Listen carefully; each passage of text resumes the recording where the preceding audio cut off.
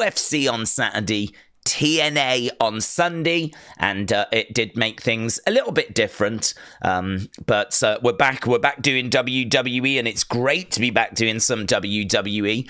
I actually feel like I've had a bit of a break from it because we've done 2 different streams these past 2 days, and neither of them were WWE. So it is good to be back. I am looking forward to seeing what is going to be on the show tonight. We do have a bit of a breakdown. I didn't get a chance to actually set it up on screen, but we can jump over and have a look, see if we can find it. Let's go over here and over here. And get up on screen the official preview. There it is. And I think there's a few bits that have been... Yeah, look at this. Ooh.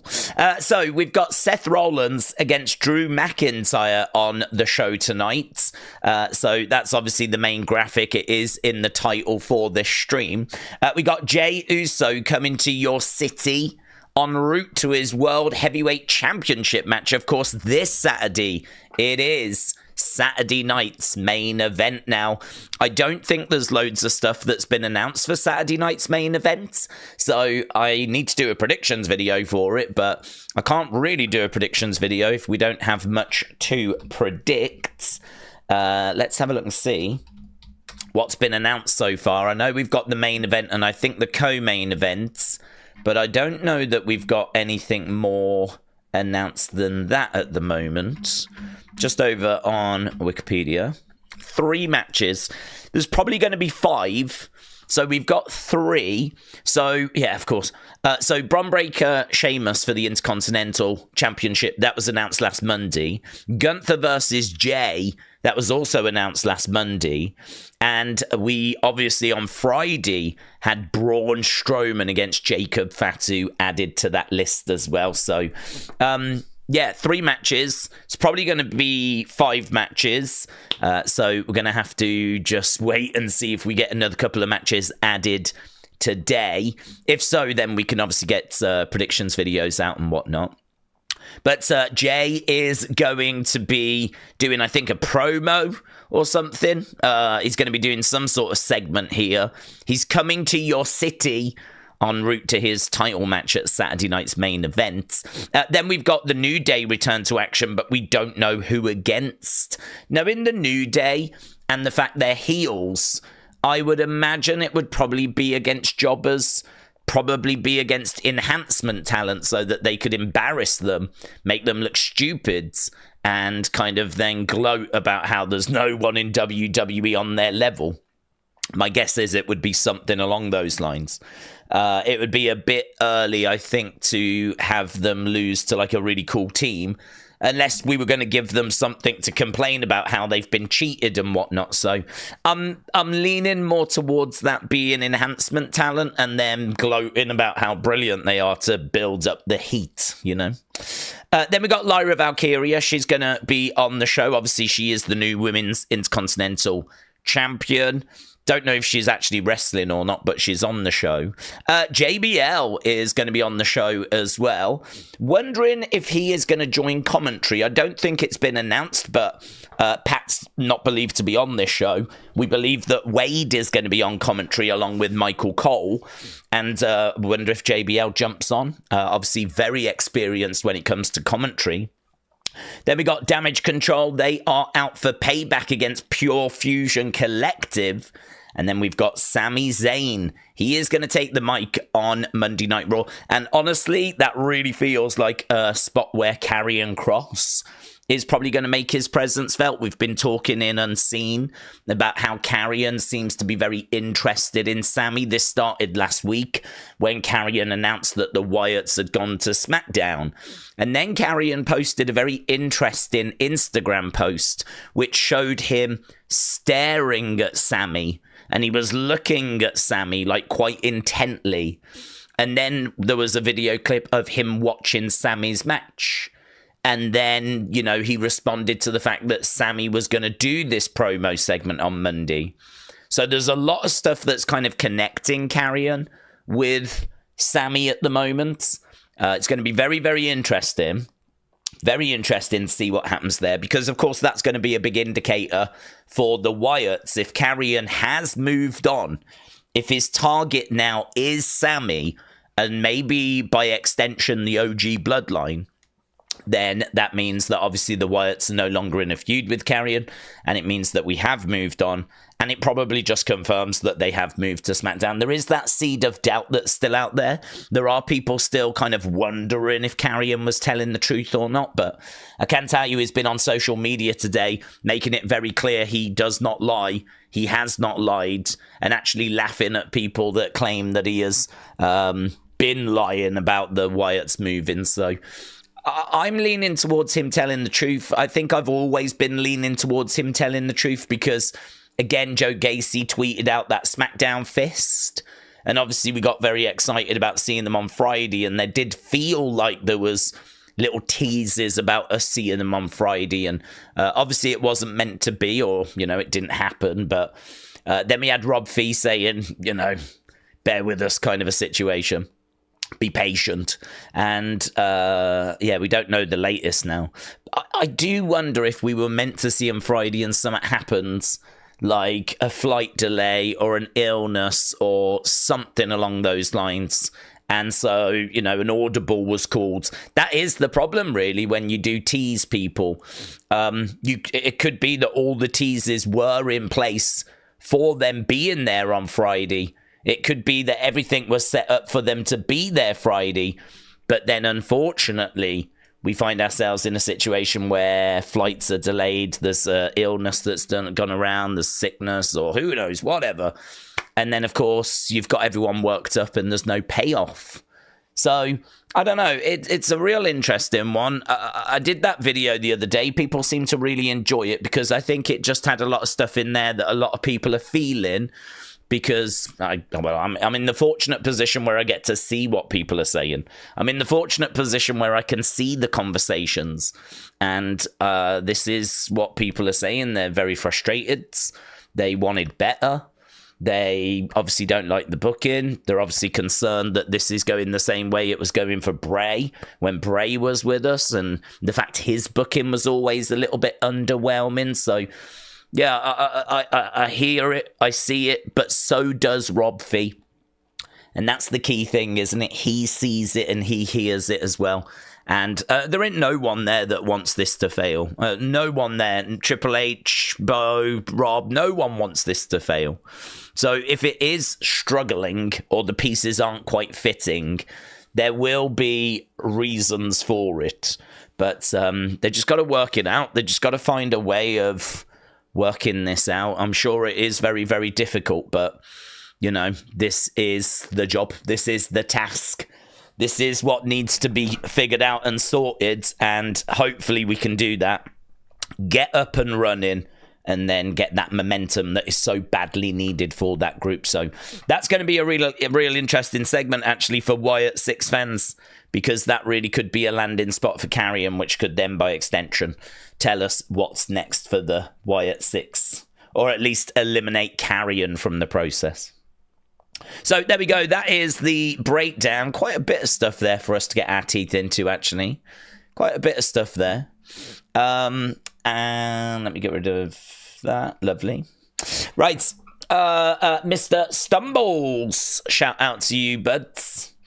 Do we think it's ridiculous that Finlay was disqualified for using a shillelagh? Can he disclaim discrimination and get a WrestleMania spot this year?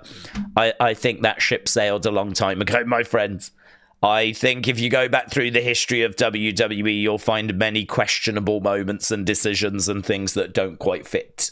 But TKO in charge now. It's a new dawn. It's a new day. And I'm feeling good.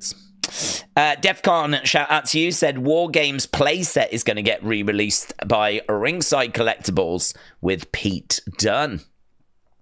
Roy said, what did we think of TNA Genesis and the NXT wrestlers showing up? We did a breakdown yesterday. We did an opinions video yesterday, and I really enjoyed it. It's on the second channel. And we got to get the community's thoughts as well. So, yeah, I really enjoyed it. I thought that there was a lot of really good performances. I really liked Moose and Ace Austin. I thought that match might have been my favourite. I really enjoyed Ash by Elegance, Heather by Elegance. I think they worked really well together. You know, if you think that was Dana Brooke, and you look at what they did in that match against Spitfire, and I like how different the two teams were. Spitfire were very in-your-face, ballsy, aggressive. You know, Ash and Heather by Elegance, heels that obviously did a lot of cheating, but were, you know, a bit more glamorous and elegant. And I liked the two dynamics. So for me, that was just meant to be a bit of a throwaway match, but I genuinely enjoyed it. I genuinely was watching it and I was like, this is fun. This is fun. I'm having fun with this match. So I like the opener. I like that tag match. For me, Jordynne Grace Tessa is a brilliant match, but just one that I could not get into, and I know a lot of people struggle to get into. And, you know, it's really sad for TNA that all I'm seeing about last night, there's two things I'm seeing about last night. One, Joe Hendry becoming champion. Undeniable that is everywhere and that made a big splash, yeah? Undeniable. But the other big thing is the "she's a racist" chant that Tessa received completely has overshadowed anything except Joe Hendry winning the title. I'd say those are the two big things that I've read today. Obviously, you know, bits of news about Jordan leaving and, you know, it being the worst kept secret. She's on her way to WWE. Those are the bits and bobs that I've read today. And I don't know. If I'm TNA, how do I feel about that? I don't know. I mean, I suppose I feel like I've made an impression. I suppose I feel like I've made some noise. I suppose I feel like I've got people talking. It's better to be spoken about than just not spoken about, even if being spoken about is not the best. I suppose if I'm TNA, I'm feeling that way. But I don't know. I saw a video from, I didn't watch it, but I saw the thumbnail. And you know that Steven Larson? I don't really watch any wrestling YouTubers. I don't need to, because the stuff we talk about, I see firsthand. I either watch the shows myself, have my own opinions, or I have your opinions. I don't need other YouTubers' opinions. And news, I'm on top of X all day. So again, I don't need to go to another YouTube channel to get my news, right? So the really, outside of maybe like OSW review or Wrestle with Andy or, you know, any like documentaries, you know, look backs, retrospectives. Apart from those, I don't need to go to any like YouTubers. And I'm not saying that as any sort of shade. I'm just explaining I don't need to. But I did see that Steven Larson had a video up. I like those. They're good guys. I like those guys. They had a video up and they were saying that TNA just TNA'd themselves. That was the title. TNA just TNA'd themselves. And the picture was of Tessa, and it was a tweet that said, there are "she's a racist" chants. And that was literally a couple of hours after the show had ended. That was the big talking point. That was what they chose to go with. So I don't know. I don't know how TNA feel about it. I don't know if they're pleased that there was conversation and buzz that was generated. I don't know if they're a bit down that a lot of the good stuff they did was overshadowed by the controversy. But then we know that controversy creates cash. That's a very famous line from Eric Bischoff. It's the title of his book. So I don't know. On that front, I don't know how they feel. What I know is I watched the show. I felt that Jordan Tessa derailed it a little for me, like took me out of it. I was watching it, and I mean, I'm just looking to see what are people chanting, what are the community saying, kind of, you know, I'm looking at the match. The match is good, but I'm not sat there like on the edge of my seat losing my mind like I would be if I was really invested. And then, like, because of that, like the start of the next match was a bit took me a while to get into it. I could see that the Josh Alexander match was good, but I wish it hadn't had to follow that. I wish that it just been a little later, like maybe we should have put Ash by Elegance afterwards or something like that, you know? And then maybe the Josh Alexander match after.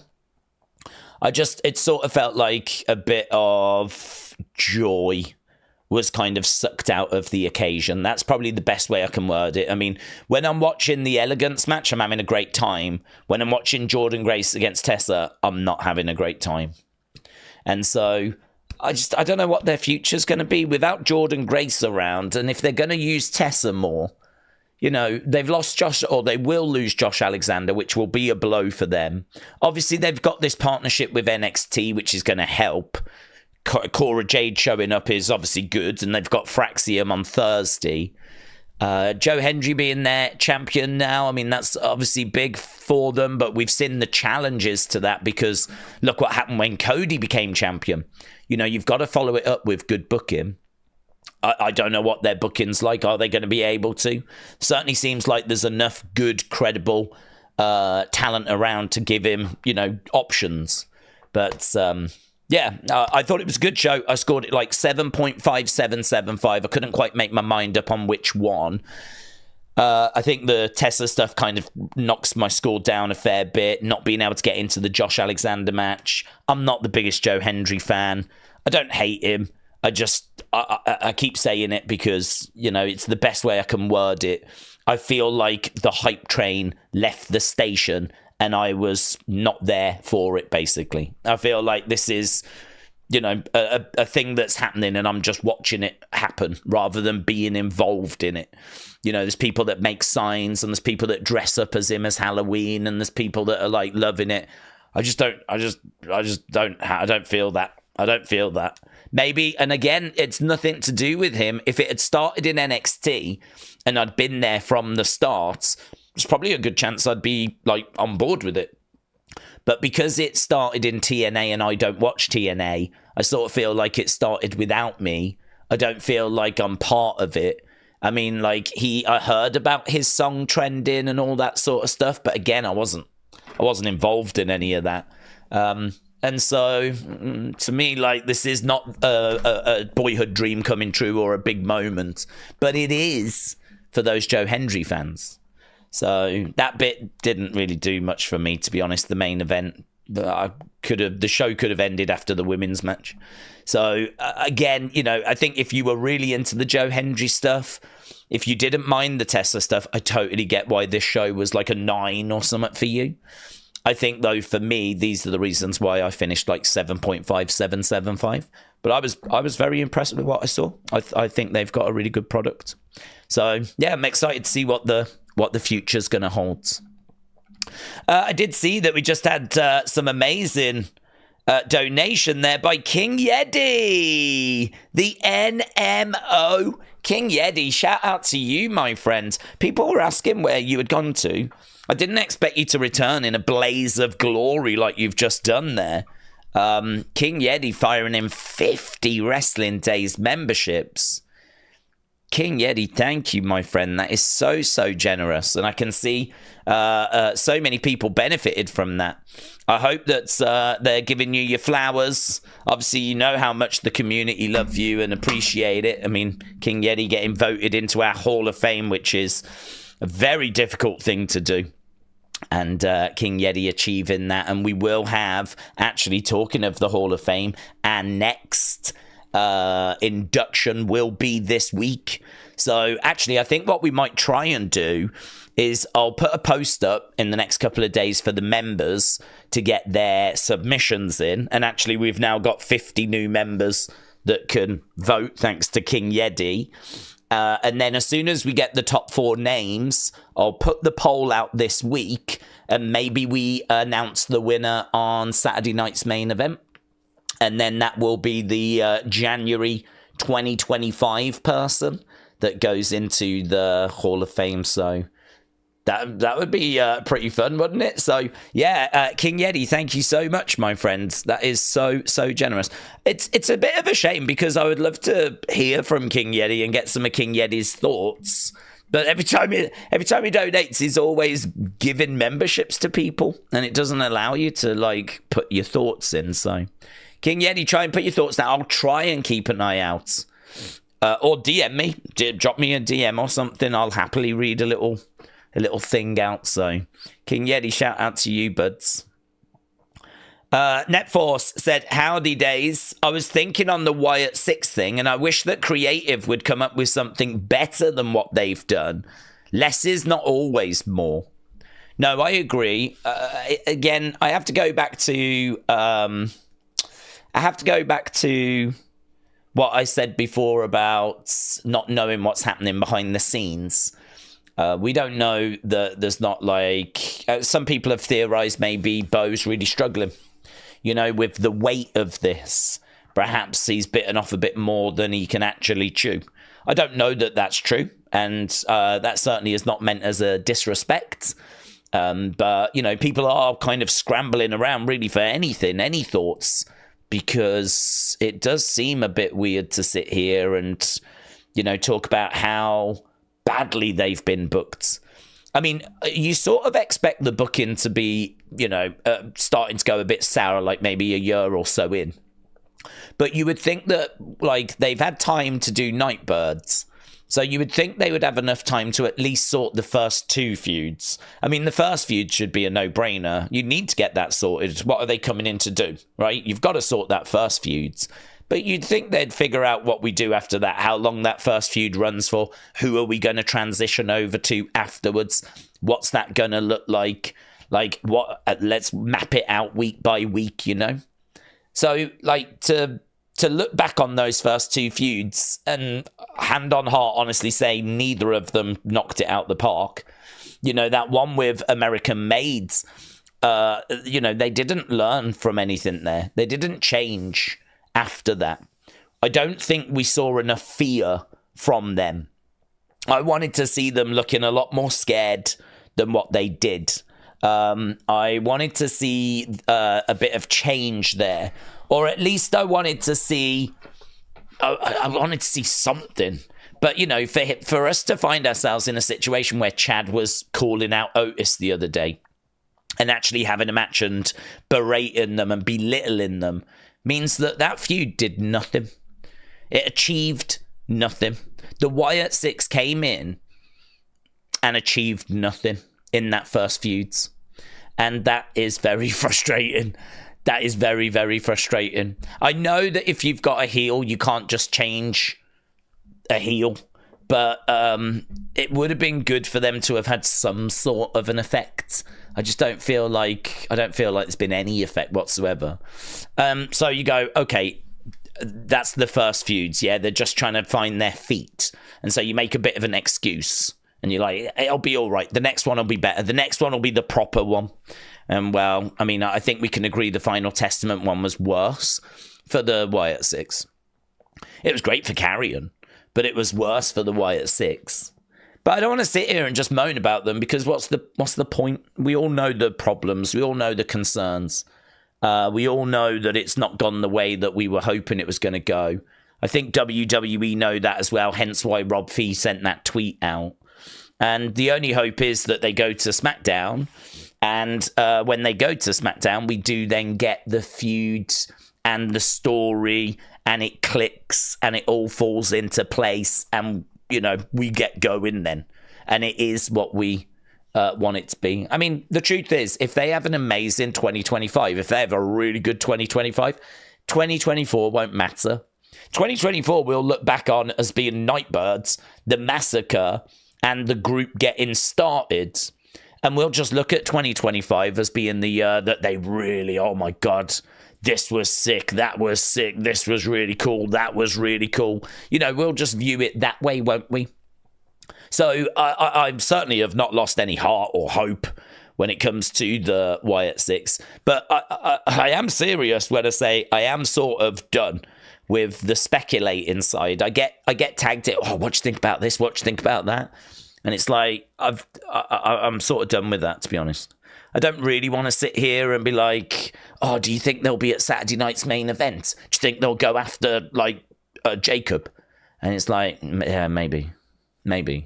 I mean, it probably makes me really boring, to be honest. It probably makes me boring. It's probably not what I should do, but I can't sit here and say how disappointing it has been to get your hopes up, only to then not get them, and then continue doing exactly what we've been doing. You know, what we've been doing is doing that, of going, maybe they'll be at Saturday night's main event because maybe the lights will go out and maybe the Bloodline attack and then the Wyatt Six and blah, blah, blah, blah, blah, yeah. There is absolutely no guarantee it is going that way. Right now, we don't even know if they are actually going to SmackDown, right? I believe they are, but they could rock up tonight and turn around to Carrion and say that he lied and that what he said last week was not true. And he's still got a deal with them, you know. We could get the Wyatt Six tonight. I'm not expecting them. But this is my point. Like, it's houses of sand built on sand. There is nothing concrete for us to actually, like, you know, work with. I feel like I need something concrete. I don't even know what flipping brand they're on right now. How can I don't know what their next feud is. We think it's going to be Bloodline, but we don't know. Because to be honest, I mean, Braun could join the Wyatt Six, but it doesn't have to be now. And what do you do with LA Knight? Because LA Knight is obviously getting involved with the Bloodline. So how does LA Knight fit into this puzzle if Wyatt Six are about to go after Bloodline? How does LA Knight fit into it? So... you know, I mean, like, I'm looking at it going, yeah, it could go that way, but equally, it really might not. They could be on SmackDown, but there is a chance they're still on Raw. They might be on the show this week. So they could be on tonight. They could be on Friday. They might be their Saturday night's main event. We might not see them at all. Without anything concrete, it is just sand upon sand upon sand upon sand upon sand. So if I've got absolutely nothing to work with, nothing to work from, if I just don't know what is happening with the group, there's no reports, there's no rumours, there's nothing, then honestly, all I can do is go, we're just going to have to wait and see. That's all I can do. Because the alternative is to get all excited about different things and then potentially they don't happen and then we end up being all disappointed again, don't we? So it's just, it is. I keep saying, I don't want to moan, I don't want to rant and all that stuff. And I'm not really. I'm just being honest about where we are with it. But it is one of those where the more you talk about it, the more you're like, oh, God, this was the concern. This was the concern. And, you know, unfortunately, it has kind of gone that way. But again, if 2025 is going to be goods, we'll soon move on. I know they played Bray's theme at Saturday night's main event. Did they ever do that again? No, I mean, I don't even remember his theme being played at Saturday night's main event, to be honest. Did they ever do that? I can't remember. What, the first one from December? Was that like a little Easter egg type? But they weren't there, were they? So, no. There's a lot of that as well. There's a lot of, I've spotted this in the background or this, and that might connect to that, you know, the Plutos and all this kind of stuff. And time again, it just shows itself that it isn't anything. Do you know, Sam Roberts says there are no coincidences in wrestling. Everything means something. I think that's like a little catchphrase he's got. I absolutely could not disagree more. I could not disagree more. I would love to present him with a list of... I could find a list of like 500 things over the past 5 years that have been coincidental. That wrestling fans have believed were going to result in something and then absolutely haven't. You know, just things like how at SummerSlam there was the Fiend's pant pattern in the graphics. Someone actually found the red and black stripes. I think this was going all the way back to like 2022. I think it was just before Bray came in, like Extreme Rules. But there was the Fiend's pant pattern, right? And so there was people at the time adamant that Bray was coming back at SummerSlam. adamant he was coming back at SummerSlam, and you couldn't tell them. You couldn't talk to them. They had seen this Easter egg, and they were convinced that this was WWE's way of telling them that he was going to be at SummerSlam, and of course, he wasn't. And not only that, but I think around that time, there was like a video that was playing teasing the return of someone, hence why they, you couldn't tell them otherwise. And there was like a Six in this video, and it was all a bit dark and spooky. And again, that turned out to be the return of Edge. Edge actually came back. It was when Edge came back at SummerSlam. But again, because of a Six that was spotted in there, people thought that meant it was going to be Wyatt Six or Wyndham Six, and it was going to be Bray, and it wasn't. And again, I remember that someone pointing out a Six when there was the Money in the Bank kickoff show, which was quite prominent. And so there was people like, I think we're going to get Wyatt Six tonight because of this. And it's like, nope, it didn't mean anything. It was just a Six that was that was there. They just so happened to set the stage up next to Gate 6. And that was it. So the idea there's not coincidences in wrestling is just a load of rubbish, to be honest. There absolutely is. And I think that doesn't help as well, I think that gets a lot of people's hopes up. I think people feel like, they've spotted something, and it just doesn't really always go that way. So yeah, a lot of frustration around Wyatt Six. I definitely share in it, but equally I'm not off the train, the hype train. I'm still on board with them, and I'm still hopeful that 2025 will be a good year for them. AJ206, shout out to you. Joshua said the Wyatt Six might help Braun, or they could attack the Bloodline after the match. Covered that. Howdy Rules, shout out to you, said I know they did play the Bray theme at Saturday night's main events. Kim's Train Nick Butcher said, did Rob Fee say hang tight? Maybe the Wyatt Six are going to be transformed into New Kids on the Block? Maybe. Howdy Rolls there. We read that one. But Lisa said, showing some love and hitting that like button. Daze is great. Love this community. Let's show our appreciation. Lisa, shout out to you, buds. Long Beach Hippie said, I really hate wrestling when a wrestler returns from injury or from another company to debut and they get a title shot immediately. 90-day clause should be used, like it should be 90 days in before a title shot. We want Dean Ambrose, said bring back the Shield. James said Britt Baker looks like she's done with AEW. Apparently Tony Khan has had enough of her so-called behaviour. Do we think she comes to WWE? It's an interesting one, that. I don't know when Britt Baker's contract with AEW expires. I don't know if that information is out there. I don't know if Tony is just so fed up with her, even if there are like 6 months left to go, whether he would just terminate it, right? It could be that, like, for her, she's just no good to him. He could just terminate that contract and just move on. But equally, he might think to himself, I don't want WWE getting what is another good talent. I mean, if she's got a bad attitude, I don't really know that WWE are going to be interested. I think that sort of stuff is important. The whole locker room dynamic and, kind of working together, trying to put on the best shows possible, working as a team. It's very cooperative, actually, the world of wrestling. You would think it would be very competitive, and it is, of course. Everyone's battling for those top spots. There is personal rivalries, but really the kind of vibe WWE tried to promote is one of cooperation. Everyone working together, and wrestling has always sort of been that way. Everyone working together to put on the best show possible. Like, this is why back in the day everyone would thank the champ, thank him for the house, because, like, the champ was the main draw.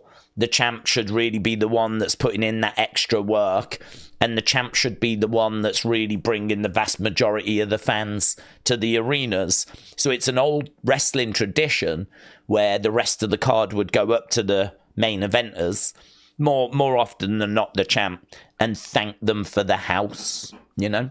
It's just weird, isn't it, to think people going up to Hogan thanking him for the house, you know? But that is a tradition that Cody has actually spoken about, and Cody has done quite a few times to, like, John Cena and different people. And I would hope that some people are doing it for Cody now that he's the guy that's on top, you know? Old school tradition, probably very, very outdated, certainly in this day and age, but that's kind of where wrestling was. So if she's going to come in and be a very disruptive force, I really don't think that's what WWE are, you know, looking for. And she's certainly not worth that gamble like Punk was worth that gamble. You know, I think Triple H had a chat on the phone, put the feelers out there. What's the vibe that he's getting? You know, where are they now? You know, his first thing he said was, I'm a different person than I was 10 years ago. I trust you are as well, Phil. Right? So Triple H really putting his cards on the table. I'm not after any, you know, situations, any issues. I just want to make money. I want to do business. And, you know, they kind of got that ground rule in there early. And I think he liked what he heard back. He was worth the chance. And it's just worked amazing, hasn't it? I mean, I've not heard of any issues with CM Punk. So it has worked very, very well. But she's a great talent, and she's someone that you would absolutely bring in. Her ability and talent that is undeniable, but I don't know. I mean, I don't really do not think they want to be upsetting the apple cart. One bad apple could cause some big problems. She played well, seemingly, with the AEW talent when, you know, going back to like 2000, 2001. But there are reports that there's a lot of that women's locker room that's quite happy to see her go. There's a lot of reports that the rest of that locker room are like, yeah, good riddance. Like, really not happy with kind of how she's been conducting herself. Obviously, she's had a breakup with Adam Cole as well. And so you don't quite know what's happened there. It seems like in her life, there's a lot of turbulence at the moment. That's what that would sort of indicate to me, is that there's a lot of turbulence, drama, heartache, pain, you know, mentally. I mean, maybe she's in a different mindset now that that's done. Could it be that she's, you know, in a better place? Perhaps some of those frustrations from her relationship were bleeding into her work. Don't know. Maybe the frustrations from work bled into the relationship. I mean, it's not really fair to talk about because that's their personal lives. So I don't want to dwell on that much. But I think if we are talking about someone's character and concerns about them coming into WWE, these are the sort of things that we have to kind of take into consideration, right? These are the sort of things that have been happening. These are the reports. These are the big, you know, things that have changed in her life. Will she come into WWE? Talent-wise, yes. Disruption-wise, no. And is she good enough, big enough? Did they like her enough to bring her in, have a chat, see where she is? Like, do you know what I mean? Maybe bring her in on a short-term deal. Where else is she going to go? She could go to Stardom, right? She could go Stardom. She could go Marigolds. But really, if the second biggest company in America doesn't want her, the only other place she can really go is TNA. And we've already got a deal with them. I mean, if she goes to TNA, we could see how she does there. We've got the partnership. If in a couple of years everything's been all good and she's in a better place, then you can bring her in with confidence. But do you want to wait those few years? Or do you just take the gamble? It is a tricky one. I mean, because I don't think there's, you know, you would snap her up so that AEW didn't get her. But obviously she's leaving AEW, so you don't have to worry about that. So as a result, why not give her a 6-month contract or a 3-month contract? Why not bring her in for a really, really short hit? Bring her in, see how it goes.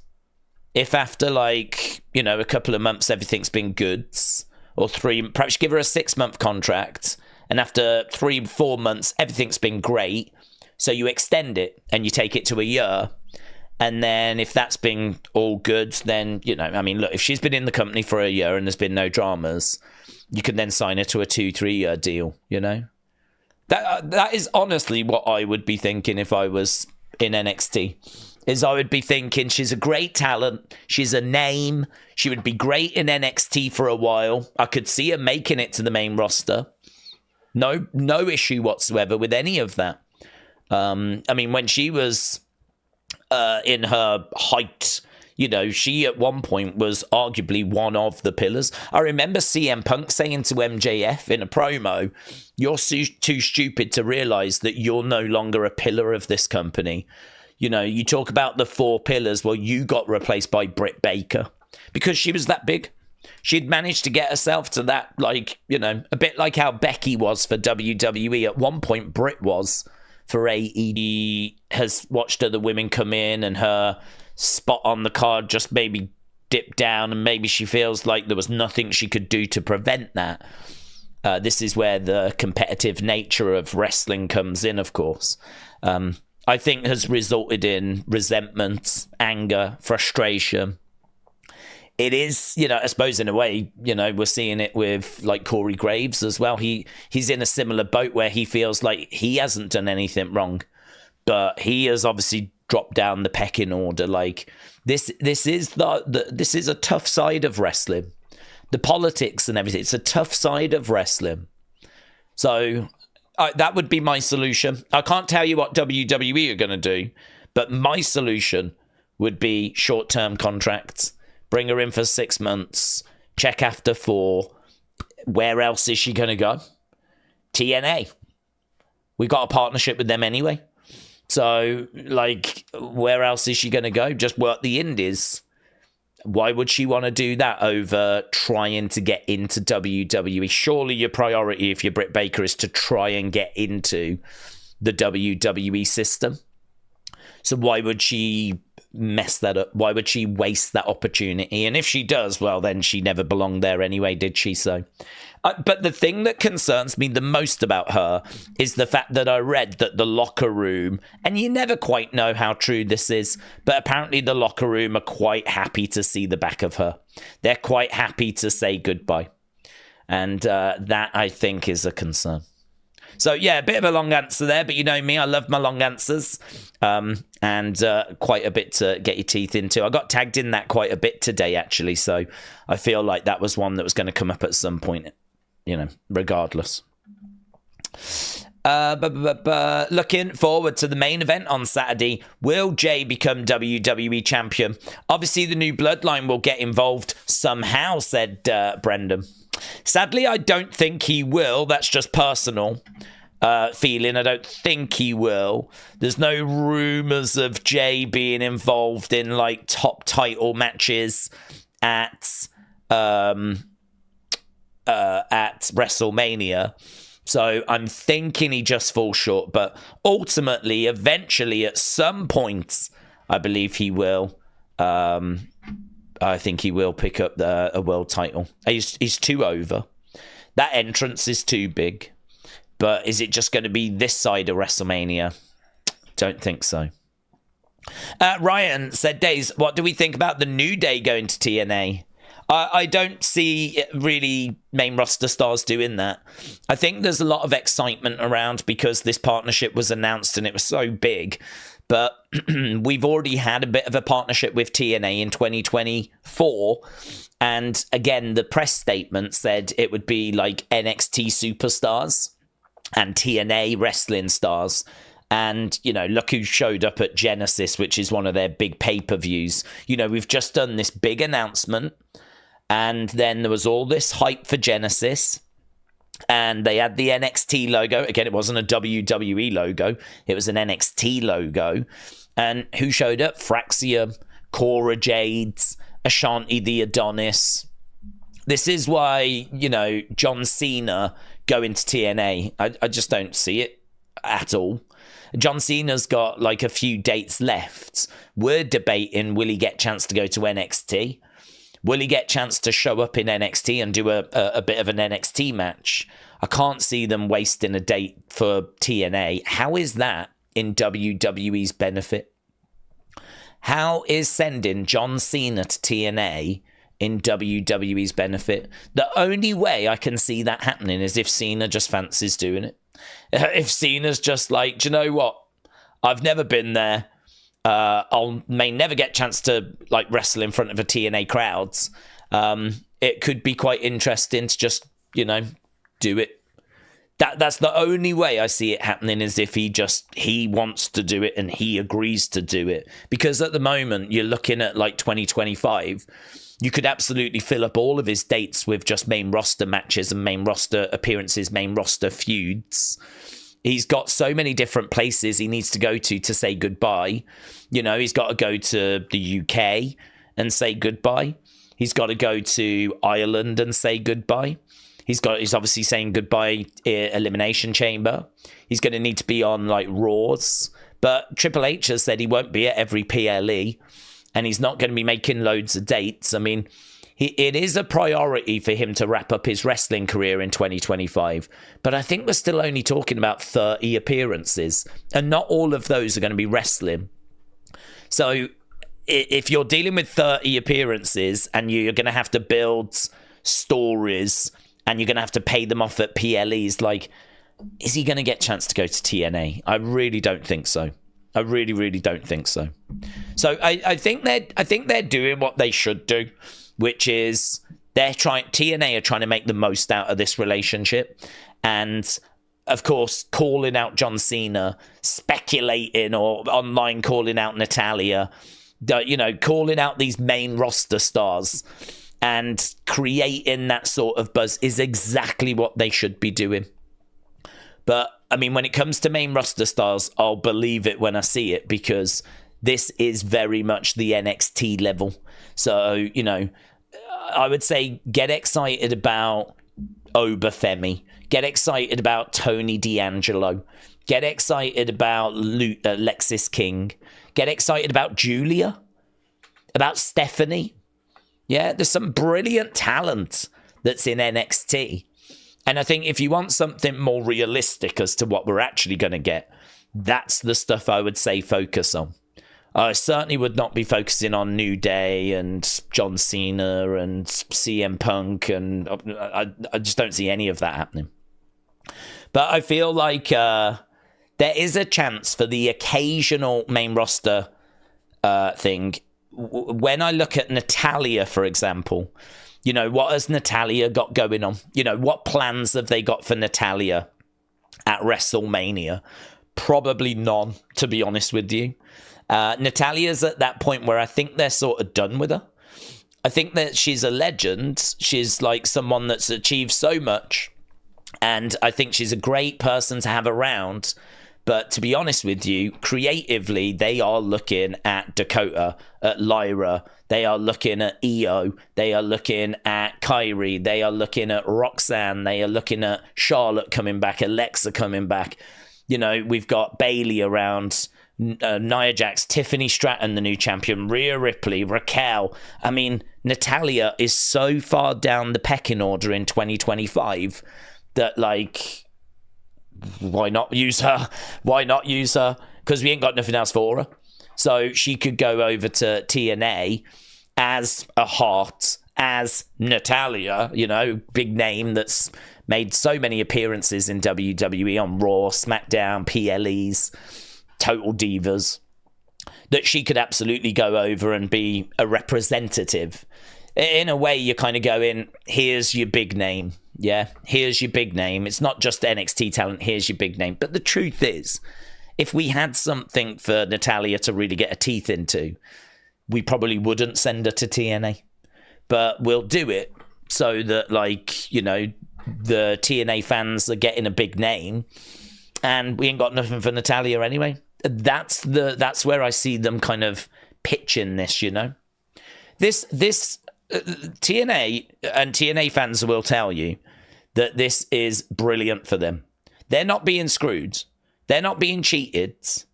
I tuned in to a show that I had no intention of watching yesterday. They had £18 out of me, which they were never going to get. And not only did I tune in, but if you look at the amount of people that joined us and the amount of coverage it was receiving on social media, I think they got a nice boost for their Genesis show. I think they got a nice boost, and I think they got a nice amount of people tuning in extra that wouldn't have tuned in if it wasn't for the announcement. And they've got Fraxium and the NXT Championship being defended on Thursday. That makes Impact more intriguing on Thursday. Obviously, they had Cora Jade step up to Masha Slamovich. Masha Slamovich was shown on NXT last Tuesday. I think we get someone in the Rumble that's going to represent TNA, probably Joe Hendry. I would imagine Joe Hendry will be in the Men's Rumble. In fact, I'll be very surprised if he's not. So, I mean, a Rumble spot for TNA, huge.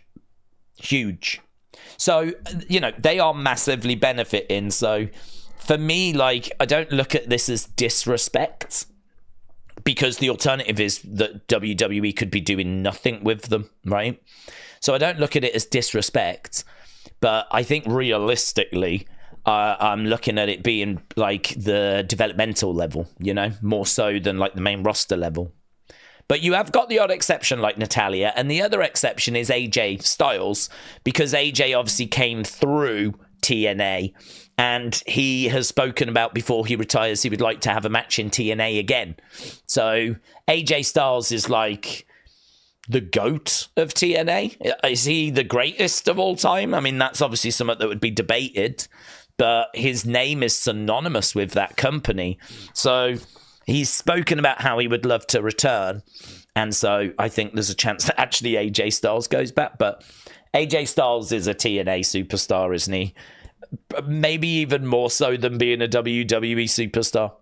So, again, it's going to come down to who wants to go to TNA and who wants to have that experience. Natalya seems to want to do it. She had a few words that she exchanged with Masha Slamovich, so she seems up for it. So, it's going to be a very exciting time for TNA. It's going to be a very exciting time, and I hope it works for both parties. I was very impressed with what I saw when I watched Genesis. Britt could come back as the dentist, said Dort Knight. She could fill in gaps in people's mouths with her fist. That would be a lovely gimmick. Kian said, Daze, I hope you are well, having a great day. I enjoyed that live stream last night. I enjoyed Unseen, and I can't wait for Raw and NXT tomorrow, said Kian. Kian, shout out to you, my friends. Gang Bang Niner Gang, hello, said, will there be another Penta match tonight? Penta is apparently on the show tonight. I don't know that they've announced a match, but it says he is set to elevate Raw tonight. Following his outstanding debut, sources confirm Penta is set to compete, right? So that from WrestleVotes 3 hours ago. I heard that he was on the show, but I hadn't heard that he was actually wrestling. But that coming from WrestleVotes, apparently he will be wrestling tonight, yes. And it was obviously a very, very well received debut, of course. Emmanuel said, I know the opinion, but I miss the good old days of China wrestling Triple H. I know we don't do it, but we do in wrestling. I miss it. I hope it comes back. So Emmanuel wants intergender wrestling. Lovely. I'm up to speed with my notifications, which always makes me happy. John's Wrestling Corner said, did you see Adam Pearce, Nia Jax versus Bayley just announced? Yes, Bayley's going to be in action. She's been moved over to Raw now. She's an official Raw superstar. Trent said, who do we think the mystery team is going to be tonight? Fraxium, Hardys, Penta, Rey. I don't think it's going to be that exciting, personally. I don't think it'll be that exciting. Penta Rey is interesting because New Day were meant to face Rey and a mystery partner a few weeks ago, and that fell through. So that was the match we were meant to get. Now we've got Penta, and he is competing tonight. So actually, Penta Rey is probably a really good shout. Penta Rey is probably a really good shout. But as I said earlier, I think there stands a good chance that it's just going to be like some jobbers. It's just going to be like some enhancement talent. I don't think, and you can correct me if I'm wrong, I've not seen them really making a big deal out of who they're facing. I haven't seen it be like New Day versus mystery people. Who are they? The kind of communication I've seen is like New Day will be in action. You know, they haven't really been hyping the team they're facing. It's just like New Day will compete next week. I seem to remember that being the communication on last week's Raw. It was New Day will compete next week. But they didn't say against who. And they weren't really teasing that it was like, oh my God, get excited, some mystery people. So for me, whenever they've done that historically, it normally is very underwhelming, like enhancement talent. A couple of jobbers that we don't know, or a couple of like low level names from NXT, the kind of people you see, you know, like Javier Bonnell type names that you just don't see very often from NXT, not like Fraxium or anything like that. So I'm a bit torn. I part of me thinks because of the communication, it'll be enhancement talent. But then because they did announce New Day versus Rey and a mystery partner a few weeks ago, they could always just have moved that to this week. And Penta is competing. We just read that. So I got a couple of thoughts on that one, but I don't know obviously as to who it's going to be. Nothing has been announced. New Orleans is the front runner for WrestleMania 42, which is a bit of a surprise. Really was thinking London would be in the conversation. So I don't mind going to New Orleans. Been there before and it's always been really, really good. But New Orleans, the front runner for WrestleMania 42. I wonder what that means for London. We saw those pictures of the London mayor with that tiny belt. And when he met like Nick Khan and Triple H, and you don't fly Nick Khan and Triple H over to London unless you've made some progress, you know, unless there's some progress that's been made. I've got to think London's in with a shout at some point. Wrestling XFR said, Daze, hope you're doing well. Thank you, my friend, and you. Shout out to you. Kelly the Wise Lady. Shout out to you, bud.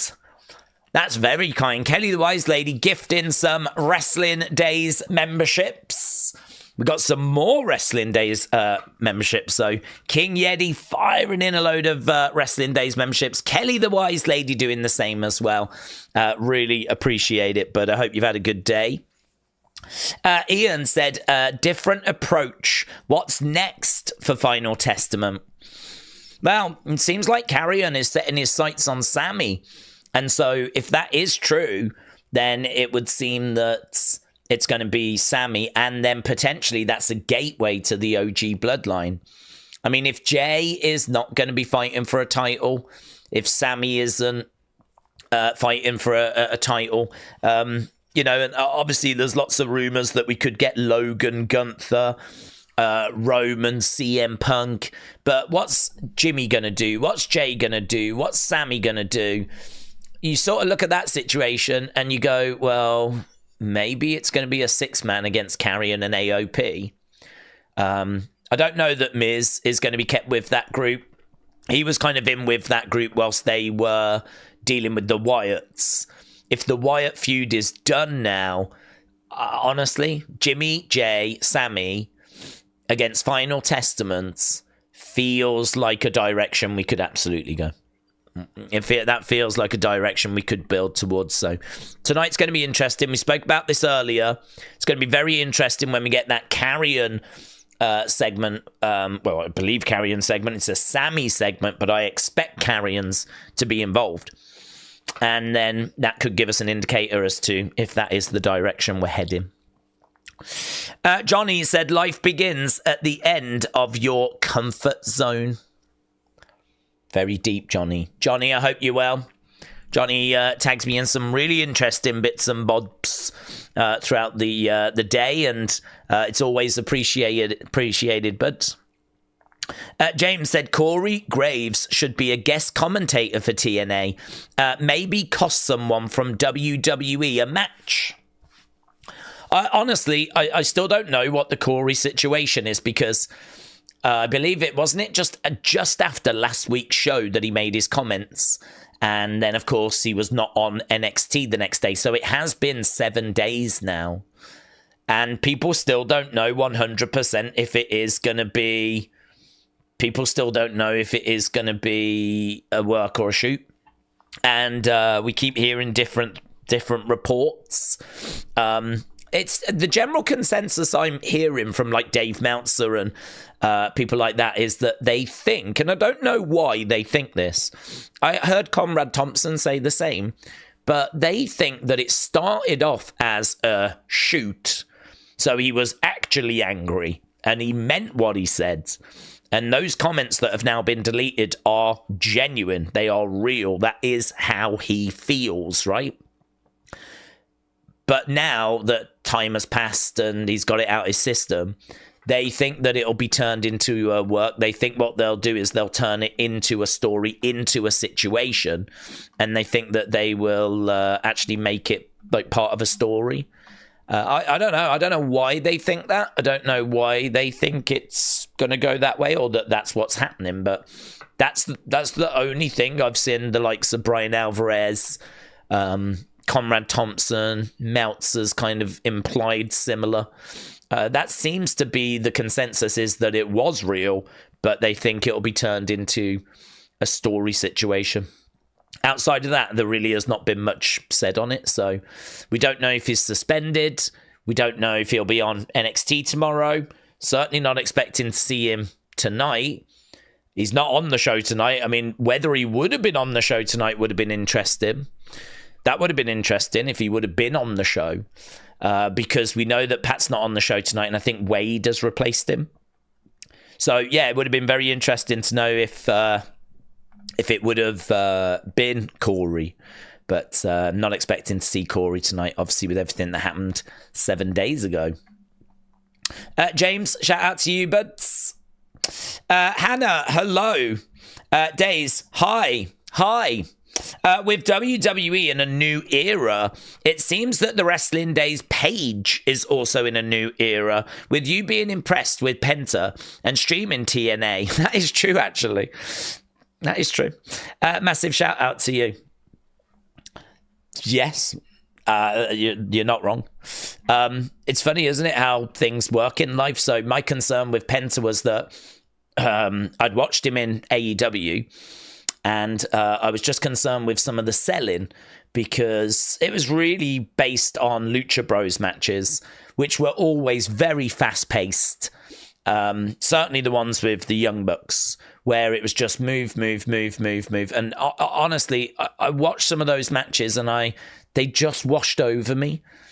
There's sometimes in wrestling, things happen, and I'm sure you find this, and it could make a really good opinions video, actually.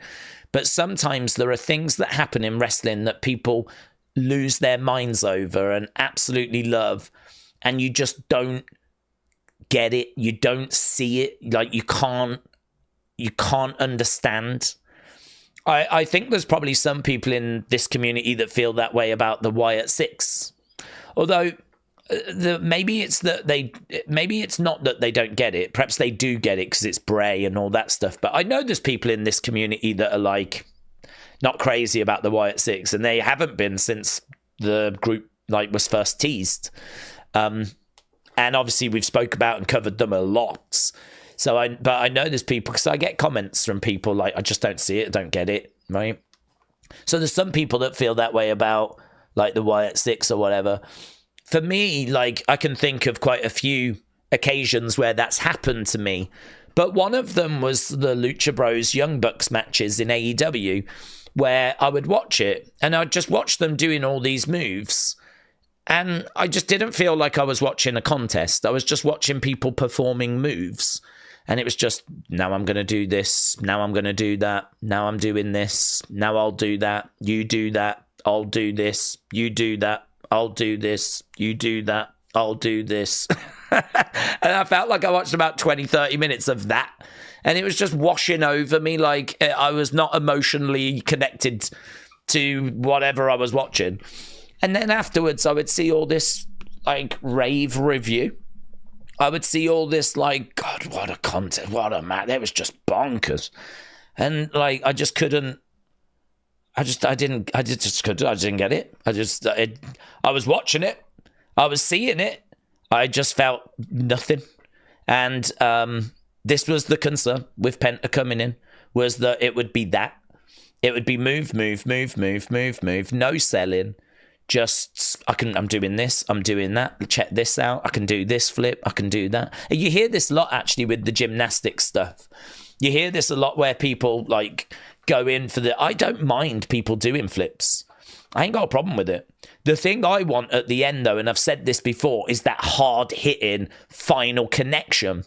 For me, if you're going to do a flip, right, you're doing it for two reasons. One is because it looks good and wow, right? But the other one should be that it does give you a benefit with that final splash. You could have just jumped off and done a splash. Could have done that. But instead you flipped around and then you do your splash. Well, at the end of the day, the ultimate aim of wrestling is to secure the win and beat your opponent, right? You ain't going to get anywhere if you're going to keep losing your matches. And so doing the flip obviously has got artistic merit, but it should have some benefit with that final connection as well. Otherwise, just do a splash. Like Bronson Reed with his tsunami, right? Just do a splash if that's going to be more effective. Don't do this spinning flip thing. And, I do think there's a lot of wrestlers that get that wrong, where they'll do the flip, but then the connection after is just really soft. Really, like, for me, you've kind of done this big build-up and then the end result is so wispy, so wafer-like, just so throwaway, so, unimpressive. I'm not impressed by this bit. I'm impressed by that bit.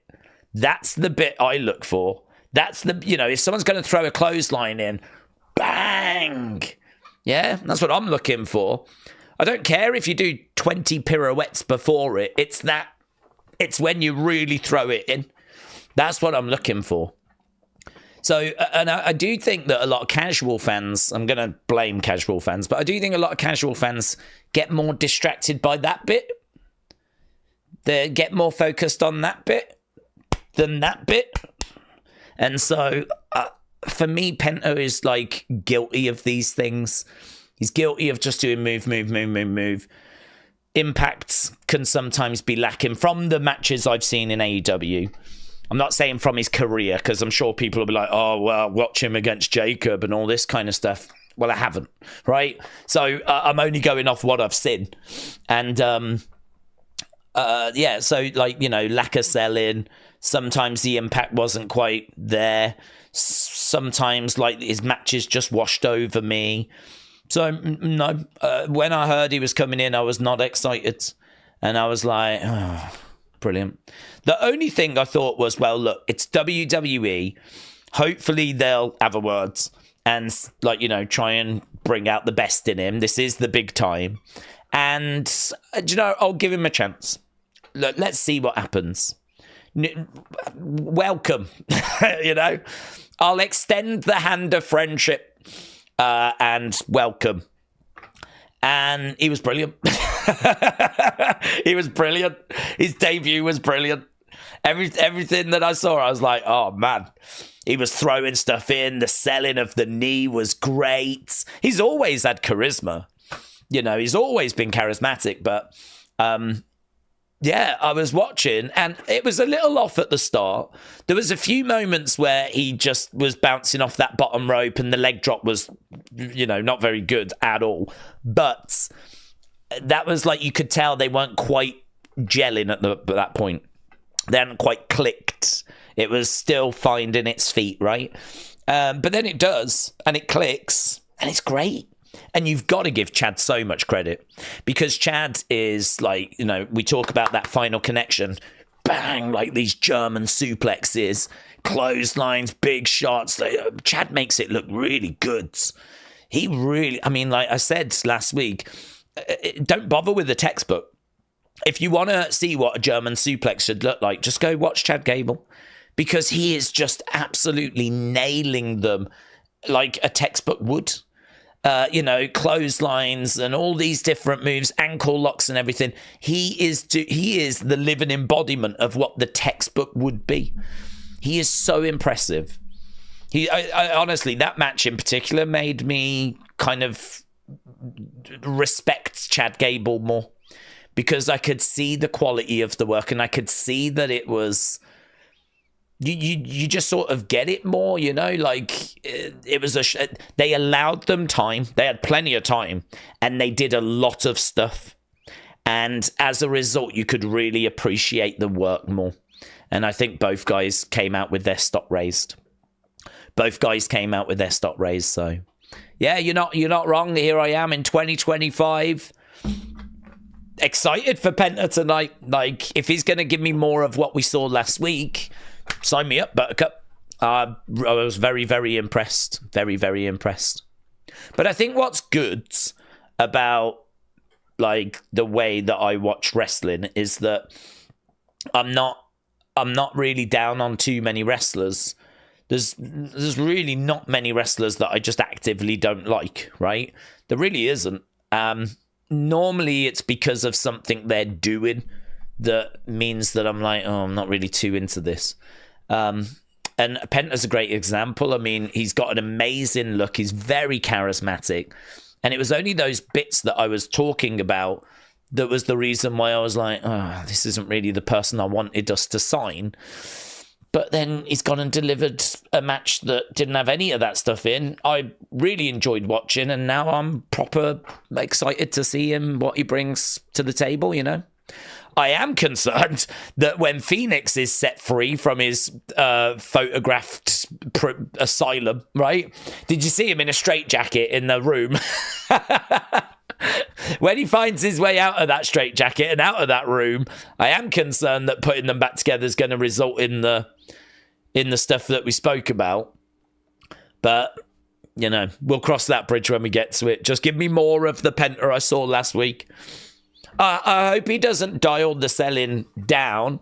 I hope that wasn't like, I'm going to really do it good for my first match, I'm going to really show you what I can do, and then like it starts getting a bit loose or something. I hope we don't do that. But yeah, no, really good. I really enjoyed it. I genuinely did. James said, what if that Corey thing was a shoot, but now it is turned into a work? Yeah, that is the consensus. For some reason, that is the consensus. Certainly amongst the journalists. Brony said, I'm sorry, but OG Bloodline feels about 50 times bigger than Final Testament. Cross can do all the social media promos he wants, but they're barely on TV, and they get zero crowd reaction. I'm not interested in that match, personally. Well, they've got a feud with heel factions, and so, you haven't got many to choose from, to be honest. Final Testament, Judgment Day, it's going to be something along those lines. I think Carrion is someone that deserves more than he's had, right? I think he's shown that he's an excellent social media presence. When given the opportunity to cut a promo, he can cut a promo. Wrestling-wise, he's very, very good. There really is no reason as to why Damian Priest is around a world title and Karrion Kross is not. There really is no reason for that. Other than we've, managed to get Damian into Judgment Day, and he's kind of been on TV a lot, and Karrion has not had those opportunities. So I'm down for giving Karrion more TV time, giving him more opportunity. He has absolutely earned that, in my opinion. Whether a feud with Bloodline, OG Bloodline is right, I don't know. But if they need an opponent and Final Testament need an opponent, and we've got the opportunity to have some really interesting builds, I'm down for it. Let's go. Let's see what they cook up. Let's see what gets cooked in the kitchen, because it could be quite tasty. Edward said, Daze, I tried to keep up with Raw, watching on a small screen, but I'm watching college football as well. Yeah, I think there is some lot of sport going on at the moment, isn't there? Hence why Pat's not around tonight. I think, was that a super chat? Bob, shout out to you, buds. Charles said, I think WWE have got too many ads, and that slows things up. I mean, I don't know that that's a choice that they make. Obviously, the company pays for like Netflix and USA Network and CW Network. They pay for the programming. In order to make that money back, it's adverts. Ultimately, it's adverts that pay for the WWE product we receive. You know, the wrestlers, we spoke about this the other day, about how sports stars are getting paid more and more and more and more and more. And that money has to come from somewhere, and it has to come from ticket prices. But where the vast majority of money comes from is adverts. So those ad breaks are paying the wrestler wages, so that you've got, you know, the roster you've got. It pays for the pyro, it pays for the lighting, it pays for the arena rental, it pays for the ring crew, the makeup people. I mean, it covers everything. Well, maybe not everything. Of course, ticket sales cover a bit. Merch sales cover a bit. Social media numbers cover a bit. But, you know, the vast majority of current money in wrestling comes from those TV deals. So that's why you've got so many adverts. If wrestlers weren't paid quite as much, if we didn't have quite as much expense, I can't say you would have less ads. You could get away with having less ads. But I can't say you'd have less ads, because at the end of the day, even if the costs were lower, the businesses still want to make as much money as they can, you know? They're going to shoehorn in as many adverts as they think they can get away with. They will put as many logos in the middle of the ring as they think they can get away with. And the truth is, they can get away with whatever they want, really. They've got us over a barrel, you know? We ain't going to stop watching because of all the ad breaks.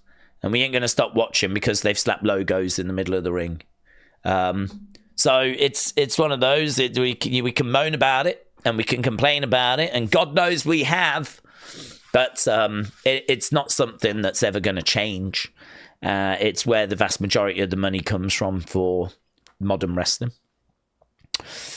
Chaos Druid said, good evening, hope you're well. And you, buds. Shout out to you, my friend, I hope you're well. And Bob said the Wyatts could be back on Raw to join Corey Graves' story. Let's go. Yeah, Corey Graves has gone away for a while, and he's going to come back as Uncle Commentator. He's going to come back as Uncle Commentator. He's going to be the best friend of Uncle Howdy. And it's going to launch like this brand new story. It's going to be sick. So, yeah, it's very interesting. There's lots of moving parts within WWE at the moment. Aaron, hello. Shout out to you, bud. Said, hello, everyone. I'm excited to see what happens tonight. I think that CM Punk will get involved in the main event. I think Seth will turn heel, and I think he'll side with Drew. Netforce, hello. Shout out to you. Big MC said, if Daze was in a match, who would we want to see him fight?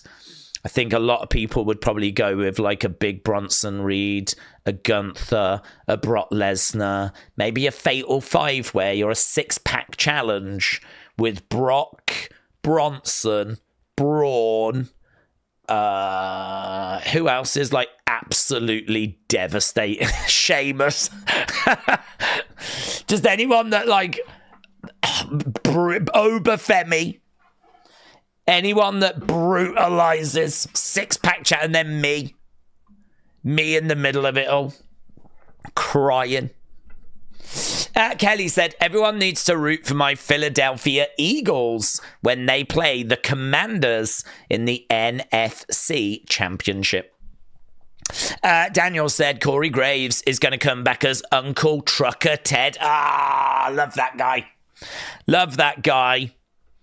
Yeah, we need to break out Trucker Ted, don't we? Here's me reading all these comments. I got people now that can do it for me.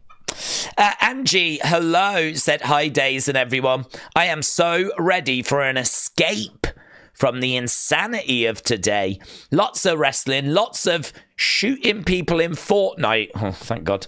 Thank God you added that last bit. That will be my stress relief for the next 4 years. Yeah, look, I mean, today was a great day for some. It was a very difficult day for others. I actually have not seen anything on it because I have not been looking at the news. I've been just trying to catch. I woke up and I just tried to catch up with my wrestling notifications. So actually, I haven't had a chance to look at like what's happened today. So I trust that everything went according to plan. I've not heard of any controversies or anything that's kind of any talking points. I haven't heard of anything. I haven't heard that Trump fell over or anything like that. So as far as I know, currently everything just went as it should, and that's it. You know, Trump's obviously in now.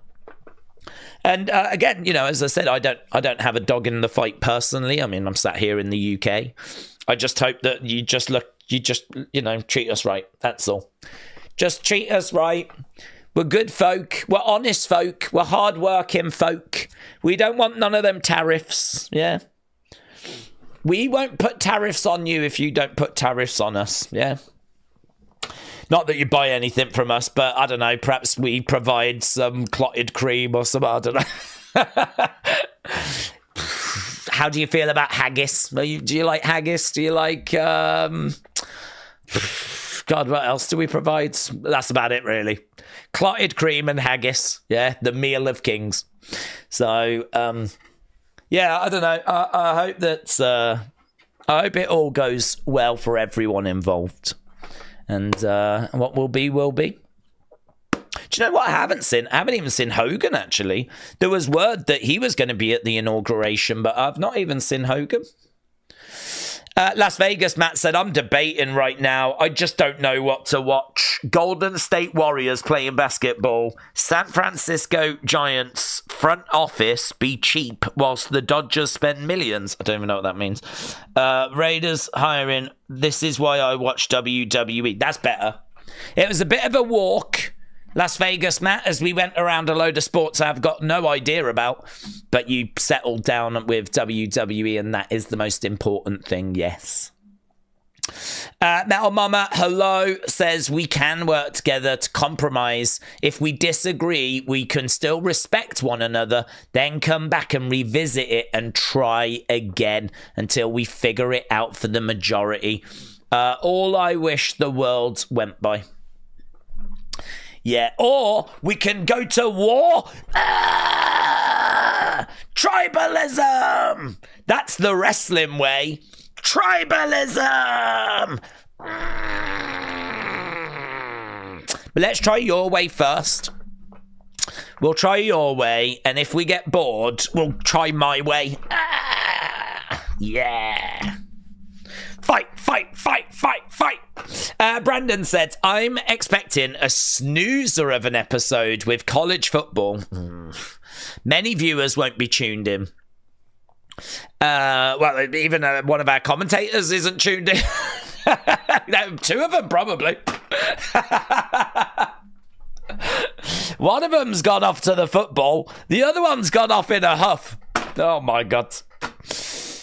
You could be right. I don't actually have any expectations when it comes to tonight's show. I don't know.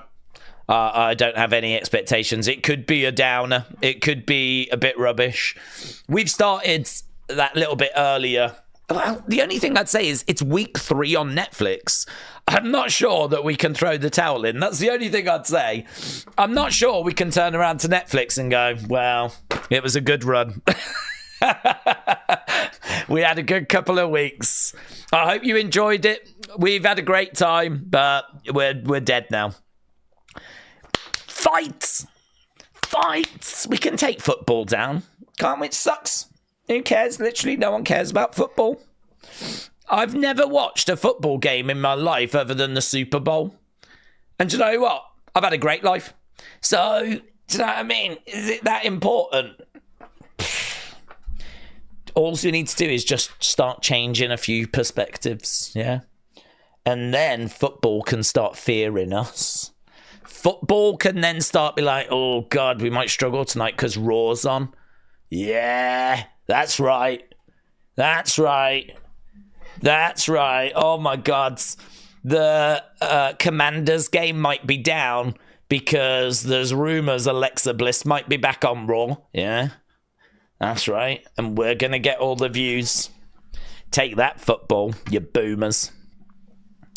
Angie said, at least you understand what a tariff is and how it works. Bad. I have to watch football. I'm forced to pay for the one team that is owned by the people. We don't own shiz. Green Bay sucks, and I can't afford to move. What? You're forced to pay for a team that's owned by the people? What's that? Green Bay? They're owned by the people? Sounds awful. I would pay, though, to... Well, I have thought about that. Like, I probably should buy some TKO shares because The Rock did.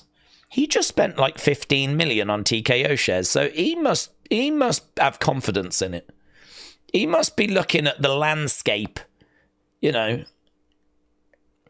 And he's just gone, I'm going to put an extra $15 million into this. I like this. I like where this is going. And he's at that board level as well. So I was like, maybe I should get, but I don't know how you buy shares. That's not a world I've ever dabbled in. I need to go to the share shop. I need to go and see Cher. And she'll be like, do you believe in life after love? And I'll be like, just sell me some TKO shares, would you, Cher? And I'll have to just get them from her. But yeah, talking of ownership, I was like, imagine that. Imagine if I was a shareholder. If you've got one share in TKO, you can say you're a shareholder of TKO. Yeah, that's right. Yeah, I'm a shareholder in TKO, and there's going to be changes around here. Oh, that would be great. I'd love to sit here as an official shareholder. I'm so going to buy shares in TKO. I'm so going to buy, just so I can say that. How much is a share? I might not be able to afford one. How much are they? TKO share price. £142 for a share. One. Oh my God. I didn't know it was that much. I thought it was like £20 for a share. 142. Oh, God. It's high as well. It wasn't, do you know what? Back in March of 2024, $80 a share. 80. Now it's gone to 142. In all fairness, it is. And listen, this is not financial advice, but it is doing that. If you look at like the past year as to how the share price has gone, look. Down here, it was 79 back in March 2024, $79. And look, it's going a bit of a wobble here, but it recovered.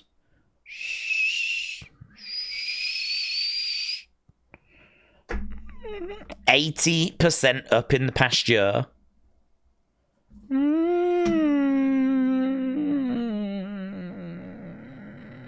Look how much a share in Netflix is. Is that one share? 858. Jesus. 850, 142 for TKO. But that is UFC as well, of course. They own UFC, and let's not forget they do own professional bull riding. Yeah. Can't forget that. And they're going to start a boxing thing soon, aren't they? I don't know if you heard that. They're going to start doing a boxing thing. Right.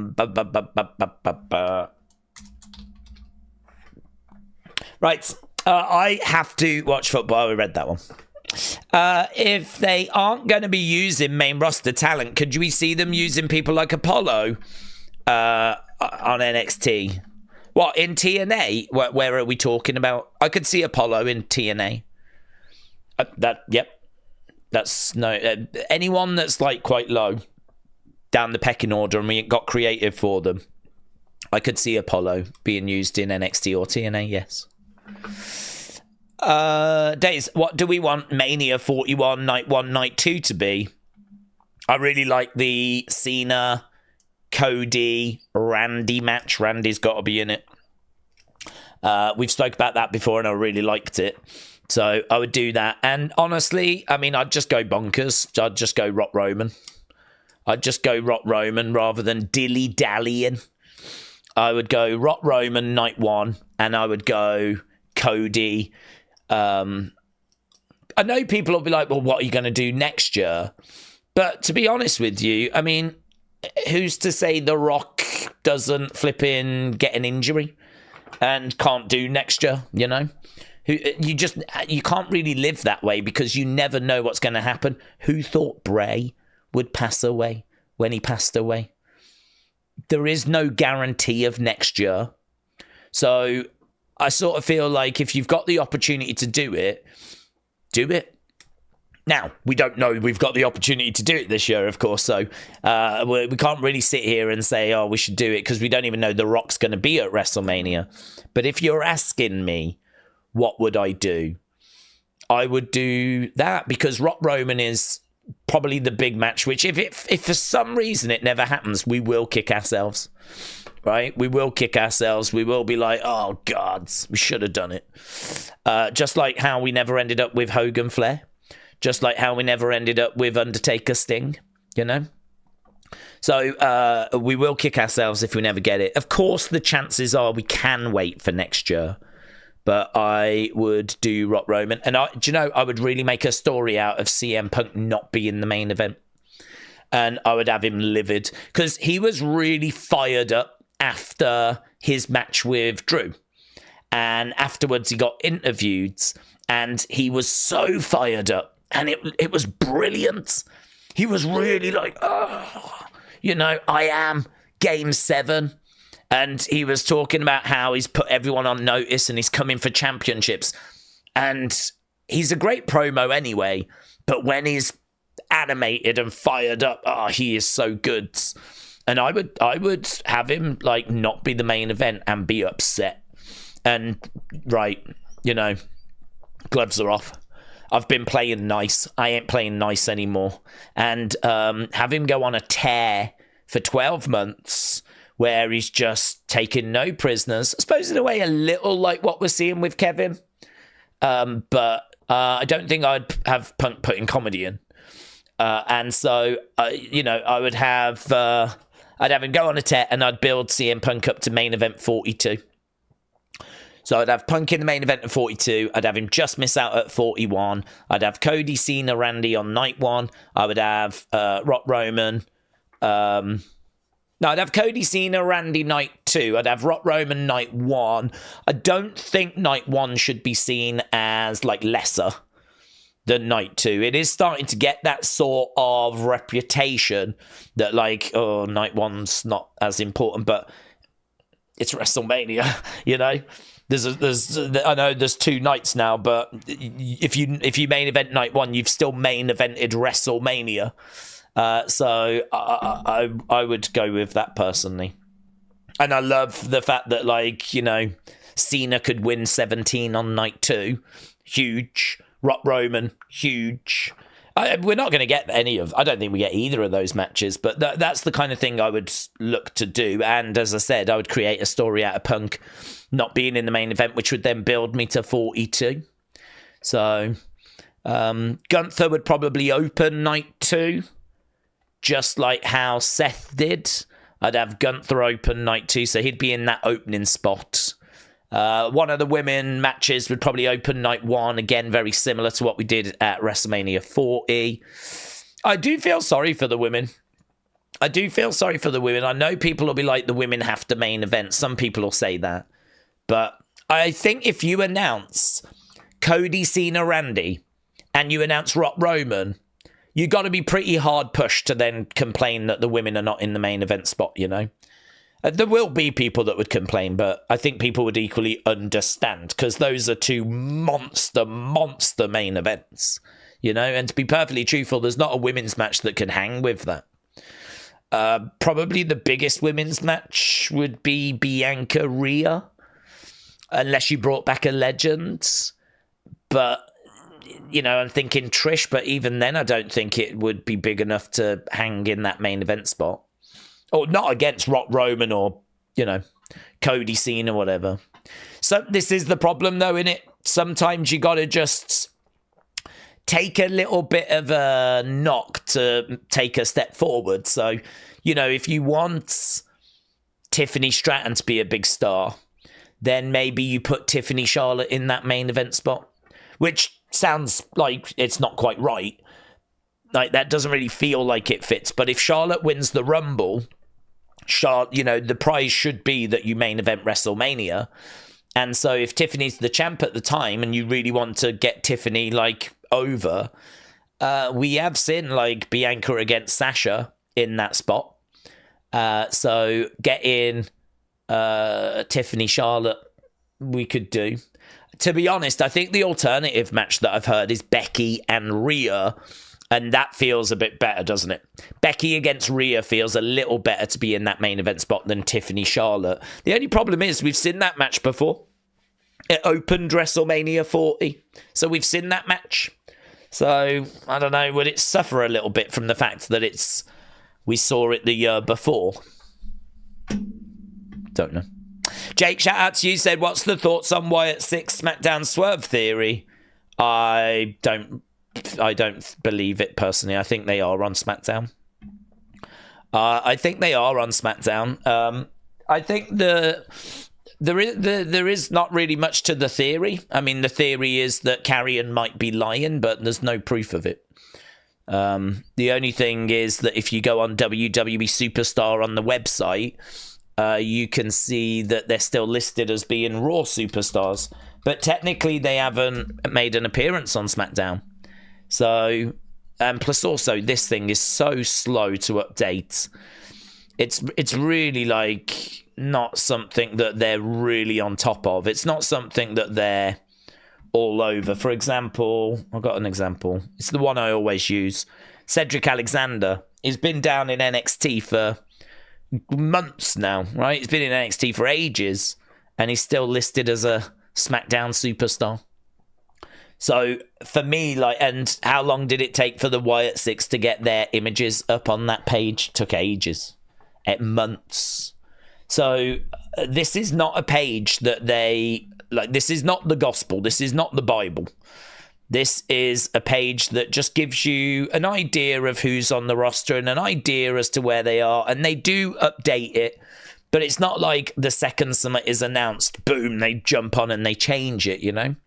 So for me, this is not something which is anything. That does not change my opinion one iota.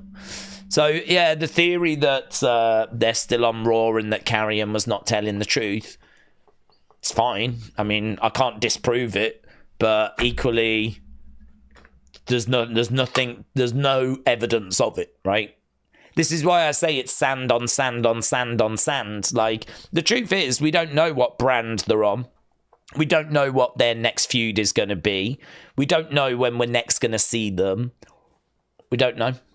So, like, getting excited about, will we see them tonight? I'm not doing that. And I don't expect to see them tonight. So that way, if I don't see them, it's not going to affect my enjoyment of the show. As it currently stands, I'm not expecting to see them on Friday because I've got no reason to expect them Friday, other than the fact that Karrion mentioned last week they're on SmackDown. And so I'm guessing they show up on SmackDown at some point. But it wasn't Friday just gone, and there's no announcement that they'll be there Friday coming up either. Some people are thinking it could be Saturday night's main event, but I'm not going into that show with that as an expectation. There'll be no complaining from me if at the end of Saturday night's main event we don't get the Wyatts, right? So, again, all's we've got is sand on sand on sand on sand. There is absolutely nothing concrete going on at the moment. So, for me, no, there's nothing to any of these. They're just fan theories that are kind of circulating around. We'll see. We'll see. Mackenzie said, Daze, how about you versus Jacob? Yeah, I mean, we all know the truth. I'd mess him up, mate. I'd mess him up. He knows it. I know it. And this is why he's been running scared of me for 45 years. Yeah. Because that's how old I presume he is, because I'm 21, of course. But he is... he's never called. He's never written. He's never tweeted. Yeah. So I feel like the evidence is in front of you. Yeah. Please don't tell him I said that. Right. Days. I've not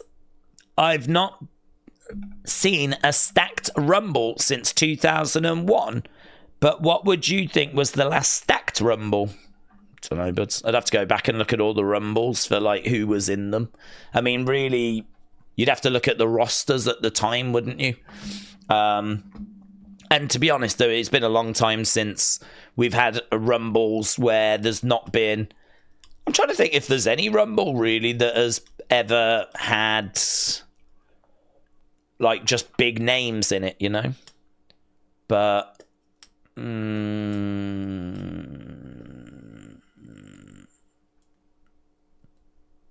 trying to think about, like, 2014 kind of time, but I think there was still a lot of fluff that was in that as well. I don't know. Without going back and looking at the Rumbles, because I ain't got no photographic memory that can recall every single entry and every single Rumble. I'm not the Rain Man. I can't really think of one that has been stacked, and certainly not one recently.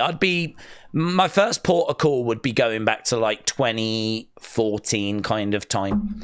That would be my gut instinct to go back to then.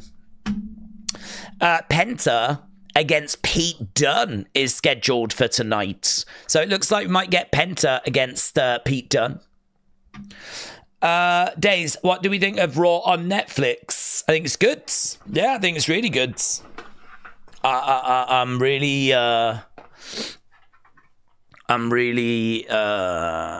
impressed with what I saw last week. I thought the first week was all smoke and mirrors, but I thought it was much better the week after. Days in the mother flipping Hal said death metal. Shout out to you, buds. Shout out to you. Read that. Penta, Pete Dunne. Yep, that news just coming through. So looks like that's not going to be the New Day match that we thought it could be. Can't remember the year. Had one with Goldberg, Taker, Roman, Lesnar, says MK Gooner. Eric said, Daze is the new newspaper for the toilet. Daze is the new newspaper for the toilet. What, you got me hanging up, have you? TJF said, Daze, Jacob is only 32. Well, he's been ducking me for all 32 years then. Tony said, can you read my chats? Just did. Who do we fancy for the Royal Rumble this year? Yeah, John Cena was the favourite. Again, the rumours for the women are that we are going to get Becky and we're going to get Charlotte as the two challengers. They're going to challenge Rhea and Tiffany. So that would suggest that it is either between Becky or Charlotte that win the Rumble, right? That is not fact, but that is the rumour that those are the two women's matches for WrestleMania. So if that is the case, it's going to be one of them. We all know that John Cena is meant to be facing Cody. This is why John Cena's favourite. Because, of course, he could win the Rumble, then call out Cody. Boom, match made. But what about who's facing Gunther? because we don't know who's facing Gunther. And the last rumor I heard was Logan, but we don't know if that's WrestleMania. There is a chance that Logan wins the Rumble. There is a chance he wins the Rumble. And then there is a chance that he fights for the world title against Gunther at WrestleMania. There is a chance of that. I'm not saying that happens, but I'm saying there's a chance. Equally, we know that Roman and CM Punk are meant to be having a match, but I don't know that the title is involved. So actually, I don't think Punk wins, and I don't think Roman wins. I think they get in each other's way, and I think that we end up with Roman versus CM Punk, which is the rumor. So in regards to the Royal Rumble, I'm looking at either Becky or Charlotte. John Cena is the firm favourite because his match with Cody feels pretty much nailed on at this point. And then, honestly, you've got to look at someone like Logan, because as much as people would hate it, there is a rumour that it could be him against Gunther. Seth, I don't know what the plans will be for him. We could absolutely do Seth versus Gunther. Seth could absolutely be a Rumble winner. That would be it, really. That would be it. I can't really make an argument for anyone. I suppose Sami, maybe. Maybe. I don't see it. But Sami did face Gunther at WrestleMania 40 and beat him for the IC title.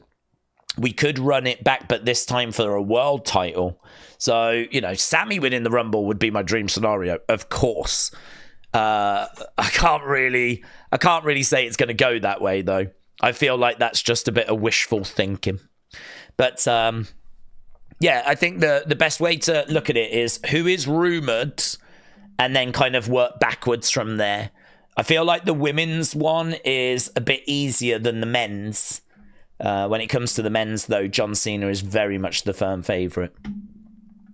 Right, let's get back. There was some other bits and bobs. Bradley said, I hope you're having an awesome day. Quick question. Why isn't Elimination Chamber getting more love? It's such an interesting, especially sandwich between two major PLEs. I think people are just bored of it, to be honest. It's one of those where you can't really do anything different with it. We've been watching Elimination Chambers now for a long, long time. Coming up, 20-odd years? I mean, it's something which we've seen time and time again. I think we've had our fill of it. It also feels like it's another way of getting into... I tell you what hurts the chamber a bit, is that we never quite know what the prize is. So with the Royal Rumble, it's the same prize. You're going to fight at WrestleMania for a world title, yeah? But with the chamber, sometimes we do tag team ones, sometimes we do mid-card ones, sometimes we do women's ones. Like, you never quite know what the chamber's even going to be for. And so it's hard to get excited because we don't quite know that it's going to be that the winner will get a title opportunity. I mean, we've done it in the past where the title has actually been involved. We've had tag team ones, we've had women's ones. Like, you just never really know. The match itself, we've seen people jumping off the pods. We've seen people jumping off the roof. We've seen people speared through the pods. I just sort of feel like with the Elimination Chamber, it's a stop on the road to WrestleMania. Rather than it being its own event that people really look forward to, like the Rumble. Like, the Rumble kind of kicks off the road to WrestleMania, but people just love the Rumble for the Rumble. Like, the Rumble could just be its own pay-per-view, have nothing to do with WrestleMania, and people would still tune in and absolutely love it. Because it's got that kind of mystery aspect. You don't know all 30 entrants. You don't know who's going to be in, and it could be someone from the past. It could be a legend. It could be someone from TNA. It could be someone from NXT, Raw, SmackDown. Could be a commentator. It's got that kind of exciting and like the countdown, and everyone loves the Rumble. Elimination Chamber. The participants are announced in advance. There's 6 of them. We've seen everything that you can do with it. There's no mystery. There's no intrigue apart from who's going to win. The prize, you never quite know what it's going to be until you get to it. And that's it, really. People don't watch the Rumble to see what they're going to do that's new. People don't watch the Rumble really for the Rumble. They watch to see who's going to come down, who's number one, who's number two, who's number three. You know, that's the major part of it. The surprises, the suspense, the excitement, the anticipation, the conversation, the build, all of that sort of stuff. So that's why there's so much love for the Rumble. It's one of some people's favorite shows. And this is why Elimination Chamber is just not even in the same neighborhood. I don't really know what you can do with the Chamber. It would be good if it was, I suppose, you could make it mystery.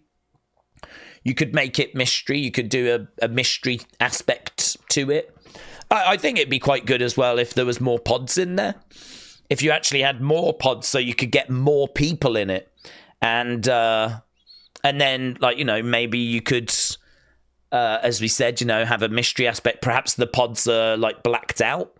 And so you don't actually know until the door opens who's going to come walking out of the pod. And if the prize was the same each year, like what the winner got, these are ways that you could make the Elimination Chamber more intriguing, engaging. The only thing is, if you block the pod out, this is where it gets difficult for the fans, because if you've got a load of pods that are all blacked out, how are the fans going to see the action? So that's a very good question. The live fans are going to struggle, aren't they? Live fans would struggle.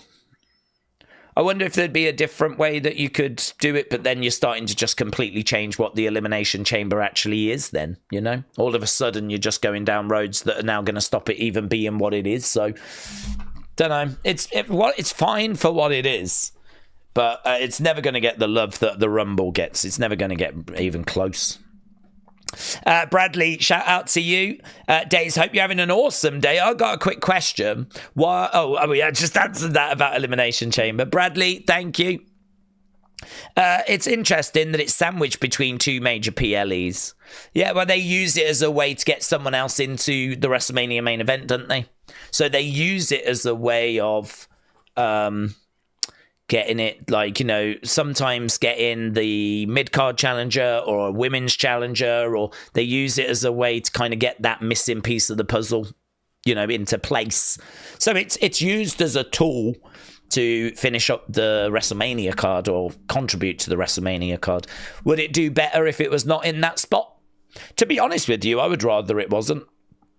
I would rather it was something that may be built towards SummerSlam, but they have now started to use King and Queen of the Ring for that. Don't forget, the winner of King and Queen of the Ring get title shots at SummerSlam. That's what they did in 2024. So the winner of that figures out SummerSlam. The winner of the Rumble figures out WrestleMania. Elimination Chamber doesn't really contribute to anything. Perhaps they could have Elimination Chamber figure out who goes for the titles at Survivor Series.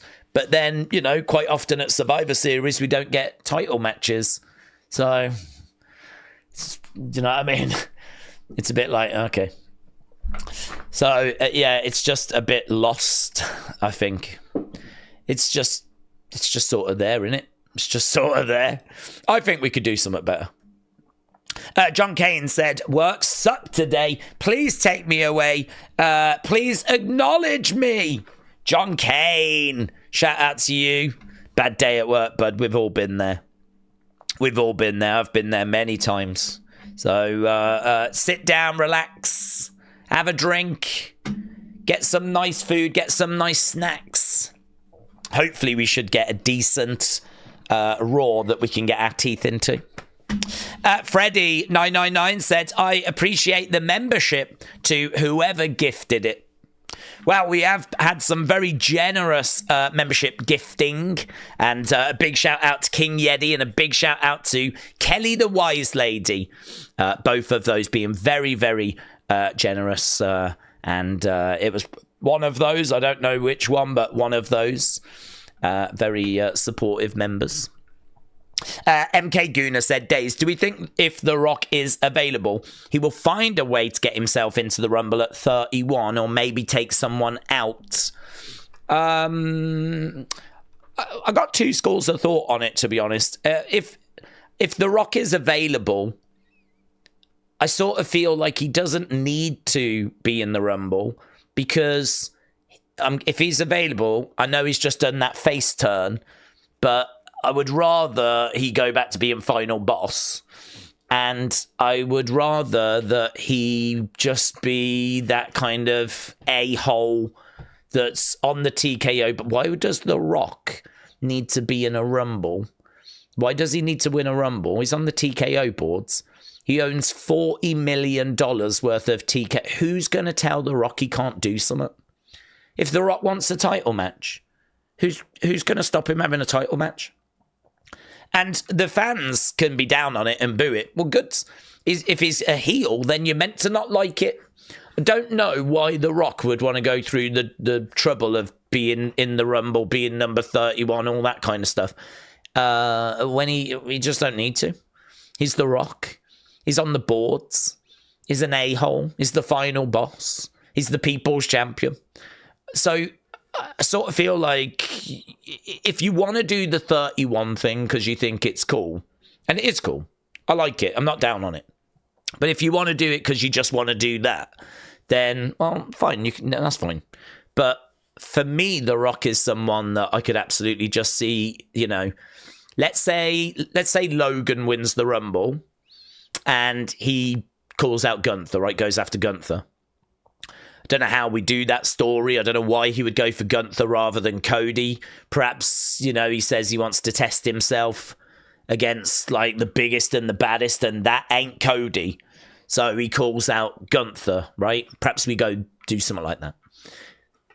Who would be shocked if The Rock just, like, his music hit whilst Cody was in the ring and he came out and reminded Cody of kind of what happened last year, and boom, there you go. You've got your Rock Cody match. You've got your Logan Gunther match. And you then use Elimination Chamber for the mid-card titles to try and figure out who's going to face, flipping... Well, actually, now we've even got women's mid-card titles. I don't think you would use the Chamber for the women's mid-card titles, but you could use them for the men's. Obviously, we could do it to figure out who's going to face, like, Shinsuke. Or who's going to face Britt Baker, or you could use it to figure out who's going to face Tiffany, or who's going to face Rhea. So the Chamber can be used for lots of different titles. It doesn't have to be a world title. So I've got different schools of thought, to be honest with you. It really just depends on what they want to do. I just sort of think if I was in that creative meeting and they were talking about The Rock, that would be my contribution. My contribution would be, well, first and foremost, is he not someone that just does what he wants? And that can be shown through entering at number 31. But if you want to, by extension, then go that little bit further and go, well, why does he even need to be in the Rumble? Why does he even need to go to the trouble of being in the Rumble when he's got $40 million worth of TKO stock? He sits on the board and there's nothing Triple H can do to stop him doing whatever he wants to do. And he's shown that anyway. In real life, he's shown that. So, yes, is the answer. He could come in at 31, but equally, I can make an argument for him not being in the Rumble at all. I think the truth is, though, I'm not currently expecting him to be at WrestleMania. I mean, there's no indication he's at WrestleMania this year. And I do wonder if that whole kayfabe thing that he did for that Raw premiere is that sort of confirmation that he's not at WrestleMania this year. Is that sort of their way of letting us know? I know the rumours are it's not totally been decided yet, but it was very weird. Him coming out, hugging Cody and everything. I mean, if we're about to build towards him and Cody or something like that, or even him and Roman, I mean, really, we saw him put the Ula Fala over Roman's neck. No drama, right? No problems. There's no beef there at the moment. And we also saw him embracing Cody. I mean, I just feel like the message that was sent from that Netflix premiere was, there ain't no match for The Rock this year. There ain't no issue. he's made peace with Cody. And as much as you might want to think there's an issue between him and Roman, that's not what's been presented so far. So unless something drastically changes, I don't think we're going to see him at WrestleMania. Bradley, shout out to you, bud. Appreciate it. Gifting some memberships, and I really do appreciate it because we have seen an explosion on that side, the members side. I didn't get a chance to do the Daze Reacts video yesterday because of TNA, of course. Afterwards, we did Unseen and we did an opinions video. I will still do one, though. If I get a chance to do it tonight, I'll do it tonight. If I do it tomorrow, I'll do it tomorrow. But there will still be one. It's just delayed. So it is still on the way. So, yeah, we're doing those on a Sunday normally. And we do member streams on a Thursday as well. So we have got a few bits that we're doing for the members on that side. Crash Dummy said, I think Cena should win the Rumble. It's most likely match to let him win because luck plays a part in the Rumble, which means there will be doubt that he could win at Mania. That is true, actually. You know, the Royal Rumble, there's lots of stuff that does have to go your way. If everyone was to gang up on you, you know, unless you're Andre the Giant, there's probably not a great deal you can do to stop yourself being eliminated. So, you know, you're always at risk of the rest of the match ganging up on you, see you as a threat, and you get eliminated. So there is, you know, there is an element of it being out of your hands, I agree. And so if he does win, then, you know, that doesn't necessarily mean he's going to go on to beat Cody. And he has spoken about how he's not won in over 2,000 days. And, you know, the winning the Rumble doesn't really change that because it's such a different match. You haven't got to pin anyone. You haven't got to submit anyone. You don't even have to wear anyone down. I mean, you can just, you know, someone can be like talking to someone on the outside that they've just eliminated, and then boom, you clothesline them, they go over the top rope. They could have been absolutely fit as a fiddle. They might have only just entered the match. But if you can catch them at the right time, you can eliminate them. Well, that's drastically different from a wrestling match, isn't it? Where you need to pin someone and have them down for 3, submit them or something along those lines. So I agree with you. I think that's a good comment.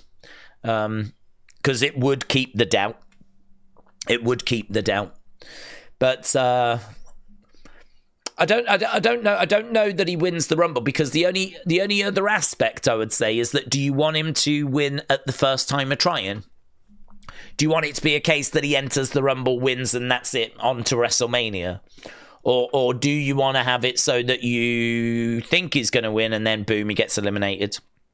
People are down, people are gutted. And then it's like, well, there's only one more thing I can do, and that's win Elimination Chamber. And we know he's going to be at Elimination Chamber. Doesn't mean he'll be in the match. But what if Elimination Chamber is, you know, his last opportunity to get to Mania? And then maybe they get him that way. So, again, like with a lot of stuff at the moment, I got a couple of schools of thought because there's viable options they can take either way. But I do agree with you with the look aspects. Crit Happens said, Daze, I've got a weird thought tonight talking about Punk's favour. Punk could be eliminated by Seth and then he might use Roman's spot to re-enter, which then could cause Drew and Seth to team up and finally eliminate him. So you think that the only problem though is that the crowd would be a bit down on Punk taking Roman's spot away because Roman's got a lot of fans and there's a lot of people that love that moment of his music hitting. You know, Roman's a badass. He's a monster name. Could you imagine if Punk took that moment away from the fans? So instead of getting Roman, we end up getting Punk twice. That to me would be him going towards a heel turn because you're going to upset the fans by doing that. You're taking away the OTC moment. You're taking, you know, when Roman's making his way down to the Rumble, the fans are going to be like, oh, here we go, OTC. There's going to be people that buy tickets just to see Roman. Like, Roman's got crazy support, right? Crazy support. There's Roman stands out there, so you take that moment away from them, and we got to be starting to turn heel then. We got to be starting to, which he could do. We could. I'm not saying that he wouldn't, but that would be something you'd just have to take into consideration if that was the favour. That would be, what would just have to be took into consideration is that I think to some of the fans it would be viewed as being a turn. The favour thing is going to be very interesting. I don't know if he does it, if he calls in a favour that's going to be at the expense of Roman, then you do run the risk of turning some of the fans against Punk. But Roman Punk is rumoured to be a direction they're looking to go. I don't know that that's face-face. So you could absolutely be right. It could be that we do go that way, and it could be that we are going to end up with a heel Punk. We haven't really spoke about Roman Punk much, actually. We haven't really spoke about the dynamic of that match and what that's going to look like. But it could be that both guys are faces, or it could be that one of them, probably Punk, would turn heel. Because I don't think we would turn Roman again, because he's just been heel. So to turn him face and then have him go back to being heel again. Although, again, that opens up the conversation where some people would say Roman's not face right now. And that he hasn't shown anything that shows that he is a face right now. Which is an interesting conversation to have as well. So the whole Roman Punk one is tricky, to be honest. That, I think, would make a very good opinion video. I think that would make a good opinion video.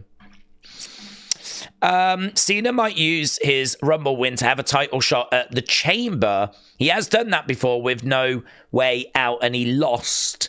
That could then turn it into a triple threat at Mania, said Crash Dummy. Tyler says that match ain't going to happen. What, the CM Punk Roman one? It is rumoured, and a lot of people are thinking that what we saw at Survivor Series, I mean, listen, 100-odd million people viewed that clip of Roman putting his hand out and stopping CM Punk going to the ring. 100 million people viewed that.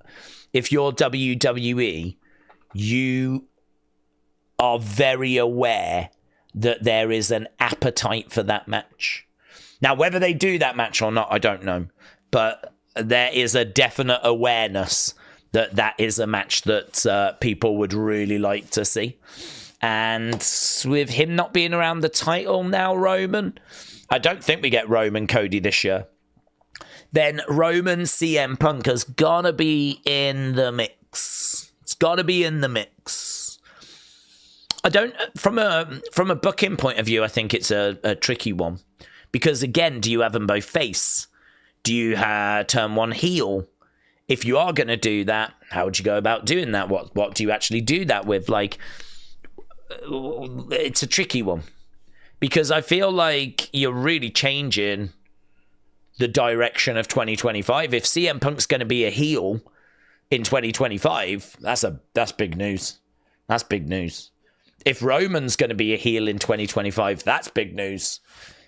I feel like the most likely thing would be face versus face, and to keep them, just let the fans decide. If you're a bigger fan of Roman, support Roman. If you're a bigger fan of Punk, support Punk, and just see what happens. That would probably be what I would expect them to do.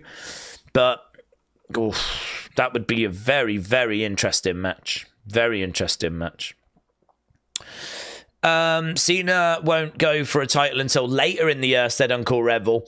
Gotta build to it. That means no Rumble win and no Elimination Chamber win, no WrestleMania main events. Don't blow the wad too early. What if he goes for it and fails? Are the Wyatt Six on SmackDown though, said Shockwave. Well, we don't know. I mean, if I had a gun to my head and someone was like, do you believe they're on SmackDown now? I would say yes. I do think they're on SmackDown now. If I had a gun to my head and I had to provide an answer, I would say yes. But we don't know 100%. as we've been saying all night, it just feels like we're playing in a sand pit. It's sand upon sand upon sand. There's nothing concrete around when it comes to the Wyatt Six. We don't know who their next feud is. We don't know what brand they're on. We don't know when we're next going to see them. We've even got the head of creative telling us to, sit tight. It's just, it's very frustrating. And we've spoke of those frustrations earlier. James said, did you see Taker's comments on the Rhea segments? Don't think so. Were those the comments he made afterwards where he was talking about how she's been waiting a long time for this? It's good to see her kicking some ass and being back. And if it was that, I saw those. If it was anything like today, I didn't. Booker T is now posted on YouTube his match with Zilla Fatu. Everyone's favourite wrestler, Zilla Fatu. Booker T, Zilla Fatu, full match, reality of wrestling. So that'll be good. I mean, that'll be worth a watch. Booker T in action. And genuinely, everyone loves Zilla, the amount that he gets spoken about. People are desperate for him to join WWE. But he's a loser and he lost to Booker. So, spoiler. That's on YouTube now for anyone that wants to watch that. I've just retweeted it. Daze. Alexa's entrance should be Nikki Cross sitting in the aisle and not moving until Bliss is out next and walk together with a disgruntled look, says Crit Happens. I don't know where we are with that, to be honest, buds. I feel like Alexa's return could be at the Rumble. So we might have a little way to go till we get to... Not too long. It's really not that... Less than 2 weeks now to the Rumble. I think... Don't we have... Is it... What is it? Saturday night's main event this weekend. And then I think it's the Rumble next. We've got two wrestling weekends coming up. That's great, isn't it? 2 wrestling weekends coming up. So Saturday night's main events coming up this weekend, Rumble the week after. What if Roman gets eliminated by Punk after Heyman distracts him, leading to Roman eliminating Punk, said Crash Dummy. I don't think the favour that he's going to call in is going to be distract Roman, personally. I don't think that's going to be the favour. I don't know. I don't know what the favour, get me a title match or get me the main event of WrestleMania. It's going to be like, because Paul's very influential backstage, we know that. And so I've always thought that Punk might call in that sort of a favour, or if he needs a hand, he can always contact Paul and Paul can get Roman to help him. I don't know that it's going to be distract Roman, I don't know that it's something like that. Because again, if it's that, he's turning heel. He's heel. If you're going to cheat Roman, who's very popular, OTC chants and everything, if you're going to cheat Roman and have Paul turn, you're basically turning heel. So if that is what he's going to do, then it's a heel turn for Punk. I just don't know. I just don't know if this year is going to be see a heel turn for Punk or not. If we think about it, Roman has left Paul for dead against the new bloodline, said Crash Dummy.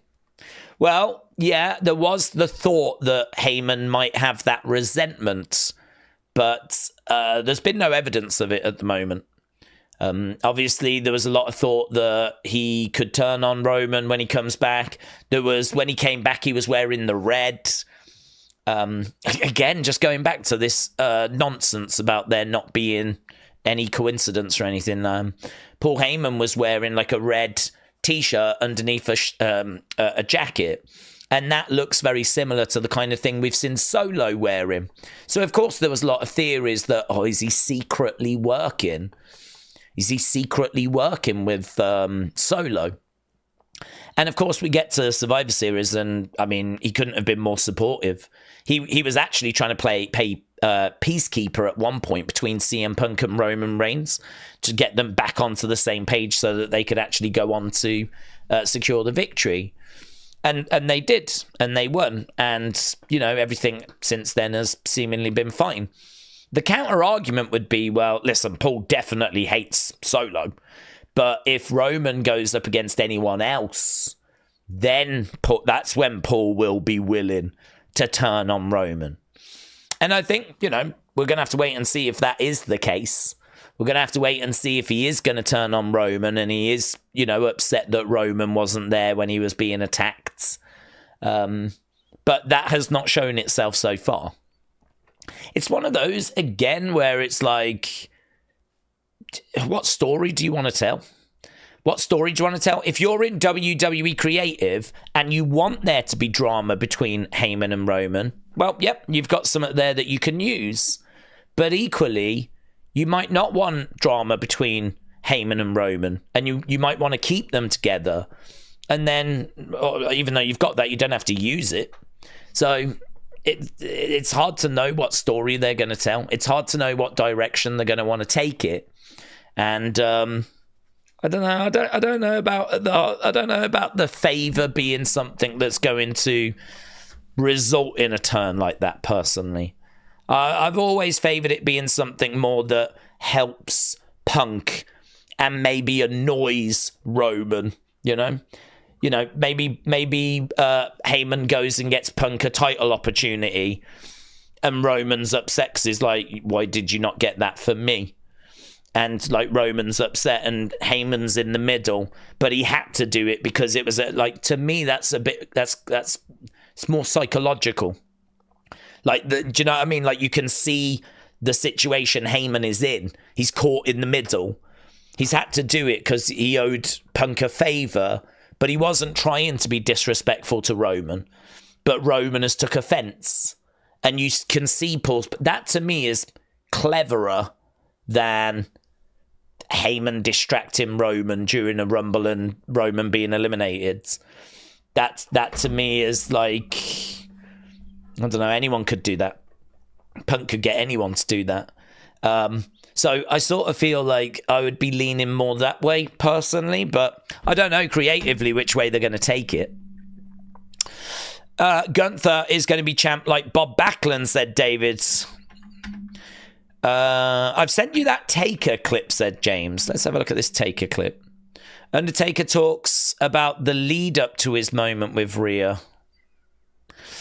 I'll have to watch it later because I don't think we'll be able to watch it on here, so I've saved it to a folder. Daze, how are you? I just got home from Amsterdam. Time for some wrestling, said Hot Dog Puppy. Hot Dog Puppy, shout out to you, buds. Yeah, time for some wrestling. Tonight, we've got Dakota and Io taking on Pure Fusion Collective. Right, what else we got? Daze, how are you doing? Hot Dog Puppy, shout out to you. Uncle Revel said, hear me out. Kevin Owens wins the ladder match. Randy is going to interfere. He could accidentally take out Cody. That could set up a triple threat at Mania with Orton gunning for that record too. Heyman has betrayed people many times, said Crash Dummy. That is true. He's betrayed Roman before as well. He sided with Brock Lesnar, didn't he? Kim Shane's Nip Butcher. Shout out to you. I love heel Kevin Owens, said Dr. Luchalala. He is my true champion. I think Cody will win, says Bianca. Vic says Kevin is right. Tony, hello. Hope you're doing well. I need this for my brain. I think it is good escapism. I think wrestling is excellent for that. Allowing people to just kind of escape from whatever dramas they've had throughout the day. Bucky Six said, I reckon Roman wins the Rumble or the Chamber and gets his title back. At Mania, Punk will get a title match against Roman after Mania. AB Jobson, shout out to you, but Asib said, do we think there's too many championships now? I don't like it. I think it takes away from being the guy or the girl, in my opinion. I don't know, to be honest. I sort of feel like WWE is bigger than it was in the past. We have, you know, like 2 nights of WrestleMania. We know we're getting 2 nights of SummerSlam. We know that we're getting lots of extra stuff. You know, the shows are bigger than they were in the past as well. Like, there's just a lot more content now. There's a lot of, like, showtime. So I sort of feel like having 2 champions, I can understand being, you know, not preferable, but we've been running with 2 champs for a long time, what, 20 odd years. You know, the brand split, probably even longer than that, where we've had 2 world champions in WWE. Obviously, you know, we've now got 2 world champs, 2 women world champs. But I do think that Raw and SmackDown are 2 big brands in their own right. We do have 2 nights of Mania. There are talks of 2 nights for Rumble. There are talks of 2 nights for SummerSlam. So I think you could easily make the argument that WWE is as big as 2 WWEs from like the 80s. You know, the roster size is so much bigger. We're getting 2 of all these big shows now. So doubling up on the world champs, I don't really mind. I suppose the thing is, in like boxing, you have 4 world champs, but they are desperately trying to make it so there's only 1 in boxing. They have done a lot of unification fights. In UFC, you only have the 1 world champ, although saying that right now, there is actually 2 for the heavyweight, because you got Tom Aspinall, who is the interim champion. So it's one of those. I would say it's okay. I would say that it doesn't feel too bloated. I think we're at our limit. I think it's fine that the women are now the same as the guys with 2 mid-card titles. I don't have any problem with that. You could maybe make an argument we don't need 2 sets of tag belts for the men. I think actually if we had like a tag team that just bounced between the 2 brands, that might be a bit better actually. I don't think there's, you know, if you look at like Judgment Day when they had the titles, they didn't defend them for ages. I don't even know, is it War Raiders that are the champs now? I don't even know who the champs are on Raw. I think it's War Raiders. So I sort of feel like maybe we could lose some set of tag titles from the main roster. But I think having 2 world champs, 2 mid-card champs for the men and the women, set of tag titles for each, I'm all right with that. Like that's okay to me. I would not go any more than that. I think that's okay. And certainly when you look at like how big the roster is, you know, there's a lot of people competing for those titles. I mean, think of the names that we've got 2 world titles, and think of the names that are going for it, with Damian Priest's a former champ not that long ago. Gunther is the current champ. Seth was the former champ as well last year. CM Punk's around that title picture. We know Jey Uso is sniffing around that title picture. Sami has never won the world title. I'd love to see him get his hands on that. Finn Balor won a title back in 2016. It's bonkers. He's not been anywhere near a world title since. Obviously, you got Roman. Obviously, we got Cody. You got The Rock that pops in as well. I mean, that's 10 names. Without really digging too much deeper, 10 names around the 2 titles. And then you've got the rest of the roster as well, with Shinsuke and LA Knight and Logan Paul and Kevin Owens. I didn't even mention Kevin Owens. You know, there's a lot of names. The rosters are a lot bigger than they were back in the day. So I can sort of understand why we've gone a bit bigger with getting extra titles. John said, wrestling is my escape. I have my Canadian White Claw hydration station. You got a hydration station. That's great. I wish I had a hydration station. I do like that. I don't want a Prime one, but I'd be down for a White Claw one. So, yeah, very good. John Kane, shout out to you, buds. Dean said, what happened to Night of Champions with champion versus champion? I know we did it on Saturday night's main event. I think a PLE where all the titles are on the line could be fun. They just changed the lineup, to be honest. I think sometimes some of the PLEs get a little bit boring. They decide to go and do a different one instead. You know, I mean, we've seen lots of change over the years. I mean, Hell in a Cell, for example, used to have its own PLE, and, you know, that obviously got scrapped. TLC used to be a pay-per-view PLE in December. It's been a good while now since we had one of them, but, you know, every December we used to have tables, ladders, chairs. That's been, you know, bumped off. As you said, you know, Night of Champions was a show PLE we had where the champs would go, all the titles would be defended. That got bumped off. It's just, you know, they're constantly looking at the PLE schedule, and they're constantly looking to see what works, what feels right. Is there a new opportunity to kind of tweak some, or, you know, I mean, like King and Queen of the Ring, I think that was probably the biggest it's ever been in 2024. And now the prize is that the winner gets to go for a title at SummerSlam.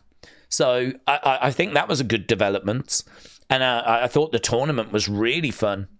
So I think we're pretty settled with having like Rumble, Chamber, WrestleMania, Backlash, King and Queen of the Ring, maybe SummerSlam, Money in the Bank, kind of around that time. I mean, that takes you through the summer then, you know? And then, like, you're starting to head towards, like, the more recent PLEs we had with Crown Jewel, Survivor Series. Like, I think they've kind of got their template that they like at the moment, but there'll be more changes. These things constantly are evolving and are constantly changing. So I would not be surprised if there was a little tweak or a little change that we see over the next couple of years. I don't know it'll be anything massive, but I think there will be some tweaks and changes that we see in the schedule as we go forward, because, you know, we've seen some in the past. Surprise entrant pitched for Royal Rumble. What's this? PW Insider are furthering reports that there could be someone from TNA in the Rumble. Right, well, that's no great surprise, is it? We're kind of expecting someone from TNA. I think it'll be Joe Hendry, personally. And I'm sure many of you do as well. Jordan Grace, I don't know that she would even be classed as TNA, actually. So I don't know that Jordan Grace, if she's... because I think she'll be in it.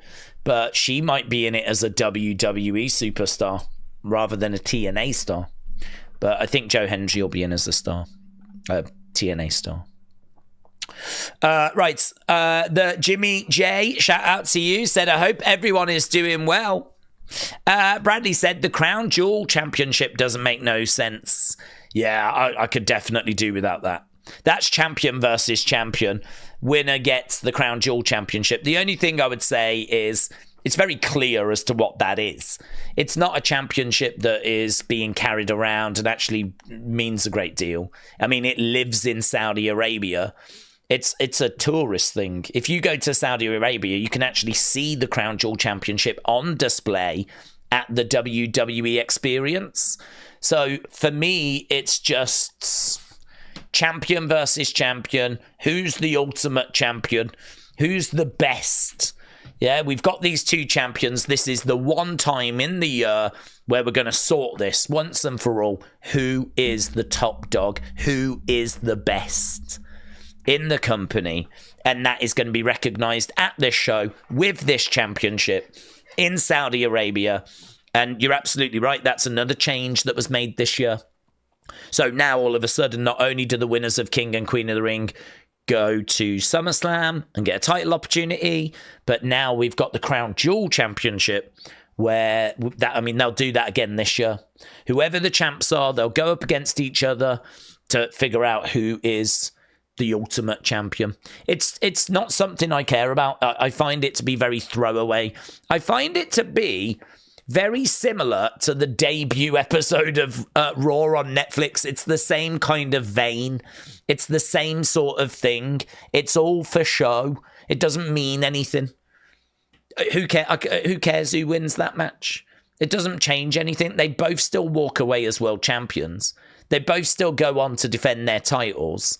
It's one of those where it just doesn't mean anything. I mean, do we look down on Gunther because he lost that match? No. No one even mentions that match. Like, it's hollow. It's hollow. It doesn't mean anything. It's meant to mean something, and it's a great thing to pitch to Saudis and maybe people that don't quite get wrestling, or they watch a bit of wrestling, but they don't really watch every week, you know? I think if you're a wrestling fan, that idea is probably like, nah, I'm not keen on it. I wouldn't do that. I saw a lot of that from wrestling fans. There's a lot of fans that are like, nah, I'm not interested in that. But like, if you're someone like Saudi Arabia that's got the money, right? If you go, how about this, right? How about this? How about we get our 2 world champions and we put them in a match and we'll have an undisputed champion, yeah? Because that's what boxing is doing at the moment. Boxing's doing a lot. They love that. Taking 2 top guys, 2 champions, world champions. Let's figure out who is the man or who is the woman, who's the top dog. Like, you can imagine Saudi Arabia being like, yeah, that's good. And you know what? Maybe it would be good if the winner got to be the undisputed champion and the other lost their title, you know? Perhaps if the result was only one champion emerges after, maybe then we go, oh, okay. Maybe like, you know, you go, oh, wow, it does mean something. But I mean, you can't do that every year, can you? Because if you've only got one title afterwards, you would then have to reintroduce another title every year. Unless you did it so, like, the one champion lost their title, and then every year the winner of the Rumble becomes the new champion. You know, do something like that. I'm not saying that's a good idea at all, right? I'm not saying I would do that, but I'm just saying at least then it would matter more, because at least then someone would be losing their belt, right? Neither of them had the Crown Jewel Championship before the match. Afterwards, one of them gets to gloat they won that match. But they still don't even get to take that belt with them. They do get a ring. And they are trying to make it like, how many rings can people collect? But have we heard anything about the rings since they were handed out? Has anyone even seen these flipping rings? Well, we saw them after the show, but has anyone on Raw or SmackDown or any interview, or has there been any mention of a Crown Jewel ring since the end of Crown Jewel? Like, it just don't mean nothing, does it? It just does not mean nothing. And so this is where this idea was always going to fail, because unless you make a big deal out of it all year round, unless you make a deal out of it and people show off the rings and people do promos. I mean, when people talk about what they want to achieve this year, they talk about, I want to be a world champion, I want to win Money in the Bank, I want to win Royal Rumble. No one's saying I want to win a Crown Jewel ring. No one's saying that. It's just not in the psyche, is it? It's not in the narrative. It's not part of the list of achievements. Maybe it gets there. Maybe further down the road, people start to treasure it and it starts to matter. You know, perhaps we just need someone to really grab this concept and really make a big deal out of it, you know. I'd love it if Liv was going around showing off the Crown Jewel ring, yeah? Saying, like, you know, showing everyone that she's got one and no one else has got one, and making a thing out of it. But it's never shown. She never wears it. It's never mentioned in interviews. It's just, poof, it's just gone. Just, it doesn't exist. So I agree. But, you know, part of that is the execution of it. They could have done a much better job with making it feel like a much bigger deal. Right, we are, 20 minutes away? Wow. 20 minutes away, kids. Twins said, I watched you because of Nightbirds, and I still watch to this day. You're good at the news, said Twins. Well, Twins, thank you, my friends. Yeah, I do love doing Unseen. Unseen, we just literally just round up all the stuff we're tagged in and the bits that I see throughout the day. And then, of course, we just try to put it into a video at the end of the day, each day. And I love doing those videos. They're not going to go anywhere. We didn't get a chance to do one on Saturday night because of the facts.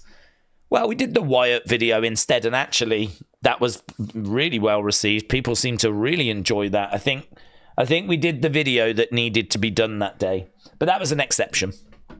And we did Unseen yesterday. We'll be doing an Unseen tonight. And it's just interesting to know, isn't it, when you've been at work all day. And I said this before. I was in America in April, and I didn't get a chance to do Unseen. And I was out all day. And I'm sure there's like other places that do news and whatnot, right? But I was kind of coming back and trying to catch up with it on Twitter. And it really showed me how Unseen can be of use, because I was like, I could really do with like a 20-minute recap of what I've missed here rather than trying to go through Twitter to try and see what's happened. And it's not only the news you want, really. I mean, I don't know about you, but I want to know about some of the fun stuff that's gone down. I want to know about some of the interactions that have happened. I don't want to just know, this has happened, that's happened. I want to know about some of the fun interactions. I want to know about some of the fun promos. I want to know about some of the fun little clips that are doing the rounds as well. So that's why we always put the fun folder in as well. Otherwise, we just run the risk of it all being a bit, PW Insider a report in. So that's why we kind of put in a bit of fun bits as well. And I'm grateful people enjoy it, to be honest. And hopefully it has a good year this year because I am fully committed to it. Right, let's go down. Where are we? We have got 20 odd minutes to go. Chris said, Netflix belt introduced like Crown Jewel. An elimination chamber, but just call it chamber. Weapons. Ladder match. All champs, including tag teams. Ultimate champs, said Chris. Actually, having... what champs would you put into that? I'm just thinking you could have 6 people in that because you've got 4... Yeah, but it would be everyone for themselves, wouldn't it? Like, and what would the prize be? I'm just trying to think. If you did a ladder match where you had the US champ, Intercontinental champ, the World Tag Team champs, and the WWE Tag Team champs, that's 6 people. But, I mean, 4 of them are in tag teams. So, would that be every man for himself? And what would the prize be? You could do something like that where the winner gets a title shot, but like a world title shot. I mean, I would not be down on that if you had like, because that would be 6 people. But the only problem is, because if Ivar won, that would be pretty fun. The only problem is Ivar ain't going to go on to win a world title. Shinsuke, I mean, right now it would be Eric, Ivar, Johnny Gargano, Tommaso Ciampa, Shinsuke, Bron Breakker. That ain't a bad lineup, all things considered. If you did that match right now, that ain't a bad lineup. Ivar, Eric, Johnny Gargano, Tommaso Ciampa, Shinsuke Nakamura, and Bron Breakker. That ain't a bad lineup. They're all champions, because I think War Raiders are the current tag champs. I can't remember. I think they're the current tag champs. And winner could get like a title shot. I'm actually not down on that.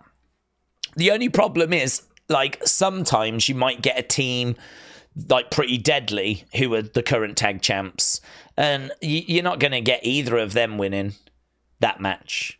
So it really depends who the champs are at the time. Fortunately right now, you've got Johnny and you've got Tommaso. They've both had great singles careers in NXT. So they do feel like single stars put together at the moment. I know they're great friends and they've been DIY long time, but they do feel like individual solo wrestlers that could, have, if Johnny won that match and went on to face Gunther, what a match. I mean, that would be sick. Imagine if Tommaso won that match and went on to face Gunther. We've seen it in NXT. It was amazing.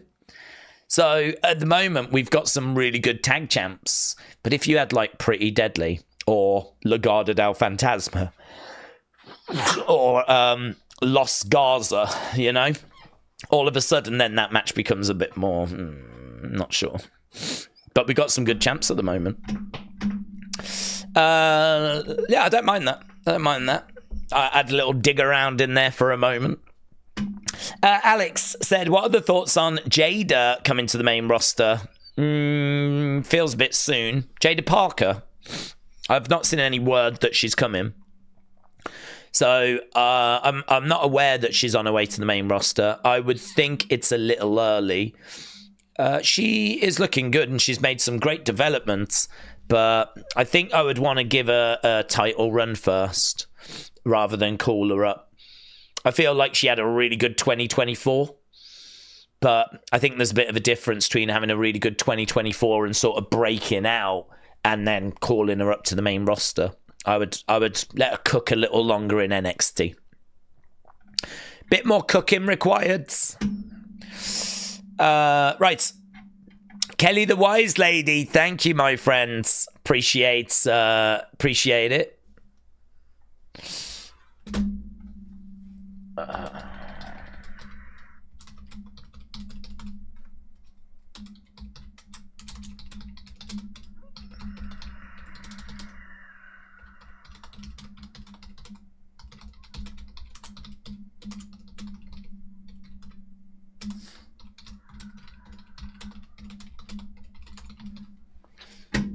Boom. Okay.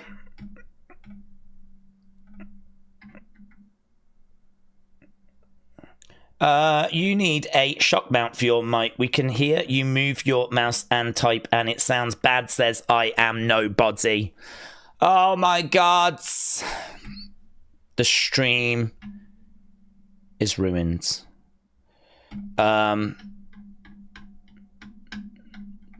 All I can say is that we've managed to get through 7 years. Thank you, though. Thank you. Navaldo, shout out to you. James said, Daze, Penta versus Pete Dunne should bang tonight. They faced each other before many years ago in Rev Pro. David said, does anyone here know, guys, David Hasselhoff? What? Does anyone here know why David Hasselhoff would be in Cardiff?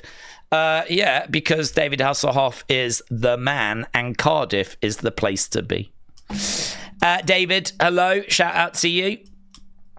Grant said, I do love some good ASMR. Crash Dummy said, imagine if Santino and R-Truth face each other in the Rumble. Santino hits Truth in the arm with the Cobra. Truth tries to suck out the poison and then gets hit in the butt and looks at Dominic. I think we're looking for some very different things from the Royal Rumble. I'm looking at like who's winning. And which way is it going to go? More so than butt stuff, to be honest with you. But I don't mind the comedy spots. I'm here for the comedy spots as well. Right, we've got 13 minutes to go. 13 minutes to go. I need to try and find... there it is. Right, we do have the countdown. Countdown is underway for Raw. Lisa, Daze, unpopular opinion, but I don't think Charlotte and Becky should come back because the bookers will forget about the rest of the roster that carried the division during their absence. I think it's hard to keep big names like that away. I mean, you'd have to argue the same thing about like Randy coming back or, you know, AJ Styles coming back or, you know, Cena coming back or... I sort of feel like they're big names, massive legends. How can you not bring them back, you know? How can you not bring them back? So I would agree that that probably is unpopular. I wouldn't say that the majority would agree with that. But I do understand your concern because there is a balance to be found, isn't there? I mean, I don't think people are going to be thrilled that Becky and Charlotte are going to be in the title matches at WrestleMania when, you know, there's a lot of people that are really into Dakota. There's a lot of people that are really into EO. There's a lot of people that are, like, really into a lot of these other stars. And again, it's going to be what, Becky and Charlotte getting opportunities again. I've already seen people like, not Charlotte. People are really not into Charlotte getting another opportunity, which I do understand. She has been away for quite a while, though. She has not been clogging up the title picture throughout, like, 2020. We were doing so well. She's not been clogging up the title picture in 2024. So it probably makes sense for her to come back and clog it up in 2025. Right, yeah, we have a slight glitch with the camera. It was playing up during our TNA stream. Here's my John Cena impression. Ba-ba-da-ba. John Cena sucks. How long we got? We got 10 minutes. We can fix this. It was doing so well as well. So disappointed. So disappointed. It was doing so well. I feel like I need a stand-in picture of me whilst I'm trying to fix this. If I had a stand-in picture of me, then you might not even notice that I've gone away. Let's activate and see if that comes back.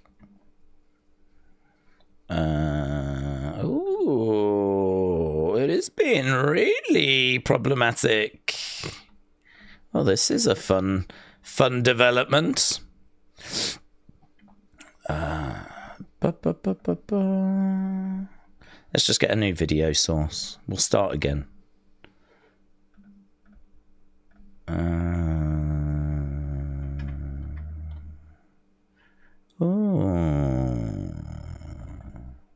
Well, this ain't no quick fix, kids.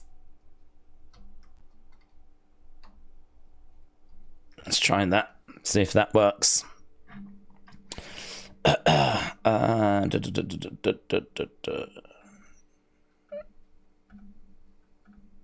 There you are.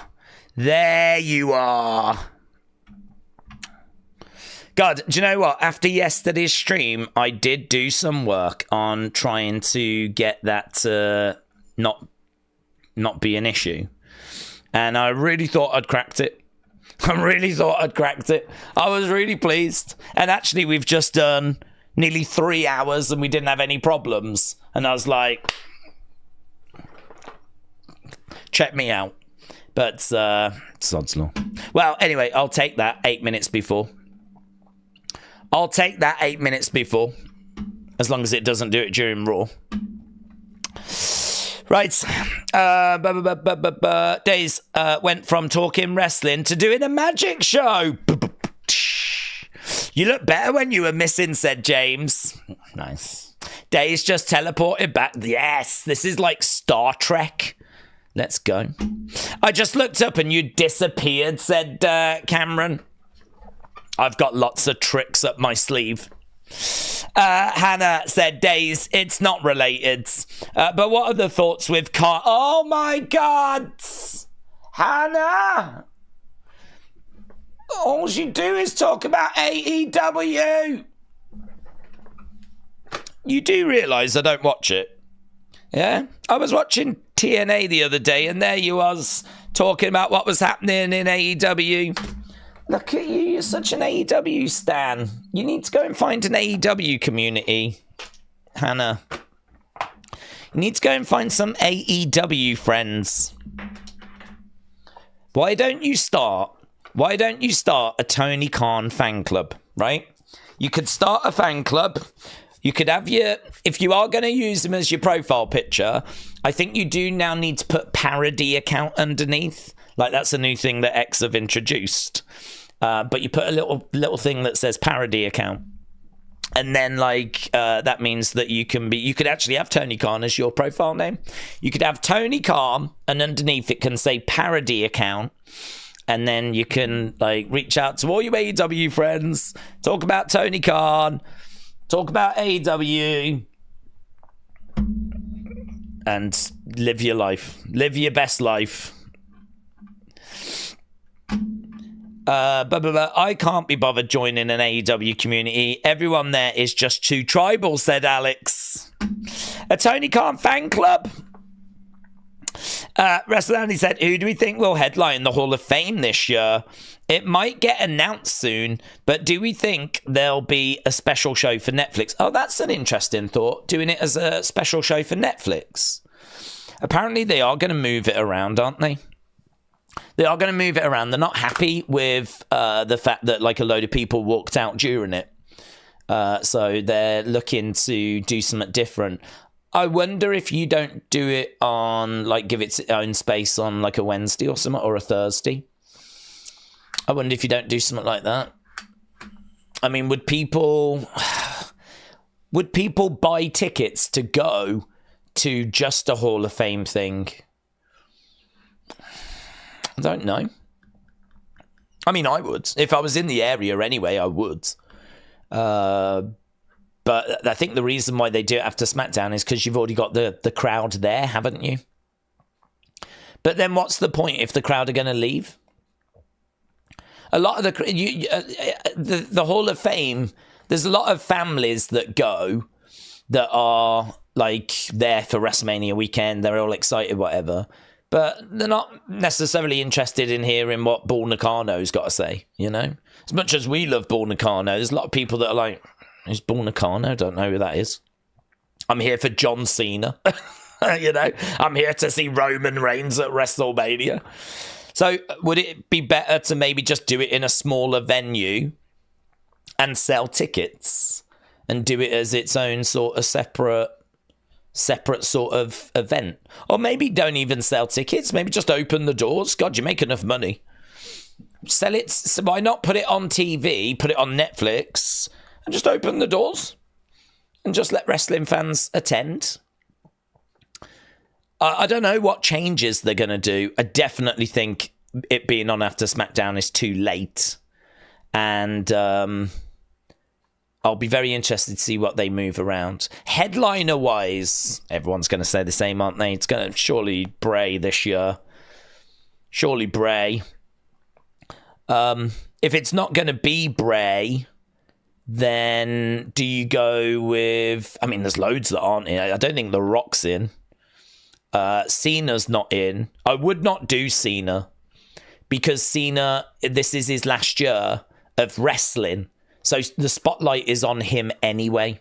You know, when it comes to John Cena, what about next year? What about next year? What about the year after? Like, I think the Hall of Fame is special, and it's probably better that it kind of just stands on its own, really. So I would look at something like that rather than putting in Cena. I think it's got to be Bray. I'll be shocked if it's anyone but Bray. Batista's got to go in as well, hasn't he? He was announced as being, the headliner for 2000. And then because of COVID, he didn't go in. So we need to get Batista in there. So Batista's got to go in. Cena's got to go in. Bray's got to go in. I don't think The Rock is in yet. So, I mean, there's plenty of headliners that are still around. But, yeah, I think it'll be Bray. Where's Hannah anyway? Where's our number one AEW fan? We're just having laughs. It's all good, says Hannah. Khan needs to step up with AEW. How the tables have turned. Daze, do we think Bray will be in the Hall of Fame? I think he should be. Yeah, I think so. I mean, the only thing I'd say is I won't cry if he isn't, because... I won't cry if he isn't, because he's going to go in. And honestly, if he doesn't go in this year, I'll think it's the year after, you know? Really, the family needs to be ready for it, don't they? The family needs to be ready. And I don't know if the family are ready for it, but if they are and this is the year, then I mean, the thing, again, just going back to what I said before, like, if the Wyatts are going to have, or the Wyatt Six are going to have a big match at WrestleMania, you could put Bray on the Titantron. And that is a big moment for Bray this year. So you could make the argument that last year we did the documentary, and obviously we showed off the Fiend outfit that we never saw. And we announced just literally from in that documentary that the Wyatt Six were on the way, or that Howdy was coming back, right? So there was a lot of conversation about Bray last year. This year, you could make the argument that if we do the Wyatt Six at WrestleMania, his face will be on the screen. Fireflies will be out. There'll be loads of conversation about Bray if we do that, right? So you could sort of say, well, this year, that will tick the Bray box, right? How are we going to honor Bray, remember Bray? Maybe that ticks the box. You could maybe then make the argument that next year, the family will be maybe in a little bit of a better position again, further, a bit more time will have gone by. Wyatt Six being in the main event of WrestleMania, or being in at WrestleMania, might not have the same impacts. I mean, people will always love Bray, but I don't know. You could maybe make an argument that way that just leave it one more year, This is why if he isn't going to be on the show or on the Hall of Fame, it'll be a talking point and we would talk about it, but I wouldn't be ranting and raving or anything like that. He is definitely going into the Hall of Fame. He is definitely going into the Hall of Fame. The question is, when? When does he go into the Hall of Fame? That's it. And if it's not to be this year, then I would just think, well, it's going to be next year. And maybe the family just weren't quite ready. But he's definitely going in. Okay, here we go then. We have got the start of the show. Let's see what they've got for us. I love the Hall of Fame in Dallas, said Nita Nitro. It was an incredible night as a standalone event. Okay, here we go.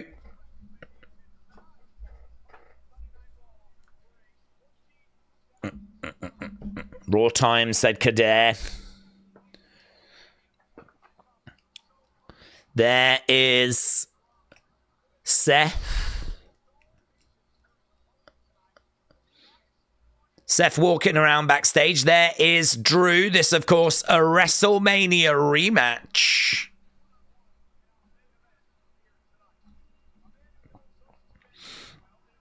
CM Punk.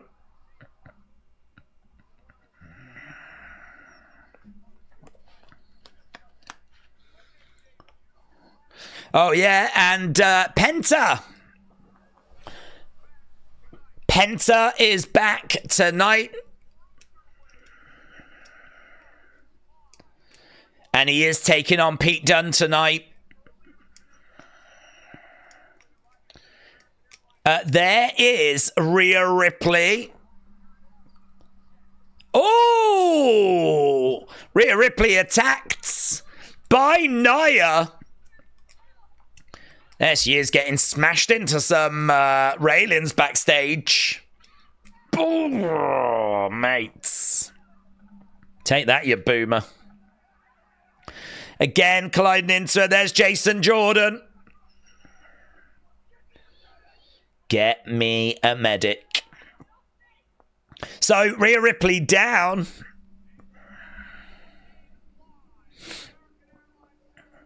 Okay, we're in Dallas.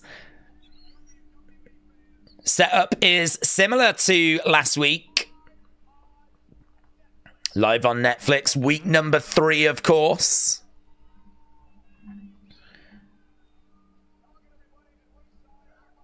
Just seeing some of the Perez sign. There's Wade Barrett.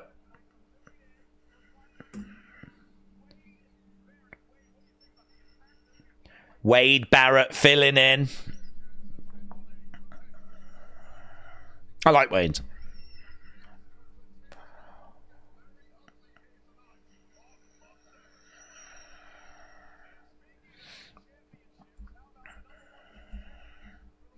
Lots of signs. Joe Hendry in the Rumble, I believe. Oh, we're going to start with Jey. So it looks like Jey is going to come through the crowds. It's just me who's J1-ish. Jey Uso going to start the show. I don't know that he's competing. Oh, look at that, kids. Oh my God, look at Michael Cole.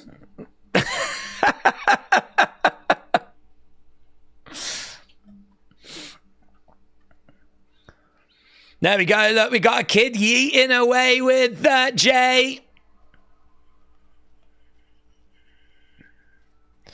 Yeah, I mean, this dude is getting a world title at some point. I just don't know that it's going to be in 2025. It might be that they just make him wait a little longer. Well, I mean, that's that bit of Michael Cole. He's still going. Look at him. What's he doing? What's he doing? What's Michael Cole doing? He hasn't gone to sit down.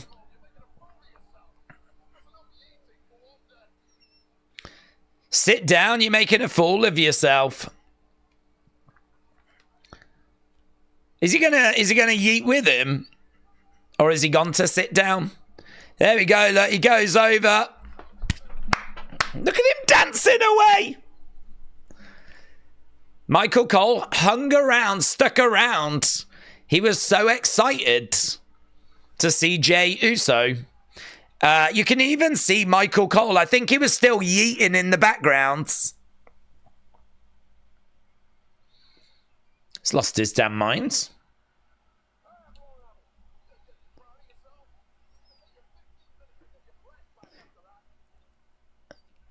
Still see him dancing away.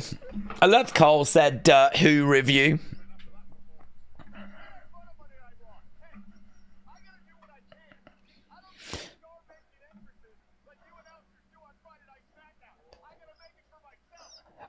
I don't get these star-making entrances like you lot do, says Cole.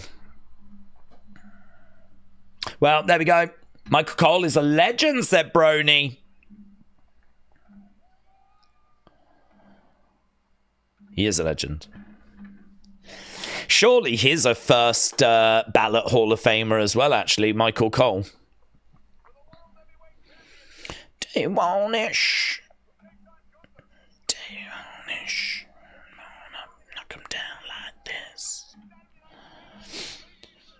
But it's a packed arena. It really is, yeah. It is packed arena. Looks great. If you are just joining us, so far you've missed Jey's entrance. That's not and Michael Cole losing his mind.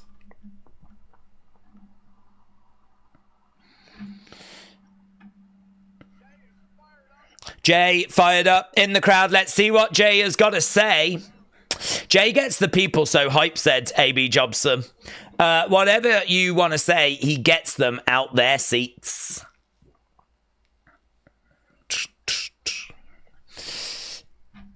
I hope to see Jey as a world champ one day. He's paid his dues, said Dr. Lucha Lala. David said fans were told this was an AEW show before entering, thus that's why it's a full arena, said David. Well, they seem to be very angry. They're doing a lot of that, which I can only imagine means refund. Refund, refund, refund, refund, refund. Right, let's go. I want Daze to read my comments so I can be cool and get a chat, girlfriends. Okay, William. Michael Cole is a first ballot sea-sucker Daze in real life. Is that how you're going to get a girlfriend? I don't see the connection, William. Okay, this weekend. Oh, yeah. Saturday night's main event this weekend. Yeet. He's taking home the big one.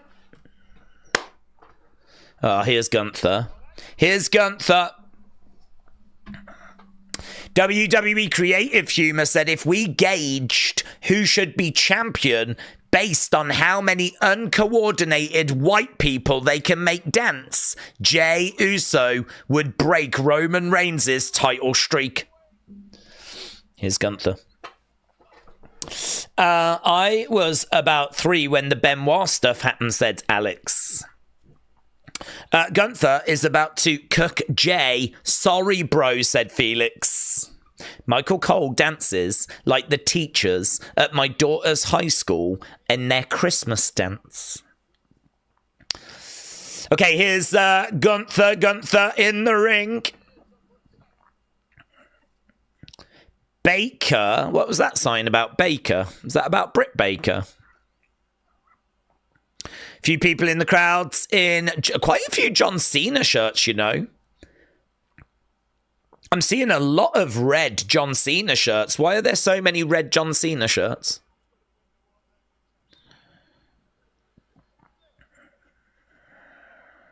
I'm not expecting him. I'm going to beat you. I'm going to take that title. I'm going to hang it up in my room. Smile on the face of Gunther. You really are a funny little man.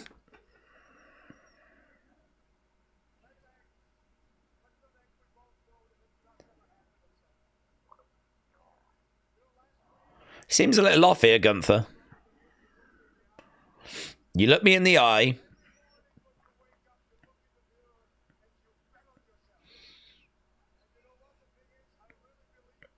I believed you when you said that you wake up in the morning and you bet on yourself.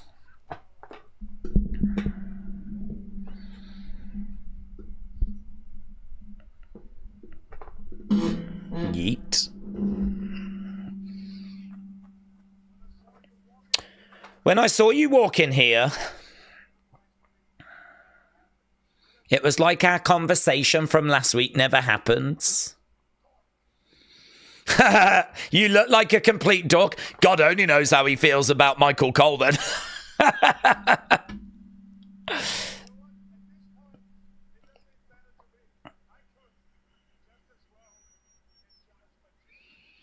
I could just as well get challenged by Jimmy Uso.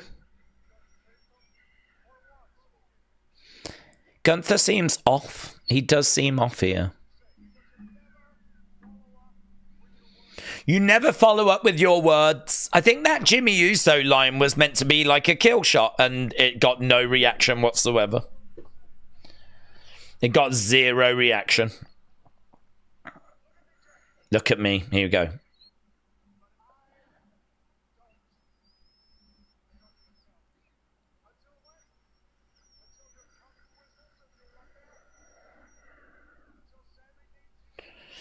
You're going to bet on yourself until what? Your cousin whistles and you need to go there.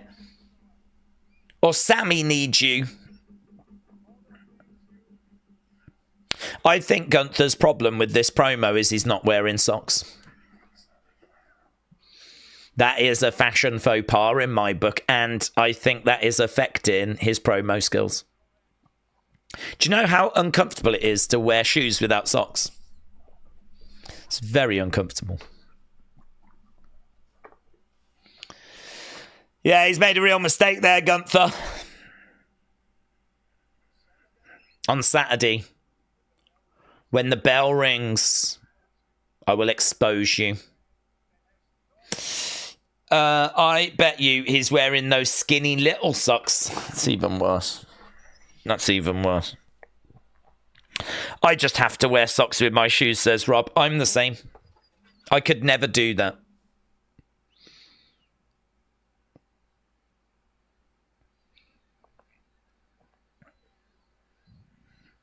Crowd are yeeting away. Stinky feet, said Cameron. Yep.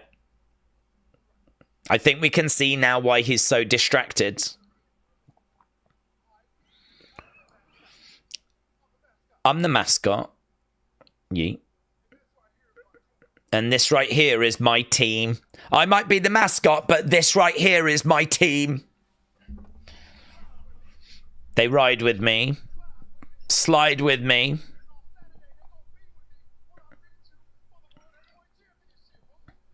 And they're going to be with me when I beat you for that World Heavyweight Championship. What percentage chance do you think Jey has got? What percentage chance? We'll do a poll. We'll do a poll. What's percent chance for Jey winning world title? What percent chance? 0. 25.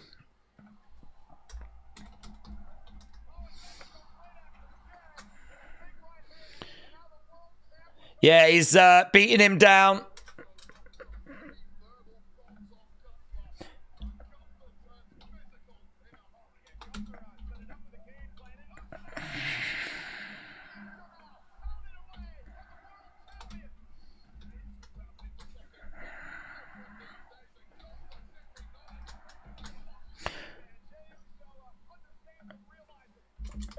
There's a brawl. Jey with a super kick. Gunther goes down. So has Jey got a 0 to 20% chance? Has Jey got a 20 to 40% chance? Or is Jey 40 to 60%? Or has he got a 60% plus chance? What percentage do you think he's got? It'll be interesting. Very little chance. He's got a good chance. Yeah. 50-50 kind of ballpark there. 60-40, 50-50. Or is he the favourite? That means he's the favourite. That means 50-50. That means he's not the favourite, but he's got a really good chance. And that means, he ain't got no chance at all. 10% chance. 12% chance. What are we thinking for Jey? What are we thinking? I probably could have worded it better. Probably could have said 50-50, favourite, little chance, no chance. Oh, hello, here's New Day. New Day. JBL, yay! Kofi Mania, New Day.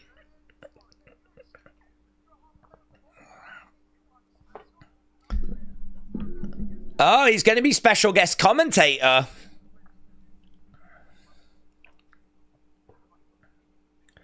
Can you let everyone know that we've been the victims? Oh, they're going to give him some money. Hey, look, money talks.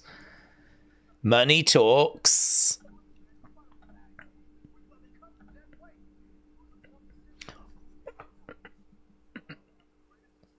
Yeah, you had to cut that dead weight. And when you did, you went on to have one of the greatest successes of your career. Biggie, I don't blame you.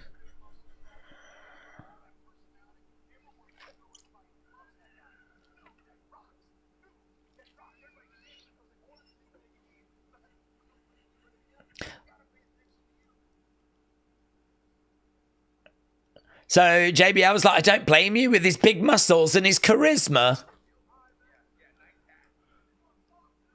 You've gone soft, says Kofi.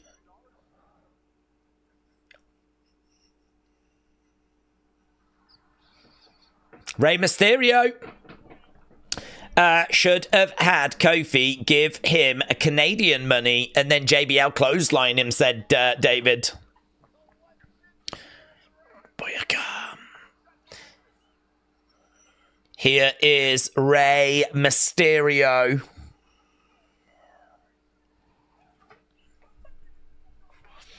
Again, coming out on his own, which is a choice, isn't it? Representing the LWO. Do we know what he's doing?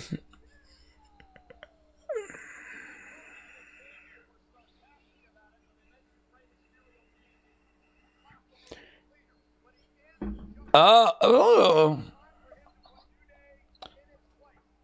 So he's taking on Kofi.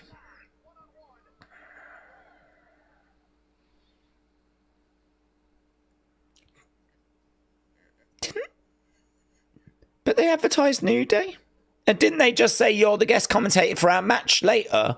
So does that mean Kofi's doing 2 matches?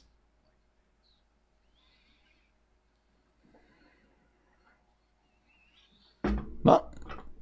What? Rey versus Kofi? I feel like I've missed something. I feel like I'm wrong. I'm confused. I thought it was a tag match. Yes. Same. Didn't they just say to him, you're going to be the commentator for our match later? And then now we're doing... I wonder if that was pre-recorded. No, this is going to be the match said can't stop, won't stop. So JBL's going to be commentator for this match. Who are them? Yeah, the Bull Riders are there! The professional Bull Riders are there. Where's the Bulls? Why haven't they got the Bulls there?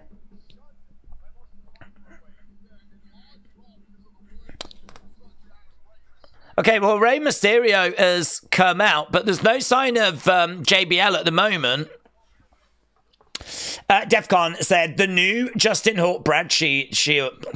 Let me try again. The new Justin Hawk Bradshaw figure is hot garbage. Yeah, not keen on it. I agree. I saw Tommy showed it us on Tuesday. He picked it up. New Day is mid sign.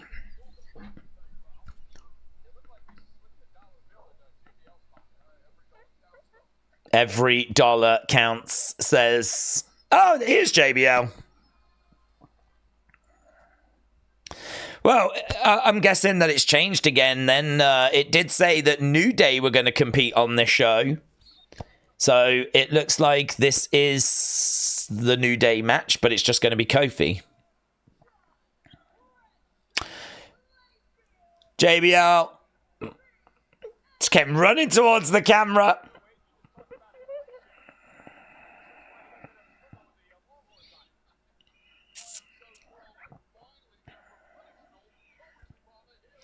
I finally get a professional commentary partner.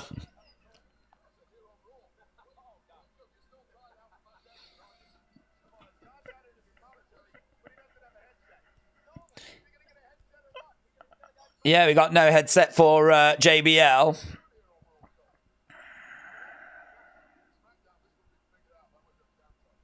Wade Barrett said if we were on SmackDown, this would have been figured out.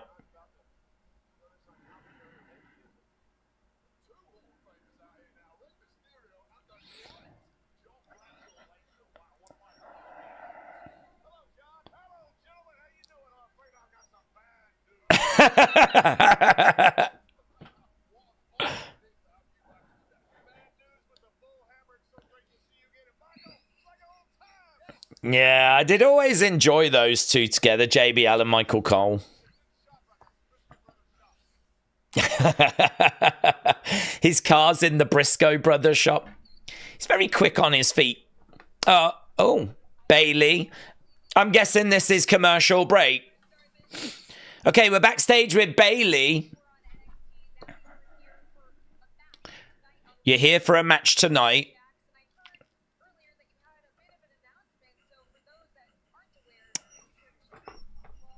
Here we go. Cat's out the bag. So Bailey says, I am officially back on Raw. It feels good to be back. It feels right. Ah, she just declared for the Rumble. Bailey declares for the Royal Rumble.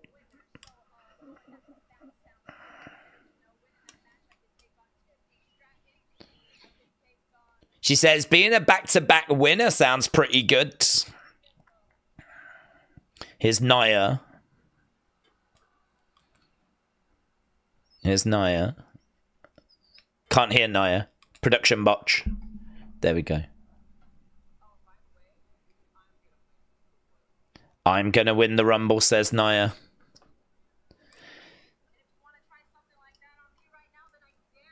I dare you to try something like that on me right now, says Bailey.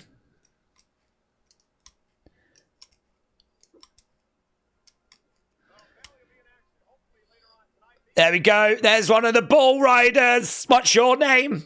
Mason Taylor. Boo, you suck. Do you remember there was like one called Undertaker and all that? We were looking at some of those. Austin Richardson.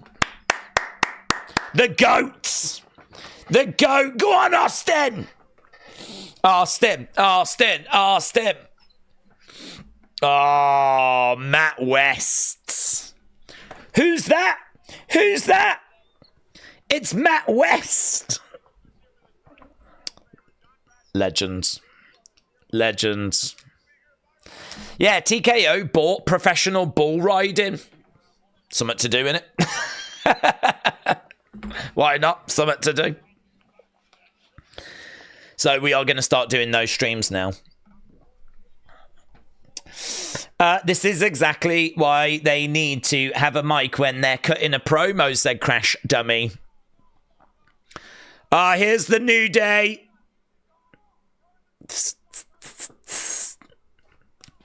Okay, they've killed the screens. We're not using that anymore.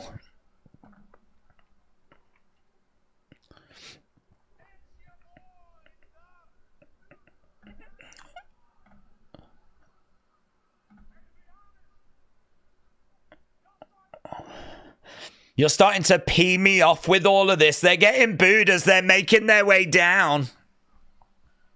WWE Creative Humor said, professional bull riding announcer Matt West is here because apparently he's more famous than Corey Graves as well.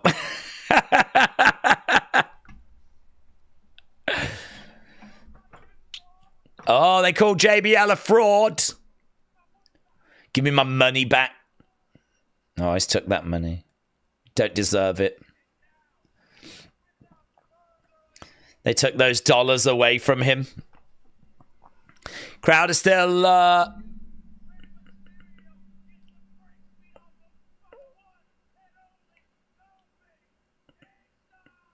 So here we go. We got Xavier announcing Kofi. Lots of New Day sucks signs, you know. Sign says Perez. New Day is mid. New Day sucks. I think we're definitely starting to see and go through a period again where signs are being encouraged once more. Eat some bootios. Man. Yeah. That told them. Daze, all the rumours of the Wyatt Six going to be on a different brand or ARW Pro, they've been debunked. As some sources say, the Wyatt Six have gone to Grimm's Toy Show. Well, that is a big development for them. Hopefully they get booked better. Takedown. What was that? I just saw a Dakota Kai is a main eventer. Sign in the crowd says Dakota Kai is a main eventer. JBL is going to interfere, isn't he, said Stewart. I don't know. I can't quite get a read of it, to be honest. Here we go. They're circling around, and Kofi and...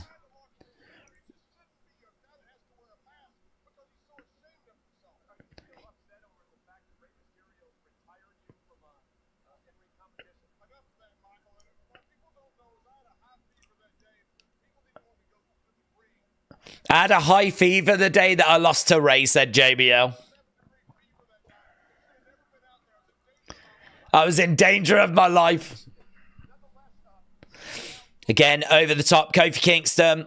He's in different attire. He's wrestling in, like, jeans. So not seeing the bright, fun colours that we're used to with the New Day. Kofi gets out the ring. This could be quite interesting, actually, this whole change in presentation. Oh, Rey goes down. I think my penis is bigger than anyone currently on the Raw roster, says William. Well, William, I'm just going to choose to believe that that is correct. I don't need to do any investigation work into that, thank you. So let's just agree. We'll just agree. I think you're correct. Right now we got Rey in the corner. Why did Rey come out alone, said Dr. Luchalala. I like it, to be honest. I like it because I think it, like Rey, when he's surrounded by other people, it lessens the fact that we've got Rey Mysterio. Like, Rey Mysterio is one of the greatest wrestlers of all time. And when he comes out and he's just one of, there's Zelina, there's Dragon Lee, there's, you know what I mean, like all the other members, Del Toro and Wild, and I just sort of feel like he gets lost in the shuffle. Having him come out and like, he gets slammed out as a bit of a botch there, wasn't it? He seemed to flip Rey over there, or Rey flipped himself over. He ended up like power bombing himself on the outside of the ring.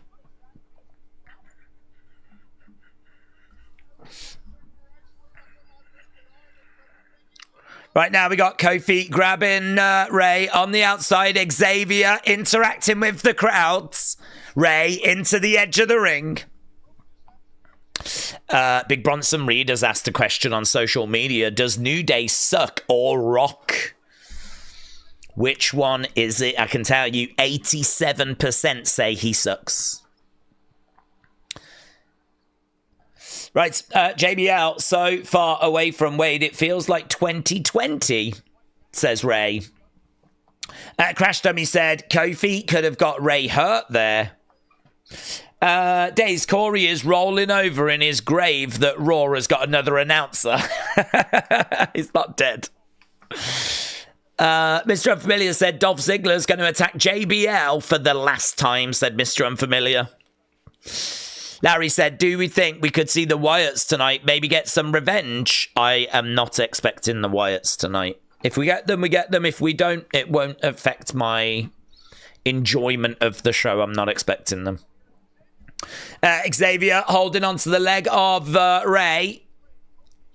Kofi in the ring. Again, down he goes. Again, big clubbing blows raining down from Kofi. Oh, big boot to the side of the head there by Kofi.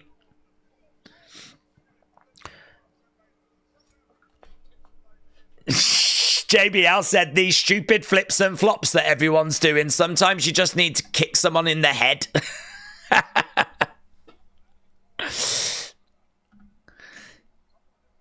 Right, we've got Kofi up. And he comes crashing down onto Rey.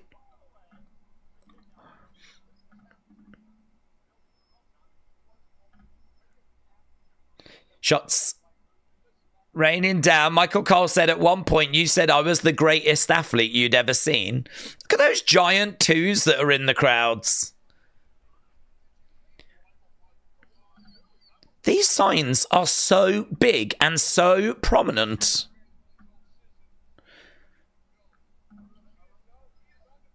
Right now, Rey Mysterio is down. Kofi Kingston very much in control.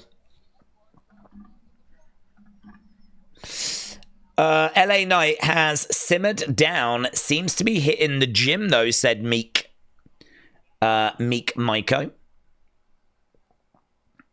And have we gone to commercial break? Are we coming back from commercial break? Do you know what's really interesting?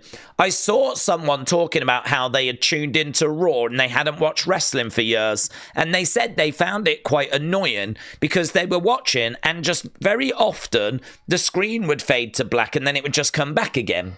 Obviously, as wrestling fans, we know in America or in, you know, other places where there's going to be adverts, that's where they're inserting the adverts, coming back from the adverts. But it was just really interesting that someone that didn't know that was getting frustrated at the fact the show kept fade into black and then just coming back again. And actually, if you're watching and you're watching with adverts, you might not know that that is what happens. But when we go to advert, it sort of fades to black, pauses for a good 2-3 seconds, and then it comes back again. And we might come back to a promo, an interview. We might go back to the action and it might continue. But normally when it continues, it's a bit flat. But yeah, I just thought it was interesting how a casual fan had pointed that out and had picked up on it. AB Jobson said, I can't take Xavier serious with now and later pants. David said, a Sopranos fan would be really peeved with all the fades to black. Will Bray headline the Hall of Fame this year, said Larry. We think he's going to be favourite for it, yes. Rey off the right. Oh, Kofi moving out the way. Springboard. Crossbody. Lovely little drop kick there by Rey. Going for the pin, 2. And Kofi manages to kick out. Yeah, we're really showing Rey off. We showed him off on Friday. He actually opened the show. And now here he is on Raw. It does feel like we really are trying to put that spotlight back onto him. I'm here for it, man. Referee trying to get between both guys, and a poke to the eye by Kofi. Baker is going to win the Rumble. There's a sign in the crowd that says Baker is going to win the Rumble. I think it is Britt Baker that's holding it, though, so that probably explains it. It's not, but big bad Baker daddy. New Day sucks chance. Brony said, I could see Punk and Roman having a segment next week. Roman is going to be there. We'll probably hype the Rumble up and cause tension between them. Against the ropes goes Rey. Looking for... Oh, Kofi is over by the ropes. In position for the 619, and he's tripped. He gets tripped by Xavier. And you know what? The crowd really care. The crowd are really making noise. You're out of there. You're out of there, you boomer. Get him removed. Big shot there by Rey. Xavier goes down to the outside. Sign in the crowd said, do your job, ref. I cannot believe the amount of signs in the crowd tonight. I think they've been really encouraging them with the kind of sign of the week thing. That has really encouraged people to bring more signs. Kofi getting his knees up as Rey went for a splash. Xavier removed from ringside. Kofi Kingston really showing up and showing out. Do your job, ref. Imagine if you could time me out, says William. You would quit being a mod. Mods are used to handling me. I would not stop, says William. William, shout out to you. Daze said fade to black. That means that Alistair's returning. It's definitely a reference. Okay, it was a win by Rey, but Xavier comes running down. They are beating up on Rey. Is someone going to come and help Rey? Here's the LWO. Looks like they're on their way down. No Dragon Lee, though. Del Toro and Wilds come running down to try and help Rey. Oh, now they're getting back in the ring, and now they're trying to attack the LWO. Boom.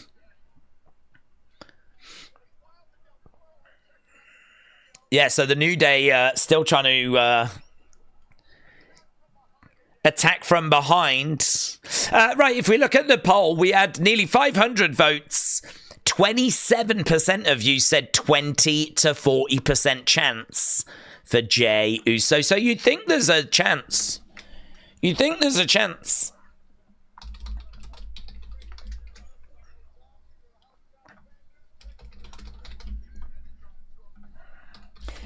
So there we go. That was JBL's involvement. Looks like he is only going to do that one match. Okay, we're just looking at last week and Penta. But I am here, but I'm just not feeling great tonight, said Christopher. I feel a bit sicky. I'm going to watch on my phone. Christopher, shout out to you, buds.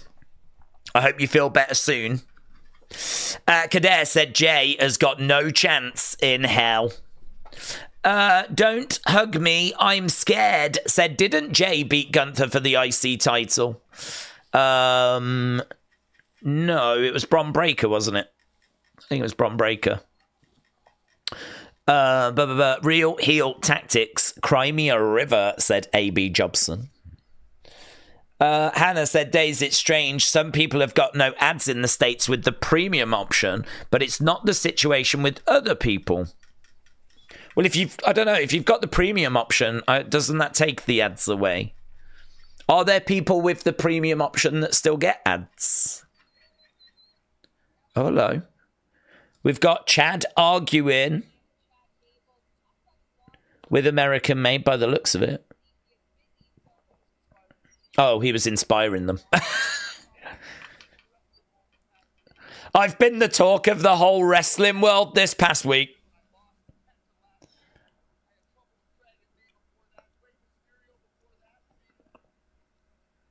What are we going to do? He's figured it out.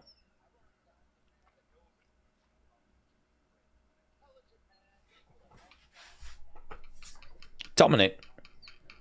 He's gone to Dominic? So Dominic is going to help Chad with his luchador problem?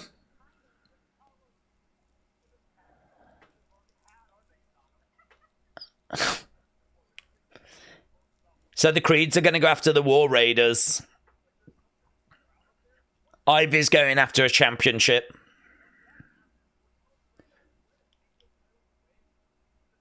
I'm definitely here for Creeds against War Raiders. That would be so much fun. That would be so good.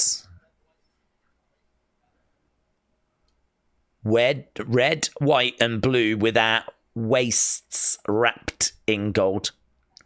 Was that on the show or is that on commercial break? I just don't know. I'm guessing it was on the show. There's Sami. Is that Maxine and Natalia? Look like Maxine and Natalia talking in the background. That's interesting. That's interesting. Okay, we've got Carrion and Scarlett. Carrion and Scarlett. Thanks for the time.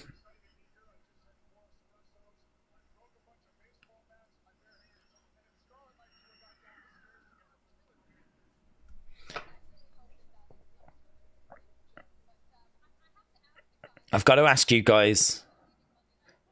So Wyatt Six are leaving. What's next for you?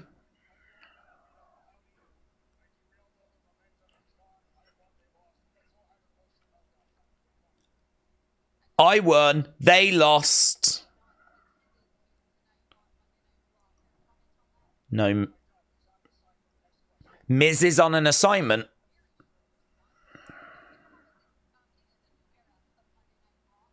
So, yeah, I mean, look, Jackie seems to be confirming that the Wyatt Six have gone.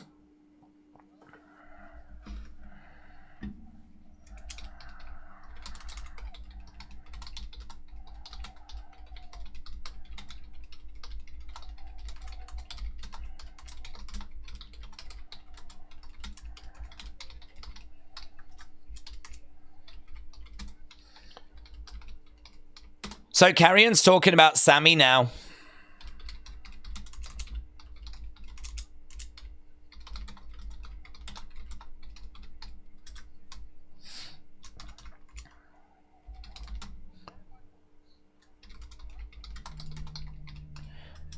Don't believe a word Sami Zayn says.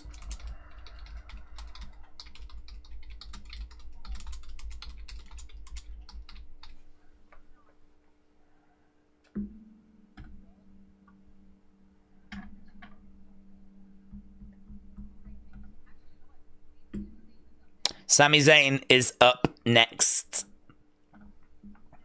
Sami's music has hit, and that was the kind of confirmation I think a lot of people were looking for.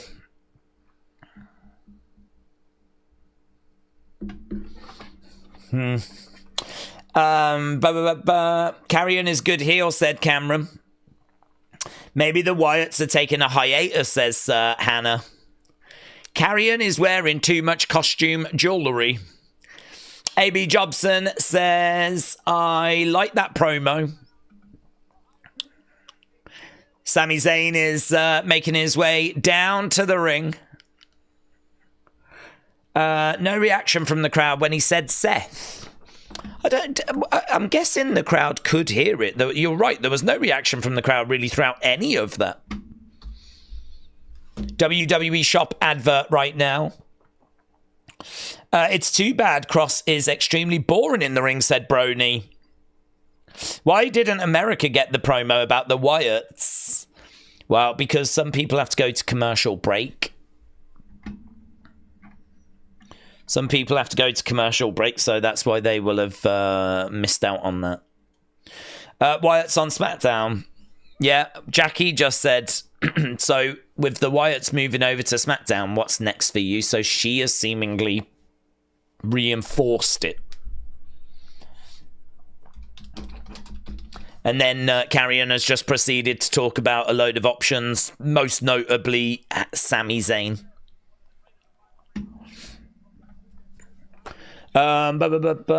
They don't even show up on SmackDown, said Raven. Brony said, I'm telling you, Final Testament, they get no crowd reaction. Yeah, but equally, like, you've got to invest in them, haven't you? You've got to... We're just looking at Wade Barrett winning NXT.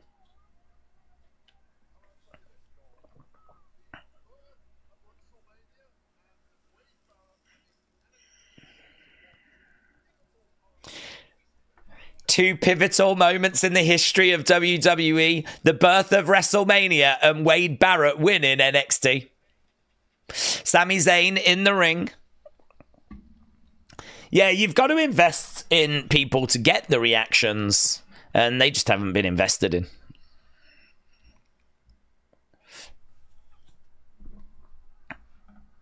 Okay, Sami is in the ring, and we've got bit of noise being made.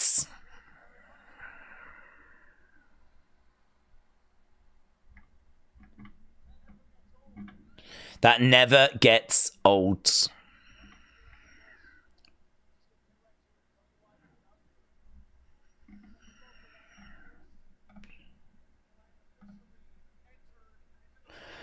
Sami Zayn is officially entered into the Royal Rumble. So Sami is in the Rumble.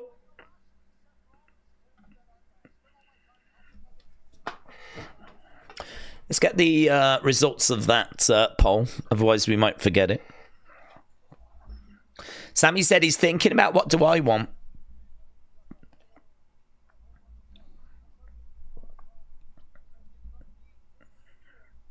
I started thinking about 14-year-old me.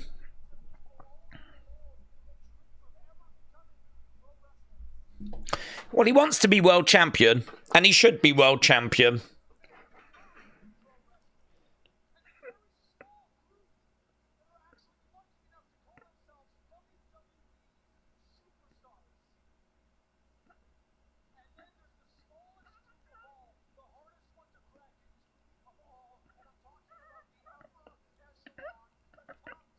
The top tier. He says, being a WWE superstar is really hard, but to break into that top tier is the hardest group of all.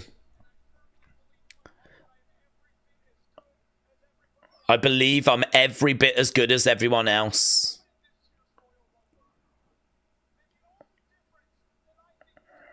Imagine if he wins it. And he's got a chance. If he wins, we could do him against Gunther.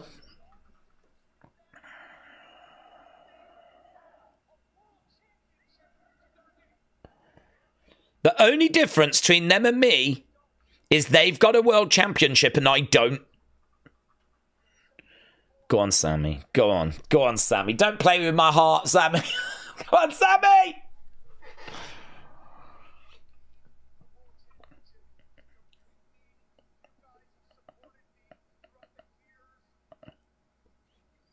You've supported me throughout the years. I don't feel like I need a world championship. Your support throughout the years has meant more to me than any world championship.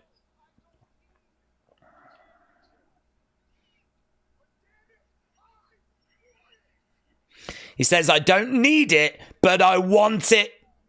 Go on, Sami. Go on, Sami.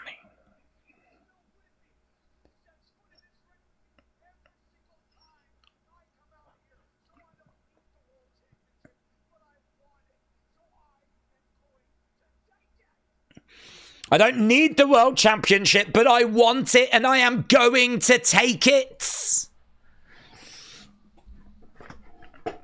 Well, Kevin Owens is coming down and this is going to be very interesting. This is going to be very interesting. He's coming out with a Bret Hart jacket on.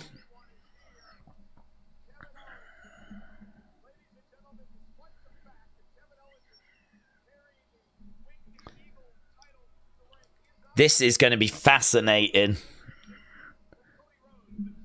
He's coming down with that Winged Eagle Championship Bret Hart jacket on. Kevin, the true Canadian hero.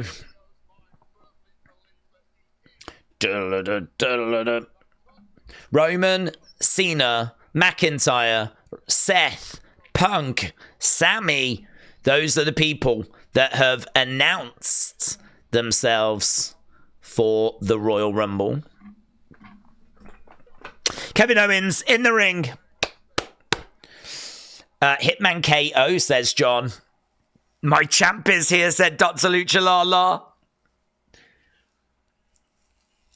Is this WrestleMania? Do we do this match?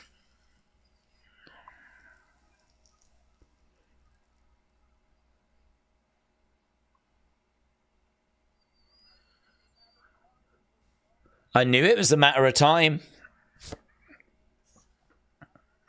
How do you want to do this?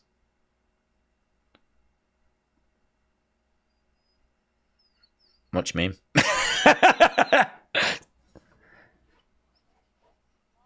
Come on. Everyone saw what you did to Cody.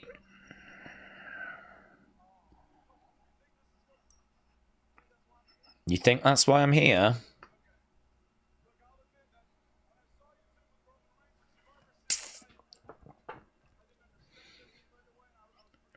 I was upset when I saw you with Roman at Survivor Series.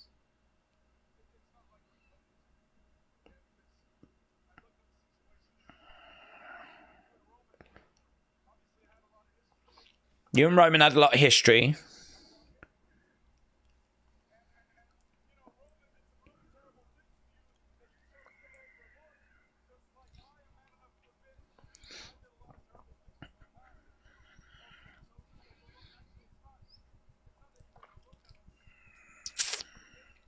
You forgave me, and you forgave Roman. That's who you are? You're a good person. Wasn't expecting this to go this way.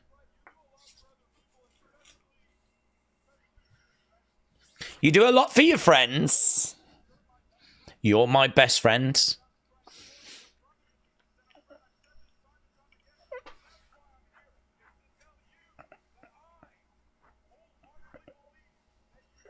Oh. I wholeheartedly believe that you can and will win the Royal Rumble.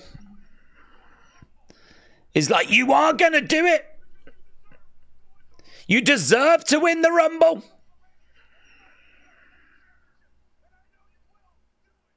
I know you'll do it. Okay, the crowd are like...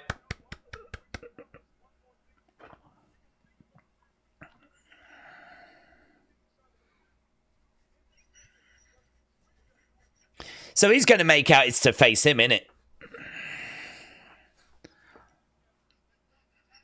We won the tag titles in the main event. But there's one thing we've never done.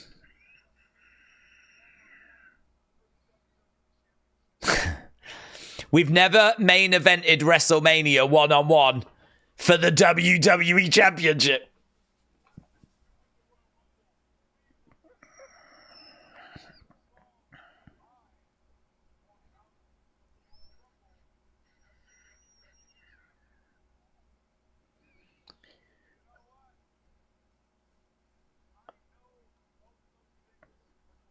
I know both of those things will happen. You're going to win the Rumble. I'm going to beat Cody.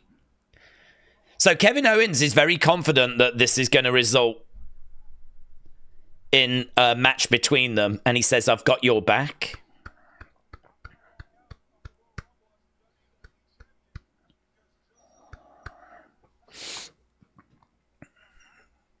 I know you've got my back.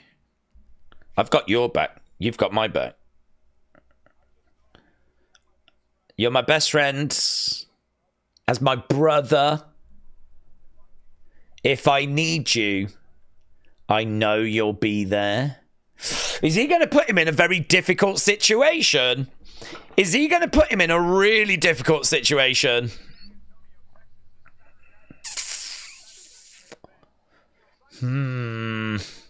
The crowd sucks, said PJ. I can't even blame Final Testament for not getting a crowd reaction. This crowd is awful, said Brony. For over 50 years, WWF revolutionary force in sports entertainment. Those were the good old days, said Matthew. K-Dub said KO is so toxic. It's good though, isn't it? It's really interesting. I know that you will be there for me when I need you. And that means that he is going to need him. You know KO's going to throw him over the top rope, said Maggie. We're backstage with Sheamus. Love that segment, said Brian. It was good. He's not manipulating him. That's what friends do, said Dr. Lucha Lala. Yeah, but Sami is friends with Cody as well. Friends don't make friends choose.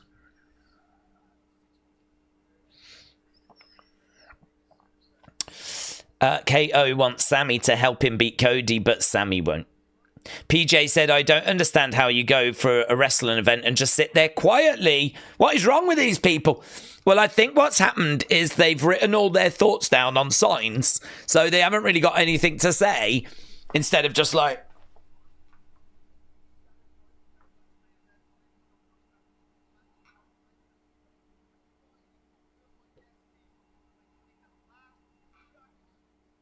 maybe that's the problem. If everyone's holding signs, they can't cheer. Sheamus is being confronted by Bron Breakker. I want you to look at this championship. It's mine. This is as close as you're ever going to get. This Saturday, I am going to beat you. Oh dear. Why don't you just retire? Sheamus. Push in. Bron retreats.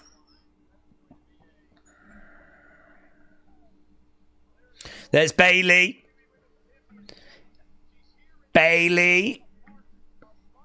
That one segment just made everything so unpredictable. What's going to happen, said Sportskeeda. Coming up next, Bayley, Nia Jax. We've only had one match in the first hour, haven't we? Don't forget, kids, Raw can end after 2.5 hours. Right, we've now got an interview with Ludwig Kaiser. Sheamus is dressed like Common in 2006. What is going to happen on Saturday? Well, Saturday is Jey against Gunther, isn't it? We've also got Jacob against Braun, and we've got Bron Breakker against Sheamus. Mr. Canuck said they should bring back that classic IC title. This one right now looks like a tag belt from WCW. Opulus Travel said the Wyatts are done. Let's be honest. They are overrated. They are overhyped. A little like Bray Wyatt himself.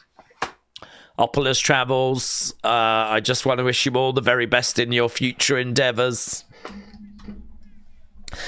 Sometimes in life, we all do things that we regret. I fear that comment may be one of these moments for you. R.I.P. chats. R.I.P. R.I.P. to the chat. It's been a good run. It's been a good run.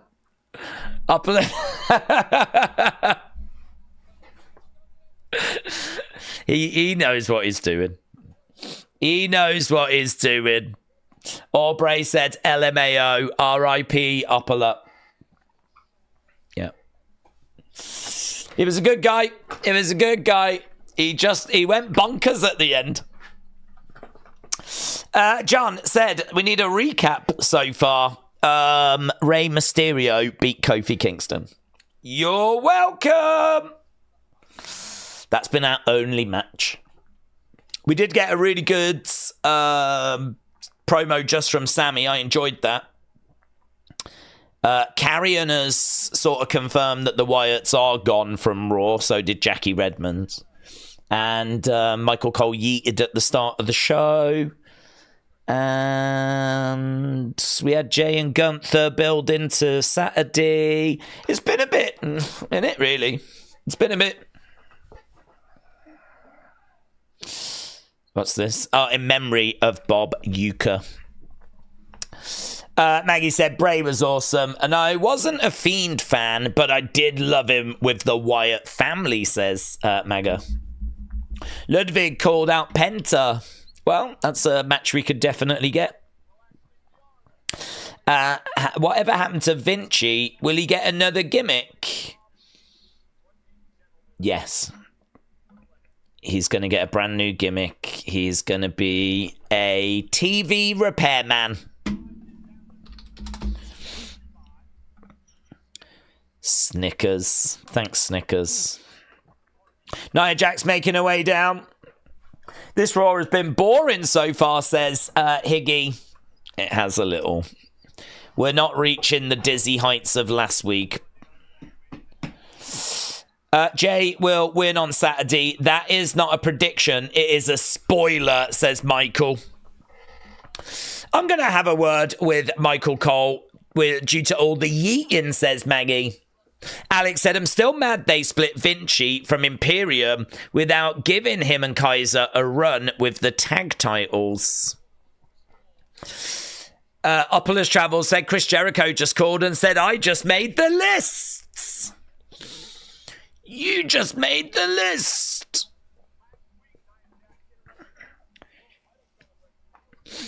I can tell you we've got some breaking news coming through that Big Bronson Reed has made some curry chanko.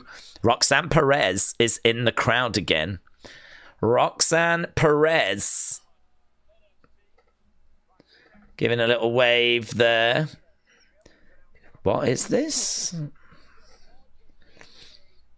Made my curry chanko whilst watching Raw.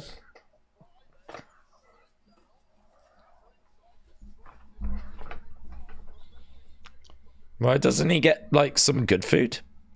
You know, like barbecue or hot dog.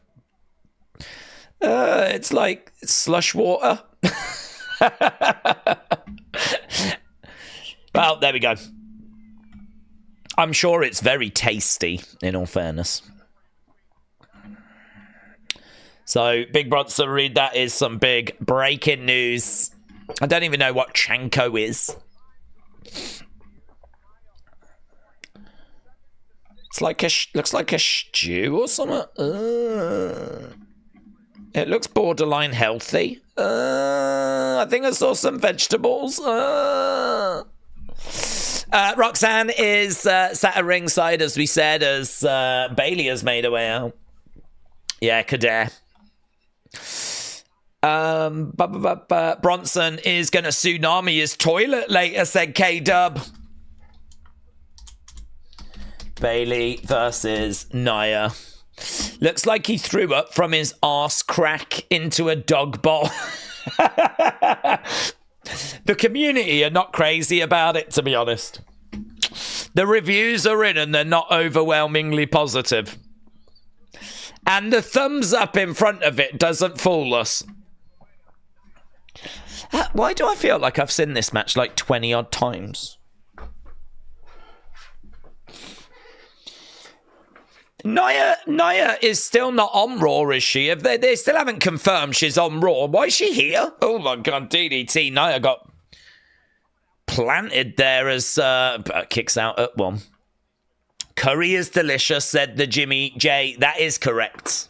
No disagreement. But can that even be classed as curry? I don't really understand how that can be called curry. It doesn't look anything like curry.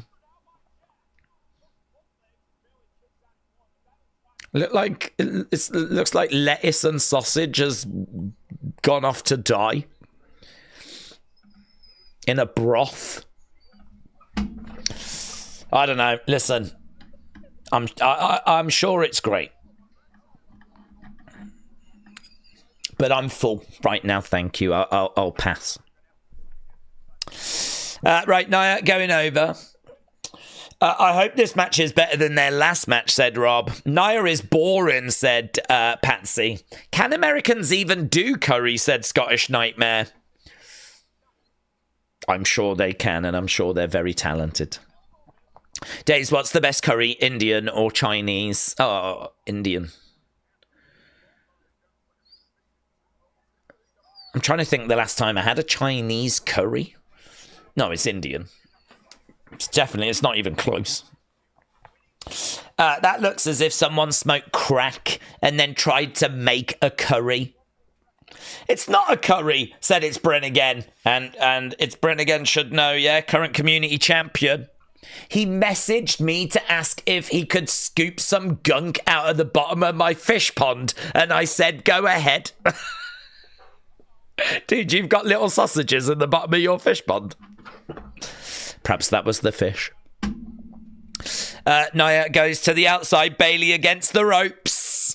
Suicide dive! You see that? You see that, you little idiot?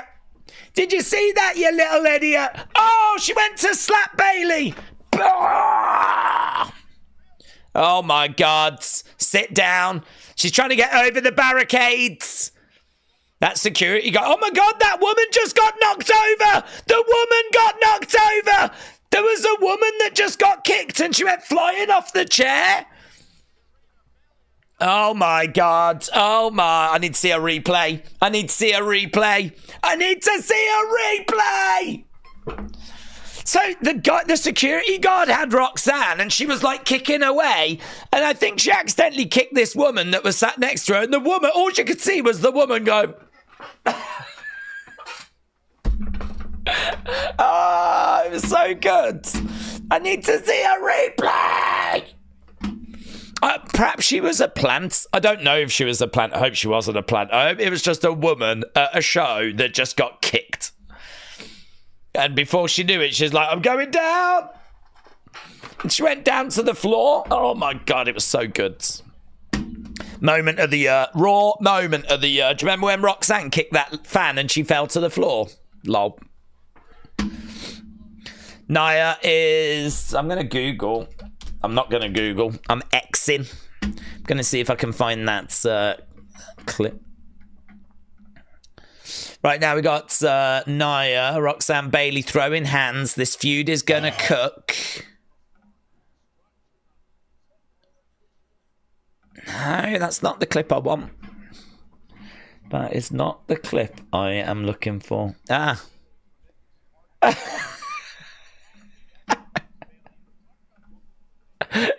You can see the security guard with Roxanne, but look at the woman there.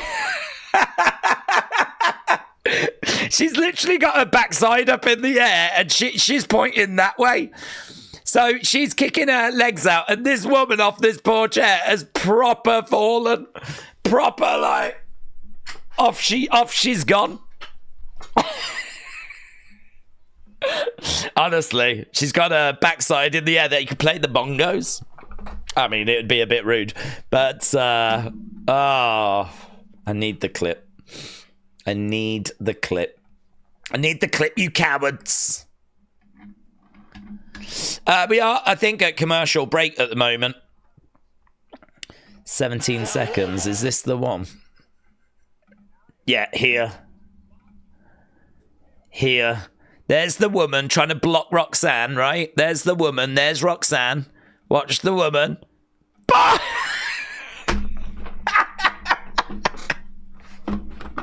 Oh my God, it's the best. I hope she's not a plant. Don't you dare be a plant. You better be real.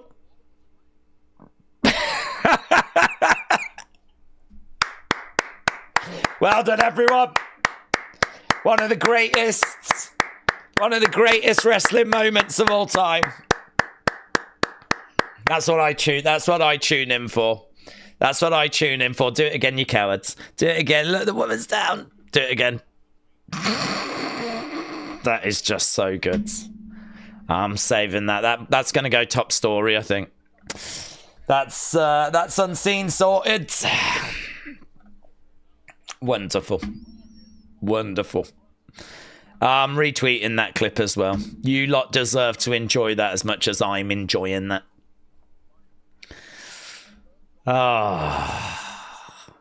You know, if you've had a really bad day, sometimes you do need something like that just to make you know that, well, it could be worse. I could have got kicked in the face by Roxanne Perez and then fallen over with my ass sticking in the air live on Raw. And normally, if you'd say that, you'd go, yeah, but that's never going to happen. It'd be like, well, let me show you this clip. I think you'll enjoy this clip. So good. Well done, everyone. I feel like that was a team effort there.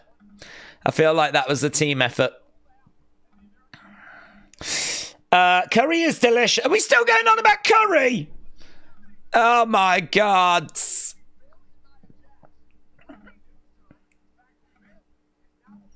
Bailey is on the Raw brand.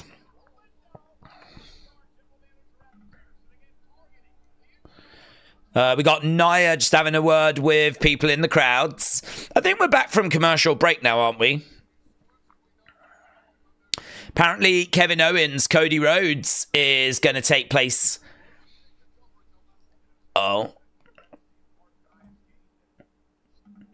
She went for a leg drop. Bailey moved. Nia just went crash into the mat, and I really thought she was going to go, my hole! But she didn't. Oh, back into the ring posts. Nia goes down.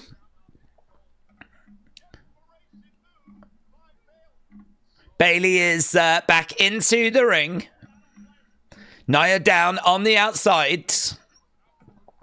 Nia forgot to say my hole. Yeah, I think we were all waiting, weren't we, for that? My hole. Going up. Oh, wow. A Bailey with an annihilator of her own. She does unpack as much junk in the trunk, to be honest. So, respect that she just hit that annihilator, but I mean, that's pretty fun. But it's not secured victory for her. Still to come tonight, of course, Seth Rollins against Drew McIntyre. She's going for the rose plant, looking for the rose plant, against the ropes, picked up, gonna get slammed down. She is slammed down. 1, 2, no joy. This match continuing. Defcon said, Curryman approves of this chat.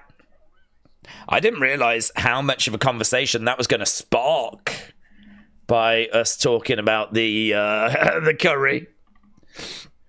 I'm still mentally reliving the replay of that woman being knocked over. Nia going to the outsides. And again, down. Penta tonight. Yeah, we do have Penta tonight. We do have Penta tonight, so that's something to look forward to. Bayley, gets crashed. Smashed into that ring post.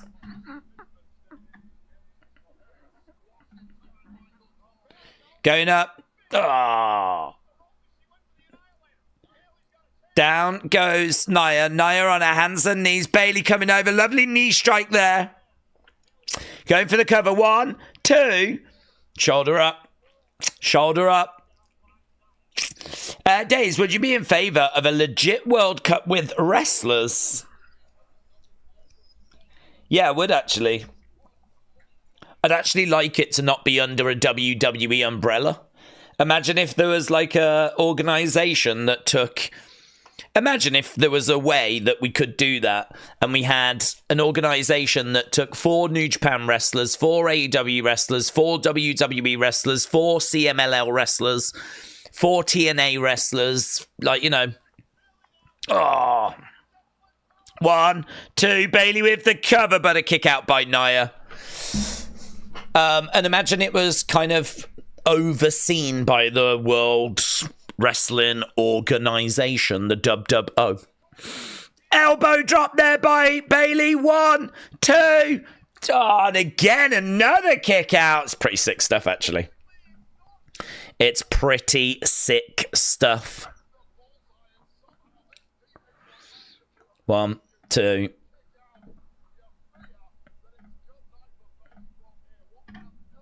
So Bayley getting back up to her feet. Yeah, she went for Bayley to belly. No joy. Nia getting Bayley up against the ropes. Chop block by Bayley. Tell you what, this match has been better than it's had any right to be. Samoan drop by Nia. Senton by Nia. Now she's going to do the Annihilator. Here it is. Boom. 1, 2, 3. Bayley is deaded, mate. Bayley is deaded.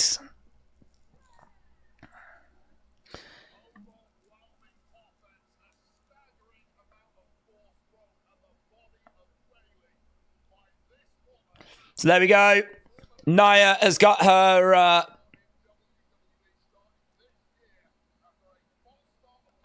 hand raised. Bayley slumps down.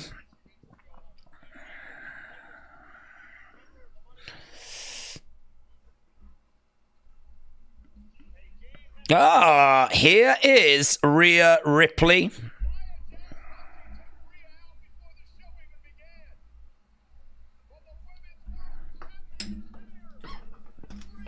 Rhea Ripley making her way down to the ring.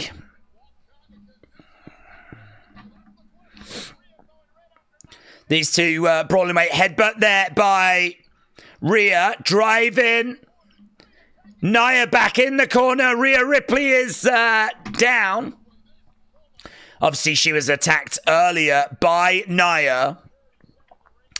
My son used 456 figures to do a wrestling squid game. Oh my God. That's such a good idea for a video. Big splash there by Nia. She collides into Rhea. We've got a lot of security guards in there trying to separate these two. Nia back in one corner. Rhea in the other. Rhea elbowing away at Nia. Sign in the crowd said Monday Night Mommy. There's lots of Rhea Ripley signs in the crowds. Oh, Nia taking the legs away from Rhea. Rhea going face first into the commentary table. Commentary table is being thrown. Rhea is down. She gets chucked on top of that commentary table. Nia again being dragged away. Oh, it's her. Oh my God. Looks like the back of Nia's ring gear has become unzipped. She's slowly starting to strip for us, Nia Jax. Mommy chants. Rhea is grabbing a microphone. Rhea is on top of the commentary table. Where is Nia? We can't quite see Nia. I think they've managed to fix her. You and me, Saturday night's main events. We did this. Wasn't this the match at Elimination Chamber in Australia? This was our main event of the Australian Elimination Chamber. Yeah, they've zipped her back up.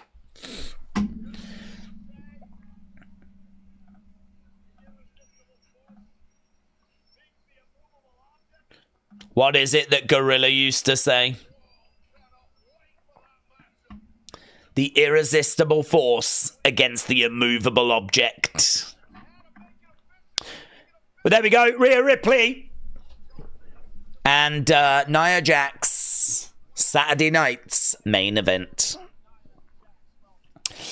This still sucks though, said Jamie. I think Nia is having a clothing mishap. Well, she did have. They fixed it. Yeah, that was a sick spot, that was. That was really sick. The Rhea Nia brawl was fire. Nia is one of a few women on the roster that actually matches up with Rhea physically. Nia's finisher, from the perspective of someone taking it, write that poem. You could get AI to write that for you. They're replaying the burial of Finn, said Jessica. Felix, hello. Okay, here's Judgment Day. Chad Gable, he's like, this is a great clubhouse. Have you got something for me? I know a guy that can help you. That's the guy.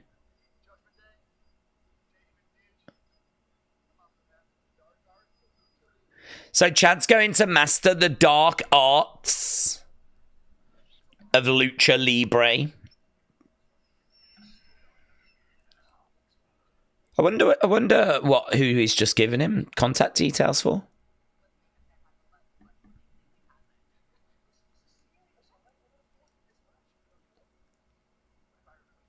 What if I replace Finn so there's no Finn?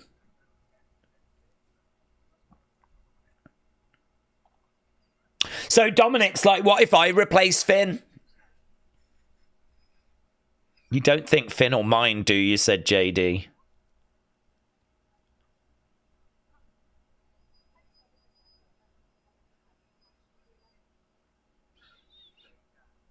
Liv's still upset, you know. You can't take a joke.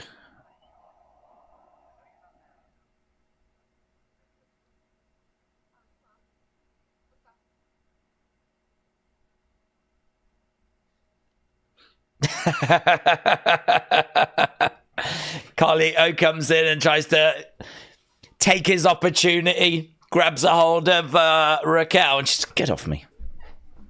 Right, we're just seeing last week with Lyra. Just seeing, obviously, Lyra victorious last week in her match with Dakota. Yeah, I wonder what that contact was. So Chad Gable lost to Penta.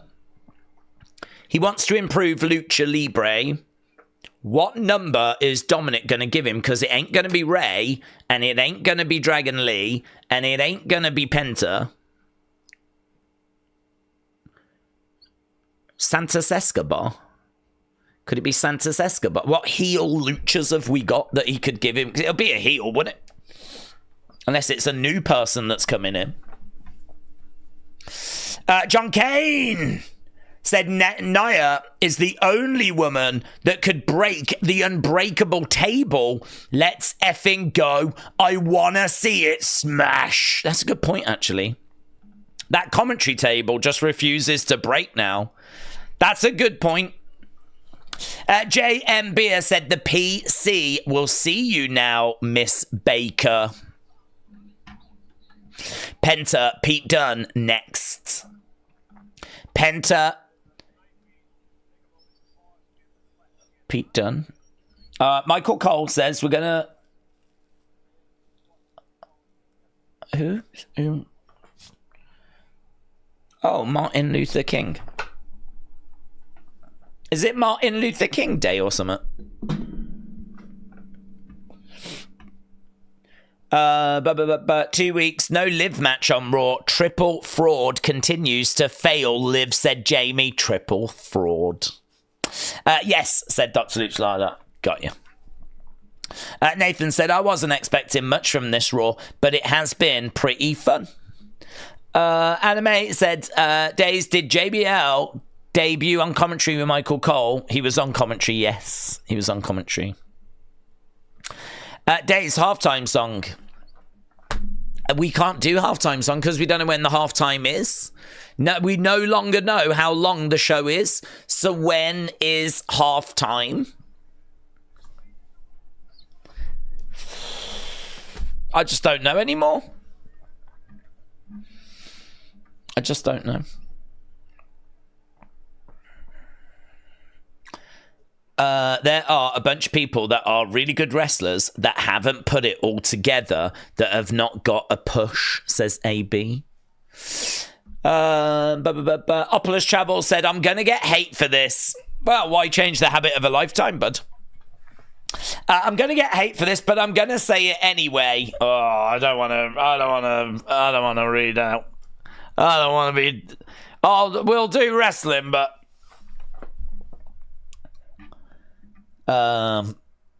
Lethal Trini said, true peace lies not only in the absence of tension, but in the presence of justice. Oh, hello. Pete Dunne's coming down. Pete Dunne making his way down. The absolute biggest joke that I never want to end if it keeps the Tank Brothers off my team. I wasn't expecting Hank and Tank to get a mention. Denise said, wow, there are a lot of matches with Samoans in them on Saturday night's main event. Jey Uso, Jacob Fatu, and now Nia Jax. Look at this guy. He's throwing abuse at Pete Dunne, and then he puts his hand out. He's like, ah, can I shake your hand?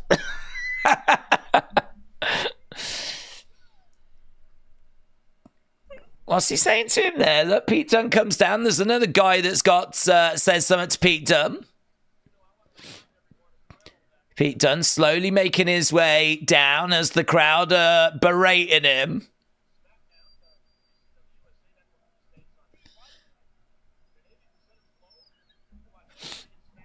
Pete Dunne smiles on the faces as people are enjoying throwing a bit of abuse at Pete Dunne.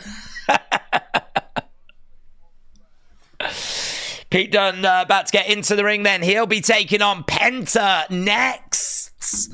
Let's get the score, shall we, of this. Penta. We're at commercial break. You're not missing anything. You're not missing anything, kids. Would you like me to call you Clown Boy? Unless you people are going to call me by my real name. Then shut your mouths. This is the problem. The disrespect I get. I'm Pete Dunne. I'm the bruiserweight. I'm the best. I'm the best pound for pound wrestler in this company. This goes to the top. Week 3 on Netflix, I don't get a look in. You're having a match with Penta? You're about to have a match with Penta? What are you on about? Week 3 on Netflix. I can't even get on the show. What are you on about? Right, we are back from commercial break. They cut him off. Good. He was talking gibberish.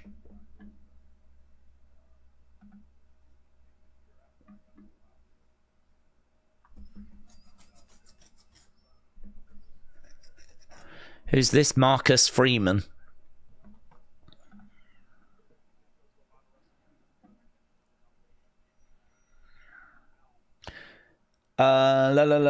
Peter England. When are they going to use Pete properly? He's so good. Not better than Roman, to be honest, but Pete. Oh, there he is. Look, Marcus Freeman. We're just seeing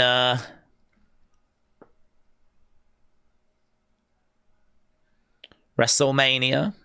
They were just talking about Laurinaitis, but they weren't talking about John Laurinaitis. That's what my brain was thinking. I was like, did they just mention John Laurinaitis? Because that would be crazy.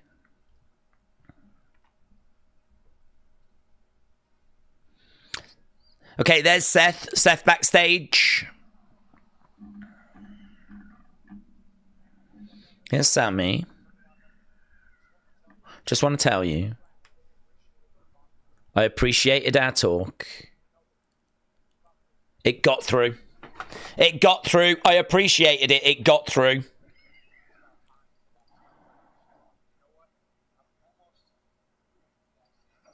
I'm almost rooting for that Sami Zayn.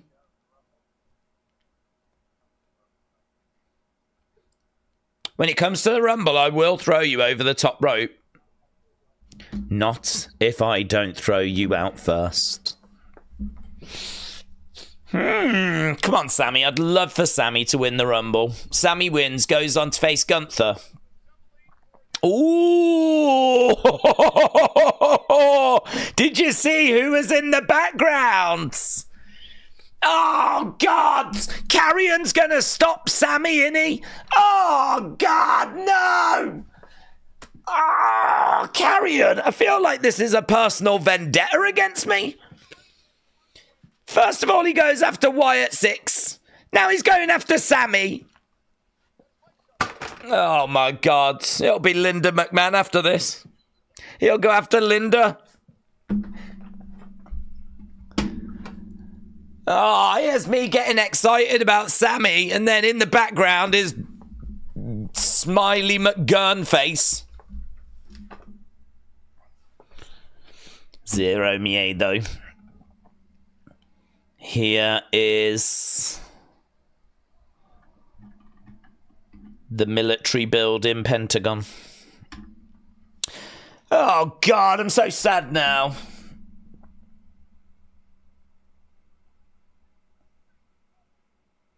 They've actually got like a Catherine wheel just shooting out fireworks behind him. I don't think he had that before. I don't remember him having that last week.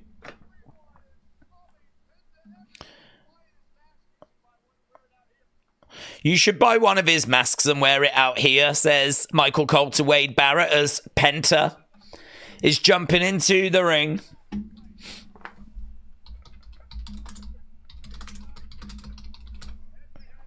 Well, look, he made a big impression last week. This will be a good match. This will be a really good match. Please be good. Oh, God, I just had my heart broken about the Sami Zayn situation. Please be a good match. This match could bang, said Brony. Kick coming in there by Penta.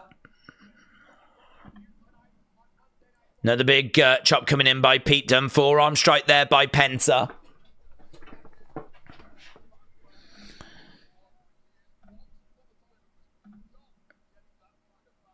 Over against the ropes goes Pete Dunne. Under the legs, kick there. Pete Dunne goes down. This could be great for both of these. Pete Dunne goes back to the corner, comes over, down goes Penta. Penta's knocked down. Pete Dunne coming over, grabbing Penta. He's got Penta down again, working on the arm. And he snaps the finger. Puts that down and he stomps down there, Pete Dunne. Stomping on the arm of Penta. Penta. Selling the arm. He's trying to snap the fingers back in. And again, Pete Dunne going to the arm. We saw Penta selling, what was it, the knee last week. Perhaps it'll be the arm this week. Over the other side. Another kick coming in there by Pete Dunne. Penta. Slumps over, goes down. Pete Dunne goes up, flips over. Oh my God! It was hard to know from the camera angle who got the better of what there, to be honest. It sort of looked like Pete Dunne had done a bit of a tornado Pele kick. Oh, big shot coming in there. That would be a sick move. That would be a sick move to come off the corner and deliver like a Pele kick. Penta slammed on the edge of the apron, and we're going to go to commercial break. But we'll probably stick with the match, I'm guessing. Yeah, and we do. We get to stick with the match. More Penta for us. We get more Penta because we're the best. Right now, we've got Pete Dunne stomping down on the arm of Penta. Chad Gable with Vampiro next Monday. I've not heard any rumours of Vampiro coming in. I get more commercials on Netflix than before, says William. Penta is one of the few masked guys I think could be a WWE champion. He's got the X factor, says Wrestle with Andy. Matt said, how's your dog doing these days? Oh, yeah, she's all right. She's all right, but... Pete Dunne dropping down with those knees. In fact, she's got to go to the vet tomorrow.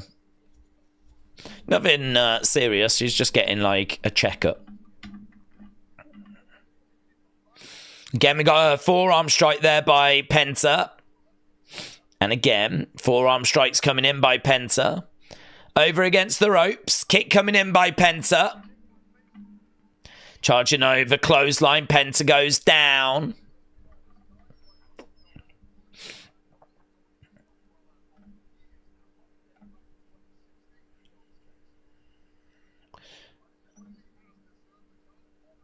So Wade Barrett says people like Pete Dunne have been working under the WWE umbrella probably going back to like 2016.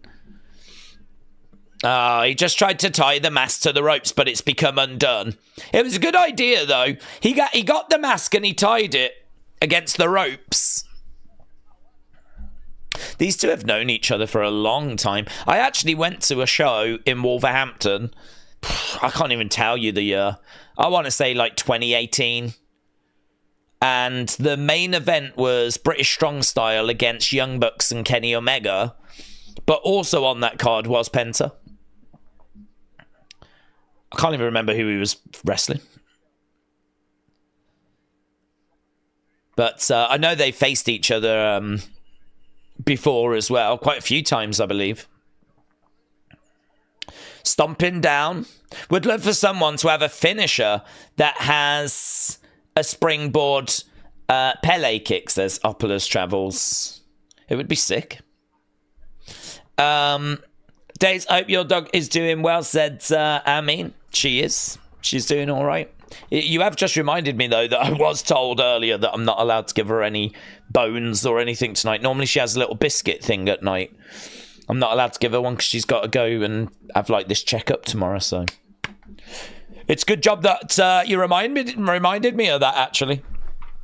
Otherwise she'd be eating loads of biscuits. Penta goes down as we are back to the action. The Elites said Kader. Yeah, it was an amazing card. Absolutely stacked card. Had Leo Rush on it as well. It's really good. Pete Dunne, again. Kick coming in. I think there's a video on the channel, actually, you know. I think I did like an attempt of some sort of a vlog. Up in the air and boom, comes down on Pete. John said, Daze, have you got a puppy? Show us your puppies. I don't have a puppy, but I will get my boobs out. Oh, Pete planted. Penta going for the cover too. I don't really like that. Yeah, I don't know why they feel the need to lift their head up. Boom. Roxanne Perez's WWE appearance sparks fan frenzy. That's one of the top trends. Let's go Penta chants. Kick coming in there by Pete Dunne.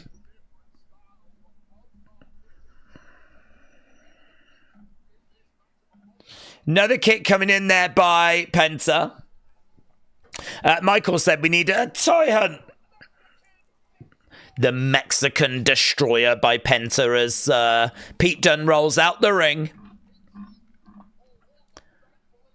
Penta having a look at Pete. Again, bit of selling. The wrists, the fingers, goes against the ropes, over the top, down on Pete. Yep.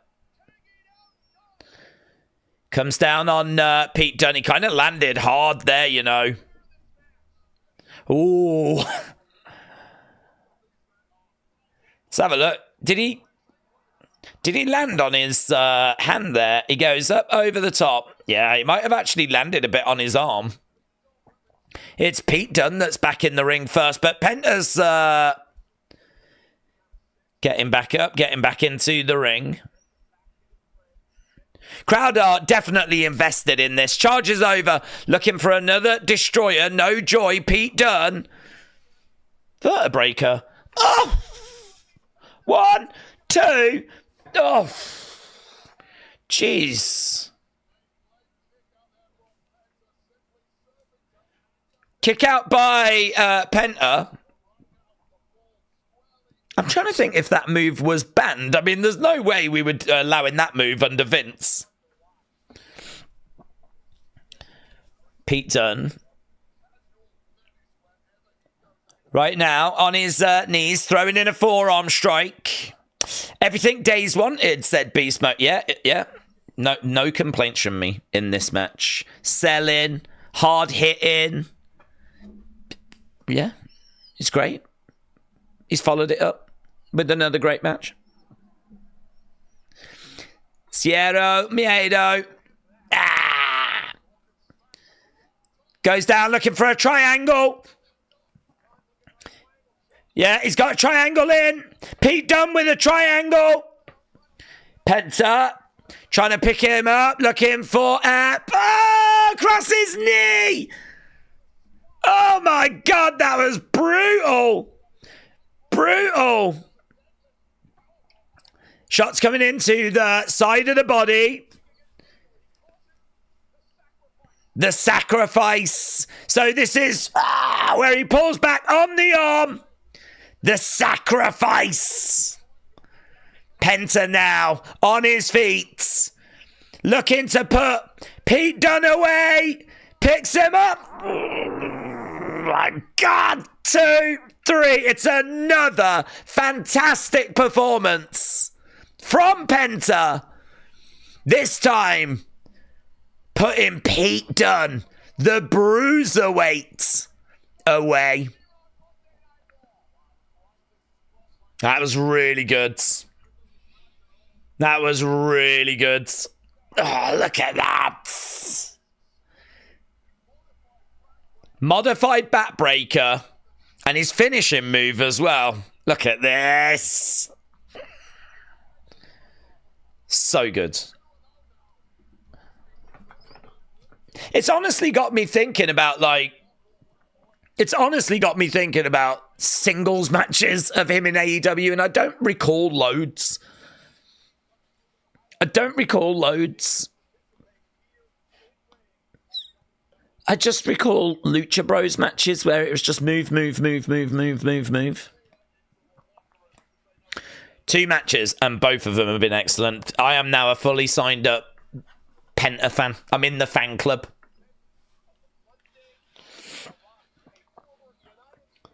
I'm a Penta stan. Oh, God. Logan Paul, what's this about?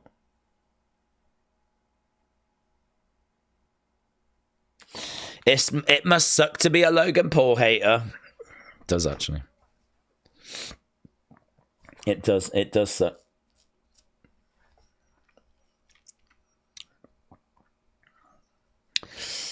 Man, they should have given us an ad break during this chump.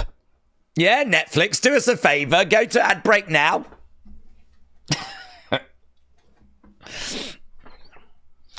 I was the only man in history to beat Floyd Mayweather. He didn't beat Floyd Mayweather. He didn't beat Floyd Mayweather.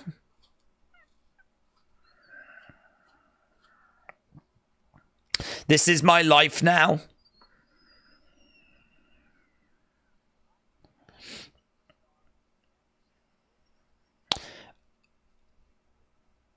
I'm going to become the greatest wrestler that ever stepped foot in the ring.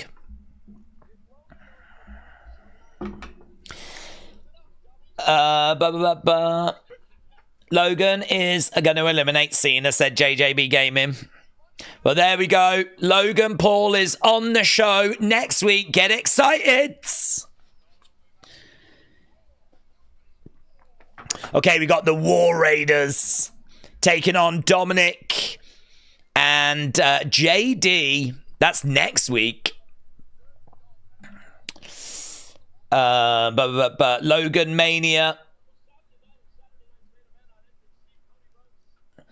The undisputed WWE champion Cody Rhodes will sign the contracts for the Royal Rumble next Monday. Next Monday is our go-home show for the Rumble. There's CM Punk. Is this live? Is he doing like a Jey Uso entrance coming through the crowds? Okay, we do have CM Punk. And he is coming through the crowds.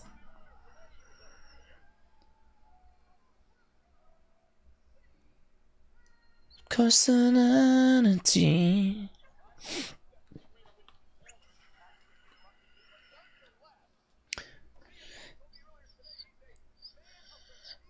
Oh, he's going over for an interview. Are you guys getting this, or are you at commercial? CM Punk's come out and he's going to have a word with Jackie Redmond.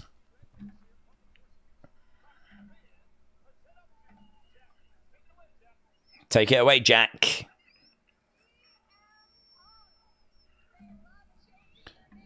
Yeah, CM Punk's come out and there's a big cheer for him. No, we're not a commercial for this. I was going to say, this is a big thing to be missing if you're missing it.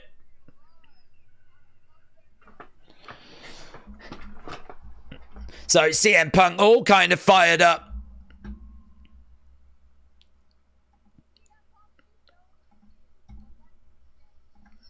Let's get to the question.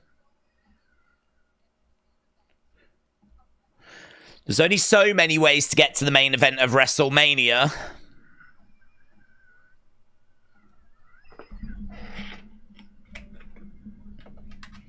Royal Rumble is a PLE you've never won. And it is a stacked fields.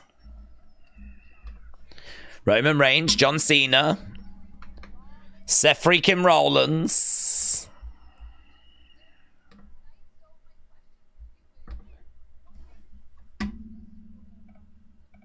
What makes this Royal Rumble different? I don't think we've done the poll, have we, for the Penta match? Let's get that up now, otherwise I will forget.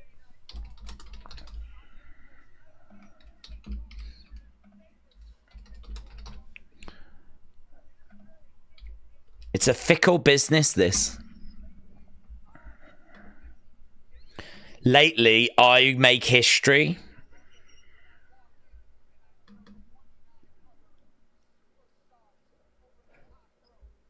So he's very confident of winning the Rumble.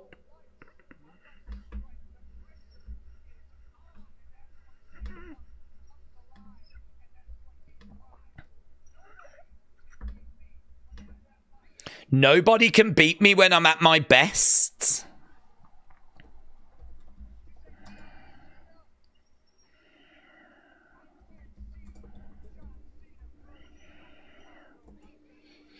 I can't see John Cena throwing me over the top rope.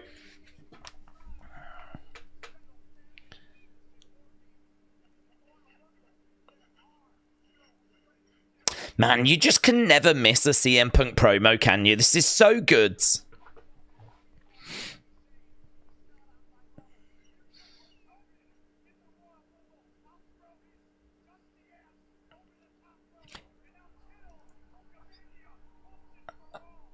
Wow! Put Hulk Hogan in the Rumble. I'll throw his dusty ass over the top rope and I'll kill Hulkamania. Well, he's done it himself, mate. He don't need your help. He's done it himself.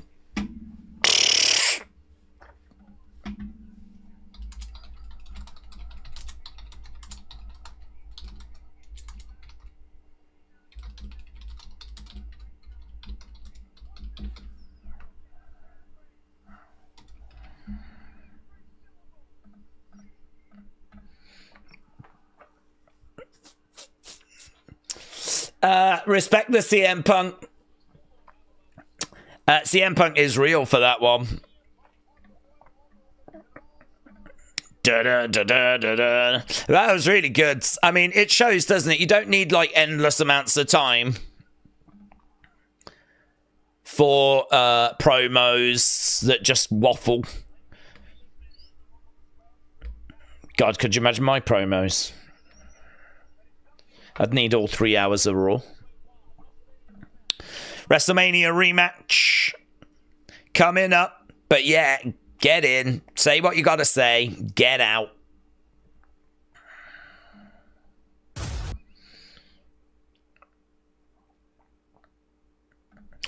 Hogan's dusty ass so good. We're backstage with the War Raiders. Now, this is one I don't think you'll get him.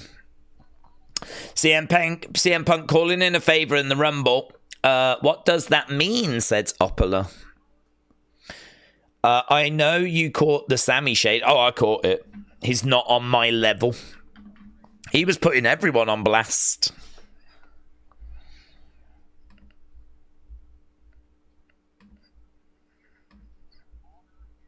We're going to return honor and prestige to this division. That is something the Judgment Day has tarnished.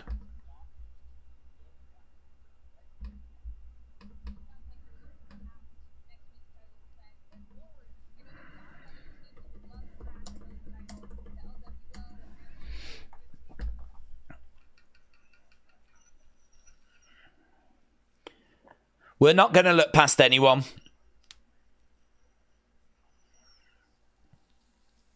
I like the War Raiders being tag champs. It's just a shame we haven't done anything with them yet, but we can fix that. Sami isn't on his level, to be fair, said Dr. Luchalala. That is what he wants you to think, yep. We actually all know that is above CM Punk's level. He's better.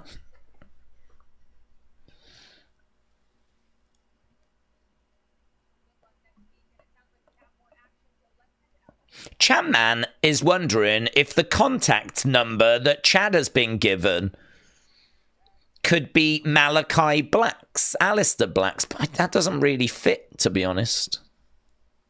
Here's PFC. Big Bronson Reed said Hulk Hogan is mine.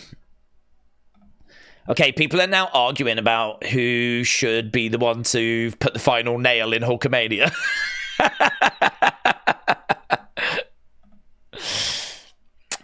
Let's go. Big Bronson Reed wants Hogan.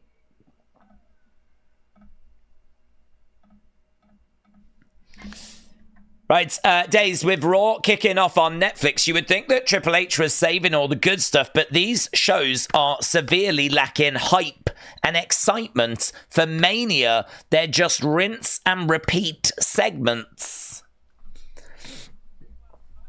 Well, we've got a big main event, and we've got some good segments. I enjoyed what Sami had to say. I enjoyed what Punk had to say. I enjoyed the Penta match. We opened the show with Rey Mysterio, and I really can't be down on that because I have been calling for Rey to be given more individual spotlight. And, but yeah, I mean, look, this is not as good as last week. It's not as good as last week. But I wouldn't say this was for me personally, I wouldn't say it was a bad show. You can't be the champ if you can't beat the champ. Look, Mom, I'm on Netflix. Can I get a job application, please? Signs of the Night Yeet on Netflix. I have a dream to be on TV, but you can't see me.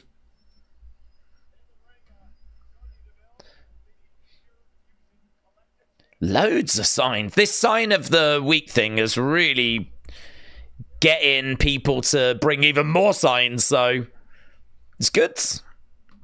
It's good to see like a load of signs back. People do need to bring more interest in signs, though. Okay, here is Dakota Kai and Io Sky.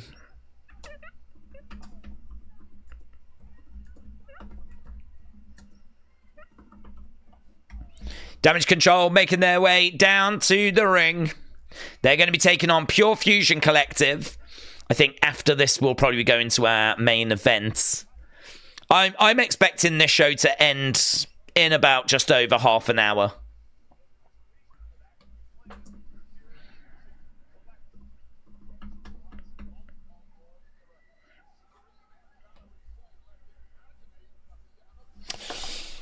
Nia and Dunne matches I enjoyed so far.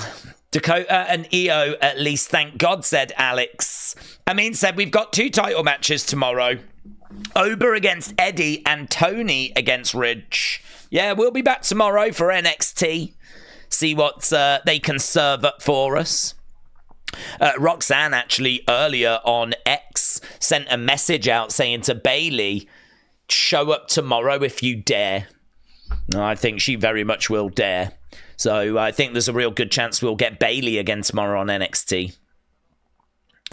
I would say we need Triple H putting his best foot forward with some new ideas and creative. Give us some explosive segments. It's a little difficult because at this time of year, we're building to the Rumble. You're not really looking to start much. You're just trying to get people into position ready for the Rumble.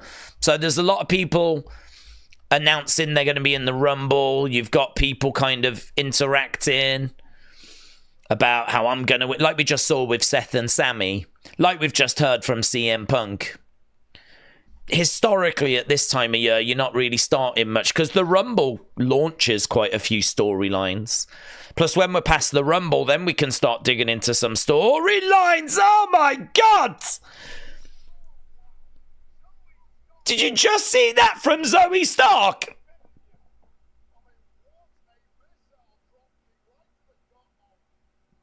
That might be the best missile dropkick I have ever seen.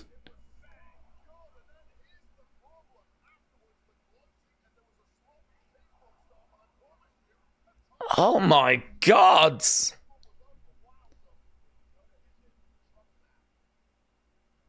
That should be like a signature move of hers.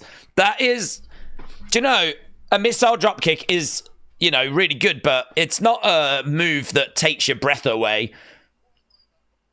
Wade's like, I've never seen anything quite like that before. It was brilliant.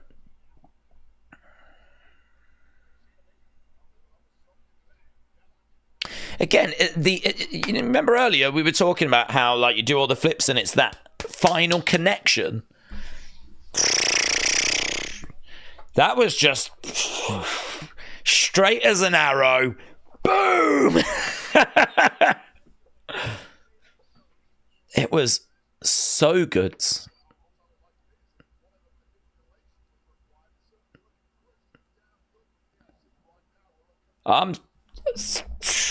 Zoe is the best at PFC.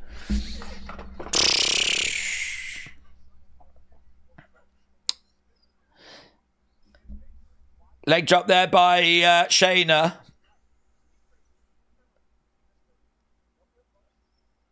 Again, she's working on the leg there of Dakota.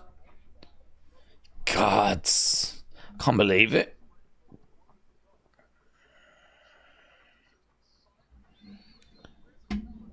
We lose the Wyatts and we keep the Trash Pure Fusion Collective. Yep.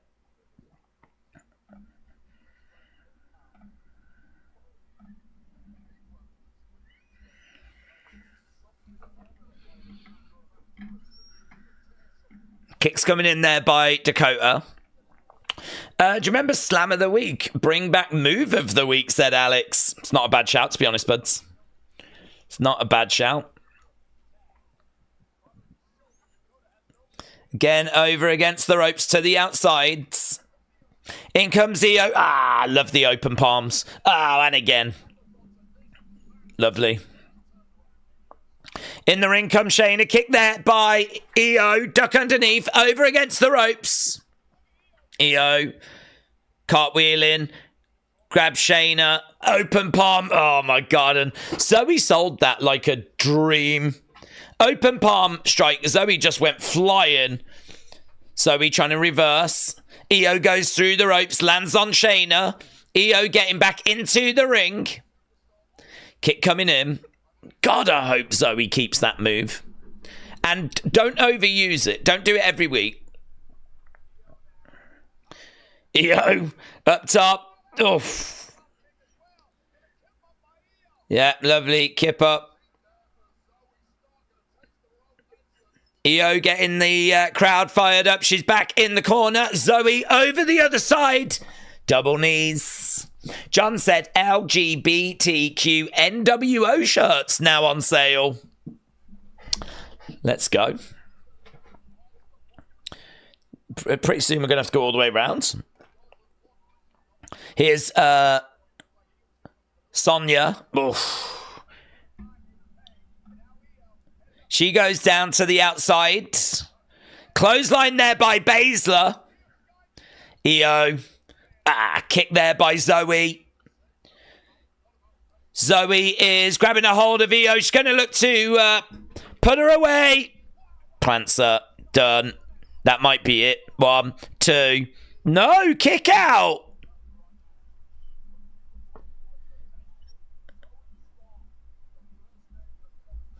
Wow, that's a great line by Wade Barrett, you know. That is a great line. He said, when people talk about potential, the first name that comes to my mind is Zoe Stark. Really just putting her over. To the outside. Crashed and burned. No one there for Zoe. Kick coming in there by Dakota. Again, kick coming in. I think if we get Charlotte in the Rumble, Becky, Asuka in the Rumble, Jade could take Naomi out, said AB. Pure Fusion Collective versus Damage. Damage Control. She's up. Oh, lands the moonsault. 1, 2, 3. Well, there we go. I'm really pleased I changed over the title on screen. Dude brought a spinner belt.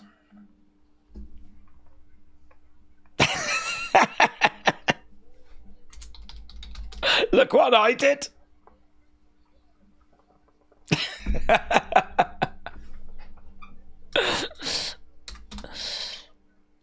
Why has she got her mouth open all the time? She's all...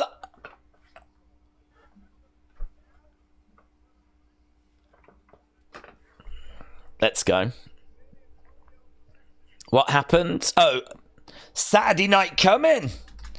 Guys, we will... Oh, God, I've got to set all these streams up, haven't I? It's never ending. Stream, set up a stream. Stream, set up a stream. Stream, set up a stream. I do love this old theme, though.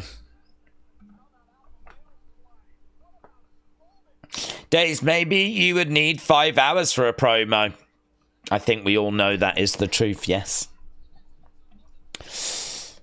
Why don't you do a doll at the end of each stream with 5 of your favourite moves of the night and have everyone vote which wins? That's a good idea. I could have 2 dolls, actually.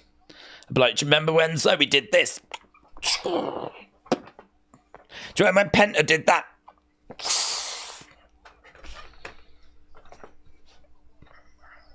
Let's say it's an option.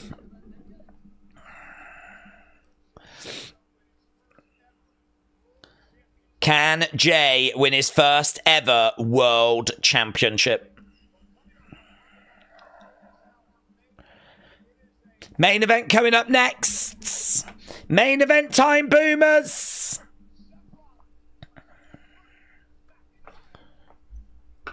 Seth Rollins, Drew McIntyre. Does it really matter who wins? I'm going to say no. Just big names, aren't they? And you can't really be down on this as a match. The Smoking Skull is better than the Spinabout. Pretty much everything's better than the Spinabout. Spinabout just sold a load of toy belts, didn't it?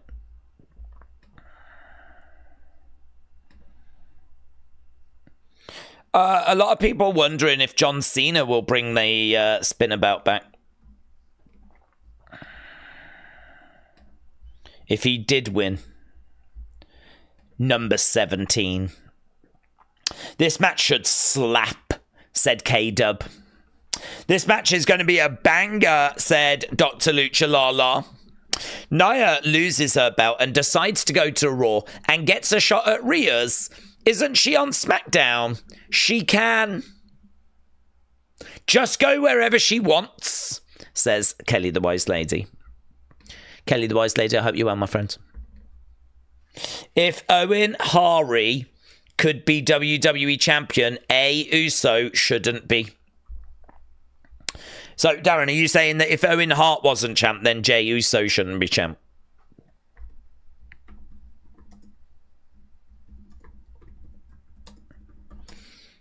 It's good video package, which leads us into Seth making his entrance.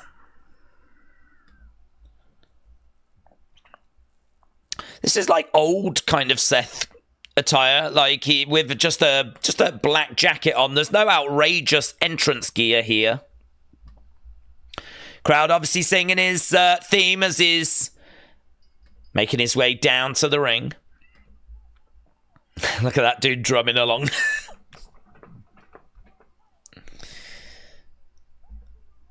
Okay, Seth Rollins making his way down to the ring for our main events. Rollins. Seth freaking Rollins, says Jessica.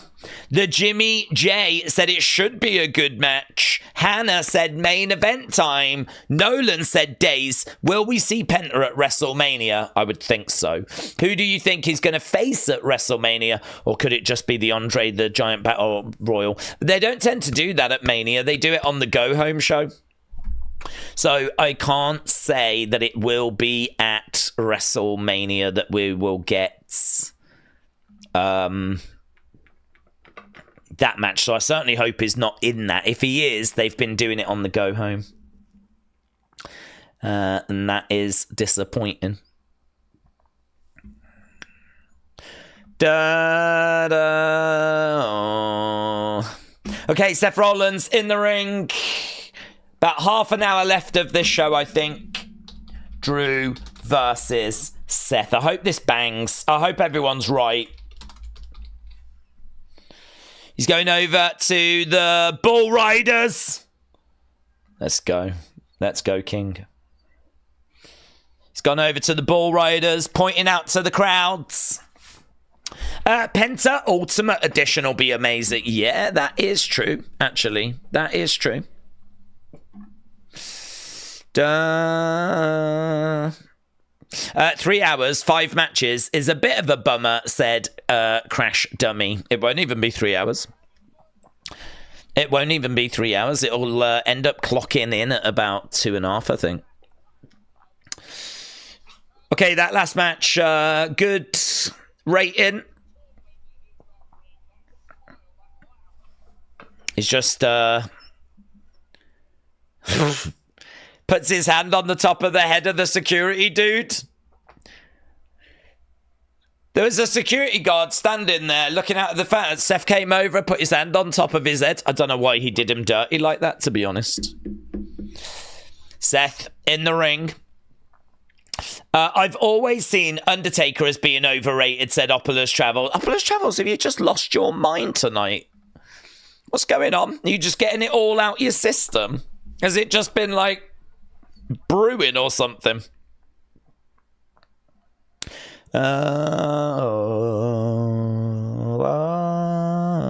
Days, I can't wait for the Wrestling Escape Pod on Wednesday, said Amin. Should be good. I don't know what we're doing, but it should be good. Dakota is concussed. We're not going to see her for several weeks, said 14-year twit. Is that true? She's concussed.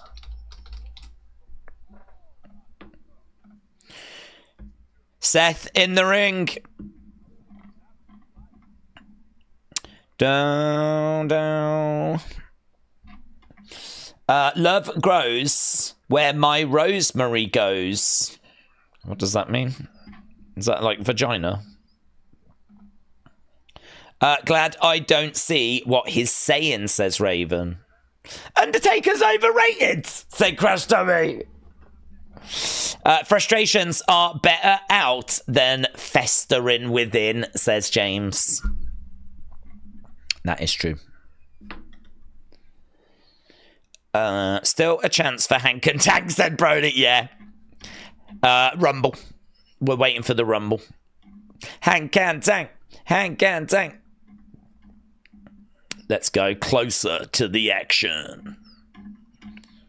Oh, it's that Cosm thing. I'd love to go there. Give that a go. Although I couldn't stream. It looks good, that with that big screen. Looks fun. Brats!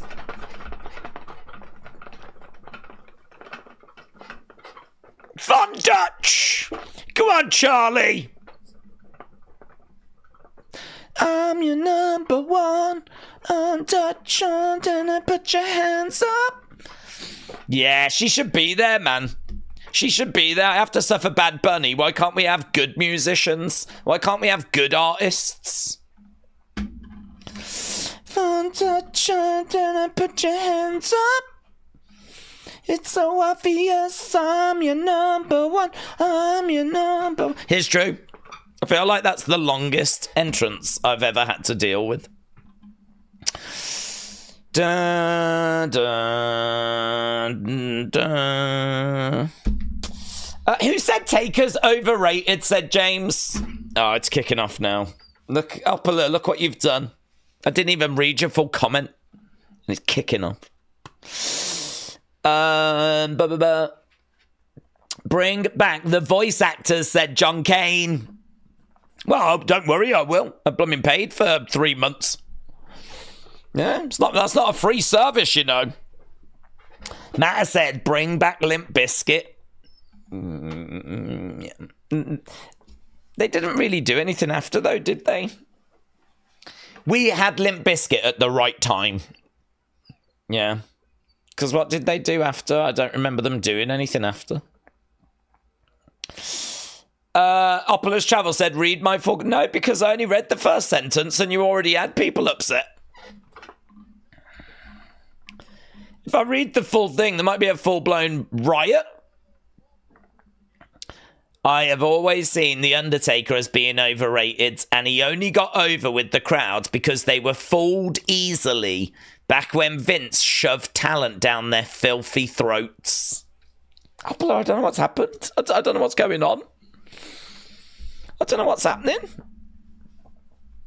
I'm trying to save you from yourself. I'm trying to help you. And you're like, read the whole thing, Daze. I'm like, but what about your self-respect? Well, I'm trying to help. Why won't you let me help you? I can't protect you from the backlash, can I?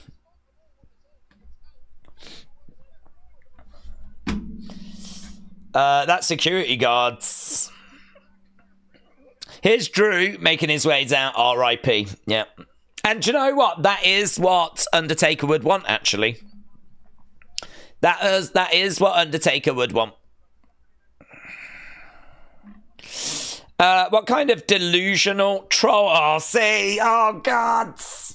Oh, God. It's like a war zone in the chat right now. Oh, God. I knew it. I knew this would happen. This is why I didn't want to read it. There's a Drew sign in the crowds. Oh, do you remember when they played Brat and we were all excited and happy? Do you remember that? That was good, wasn't it?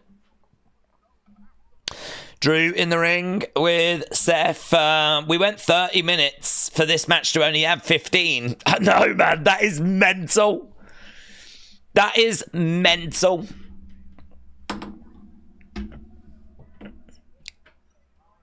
I got two good knees on me now, and they're singing my song, said Seth. Whoa, whoa, whoa,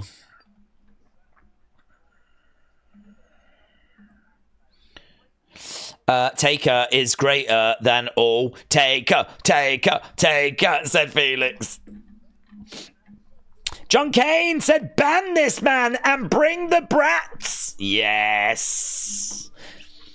It's gotta be Kane. Seth Rollins stepping up to Drew. I did see that we had a very generous... It hasn't hit the thing, that's why I've not seen it. But Alex firing in 20 Wrestling Daze membership. It was a little while ago, but it's not showing yet for me. I saw it when it came through, but until it's sort of played out, it doesn't appear in the list. A technical thing, but Alex, I really appreciate it, but really appreciate it. A big thank you to everyone that's sent in like the gifted memberships and super chats and everything tonight. It's very much keeps the lights on as we are getting towards the final throes of this week's Monday Night Raw. Drew, Seth, underway. Seth down. Oh, we got the poster now for Rhea and Nia.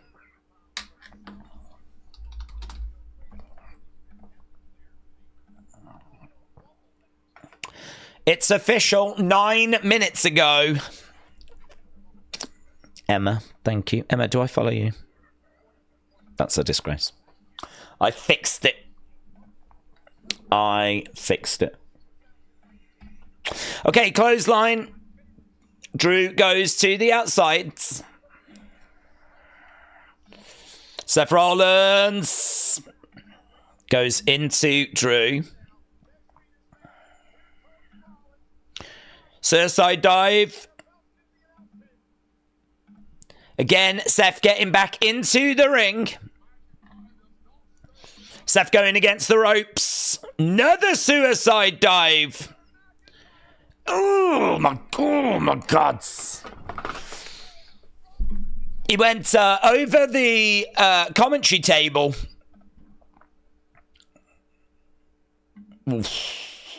That was one of those where he might have just clipped the edge of the commentary table.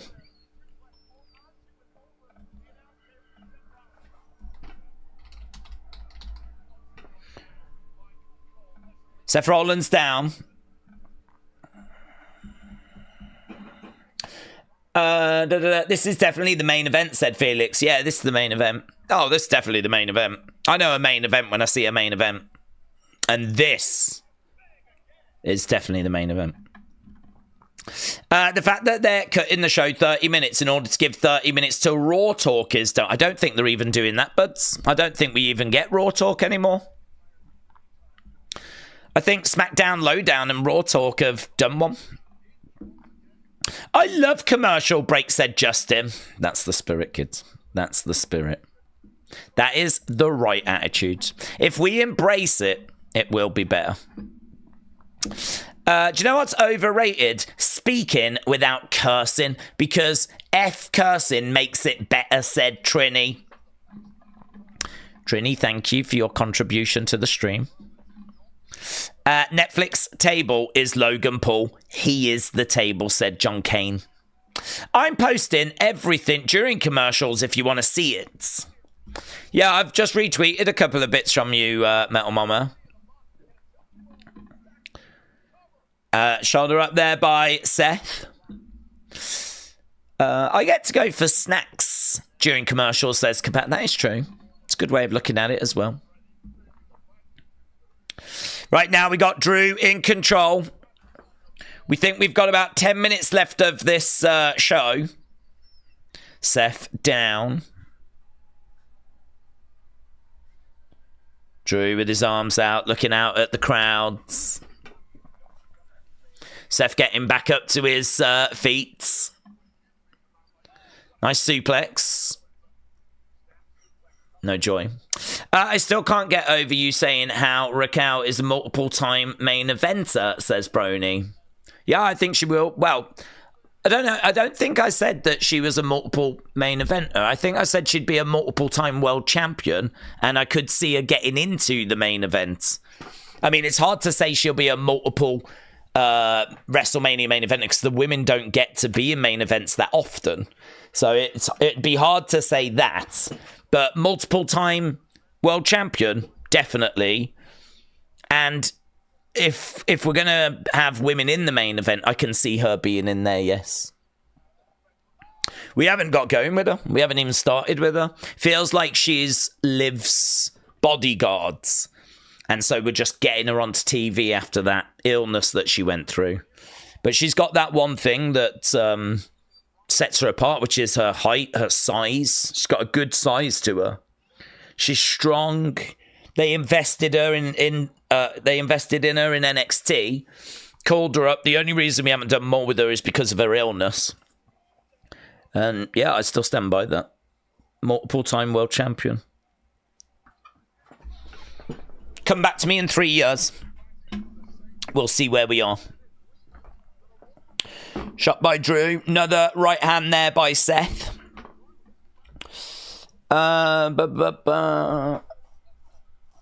Drew is starting to act like Christian Bale in The Machinist.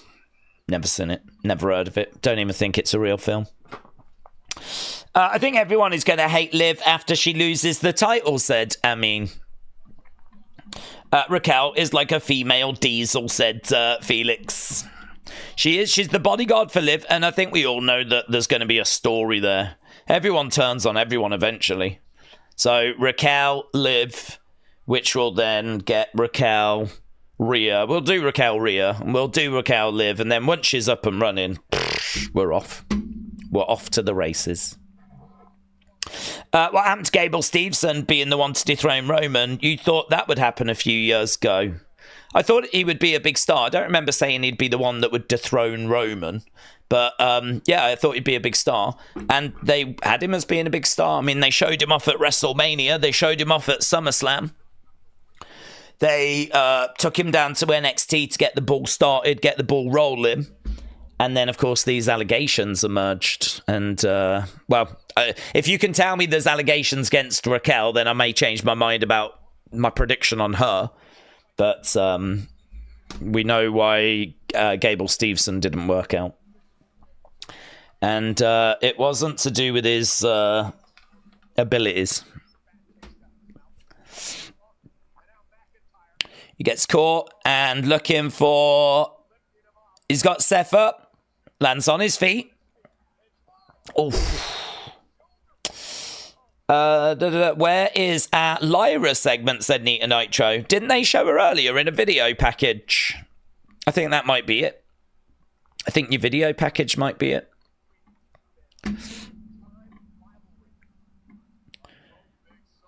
Drew gets hurled over the other side into the ring posts. Seth on the outsides. Oh, and again. Smashing his arm into that ring post. But I could see Drew eliminate Roman in the Rumble, said AB. Christian said, Daze, could WWE Attitude Era stars come out of retirement? Mick Foley. Well, he teased it, didn't he? He teased, but I don't think he will. He did a fun little thing at the end of the video where he was pretending to talk to Triple H. It's just a bit of a talking point, isn't it? Seth going to the outsides. Do we think Solo will be in the Rumble, says Brony. He's not announced for it, has he? You would think he likely would. When we're this close to the Rumble, the bigger names tend to go into it. Unless, obviously, we're about to start something with the Wyatt Six, but I would think so. Seth grabbing a hold of the arm of Drew. Who do we think goes in the Hall of Fame? We're thinking it'll be Bray, of course. Back in the corner, that we think that'll be the headline. Forearm strike there by Drew.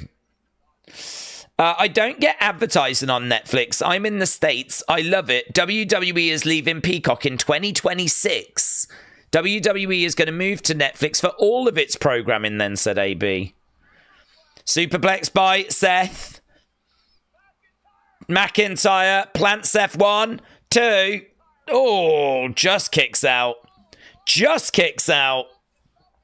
Kareem said Undertaker is not overrated. Kareem, let it go. Let it go.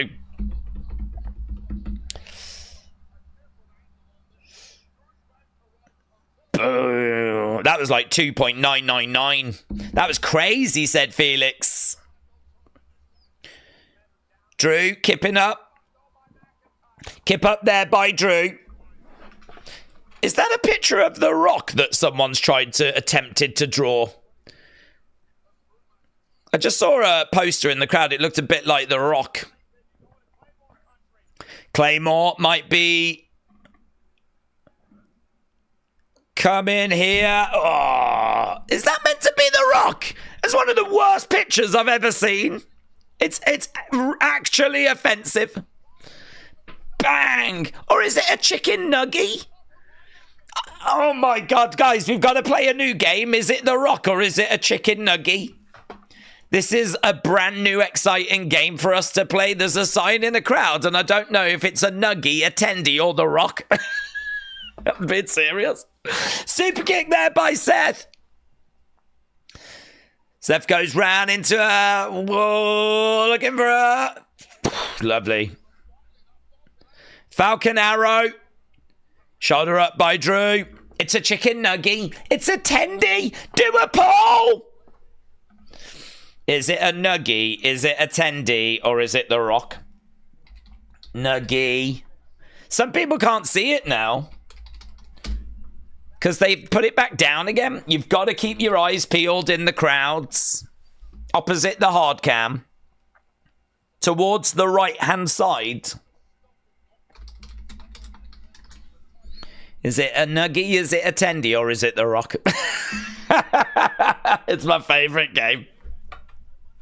There it is, look. Giant yellow thing with a blob on it. Crowds are singing Seth's theme. Another kick to the midsection. I wonder if it's meant to be a nugget or a tendy that's been given a Rock sort of expression. I wondered if the eyebrow was raised, but it isn't. I think I can actually, I don't know why I'm doing it that way. I can actually raise my eyebrow. Short arm clothesline. Nuggy. Lol. It's a Ninja Turtle. It's not a Ninja Turtle.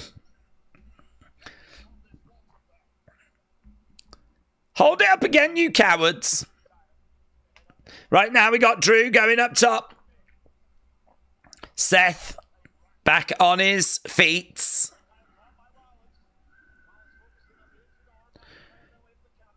Seth over, grabs Drew, looking to get him down.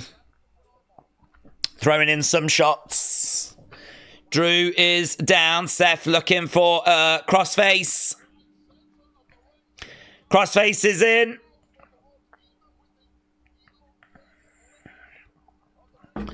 That's pretty brutal, isn't it? Mackenzie said, Nuggy, Tendy, Rock, it's a game show that could be hosted by Daze. I'm going to pitch it. I'll be on MSNBC by next Thursday. Getting over to the ropes. And he gets to the ropes. Triple H doesn't have the... Yeah! TJF, thank you. There it is.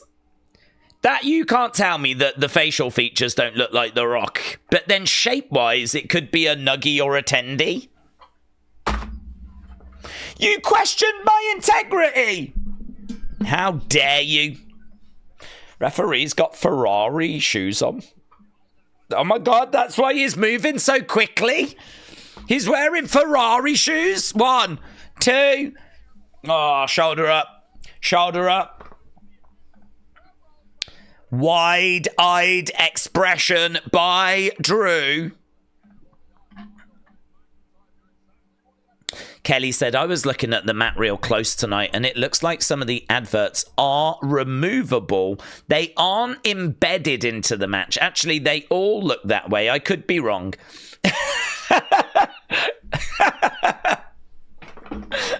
Thank you for that journey. Gio the Fio as well. Oh, what's the gif? Oh, it's that, is it? Oh, so that's what it is.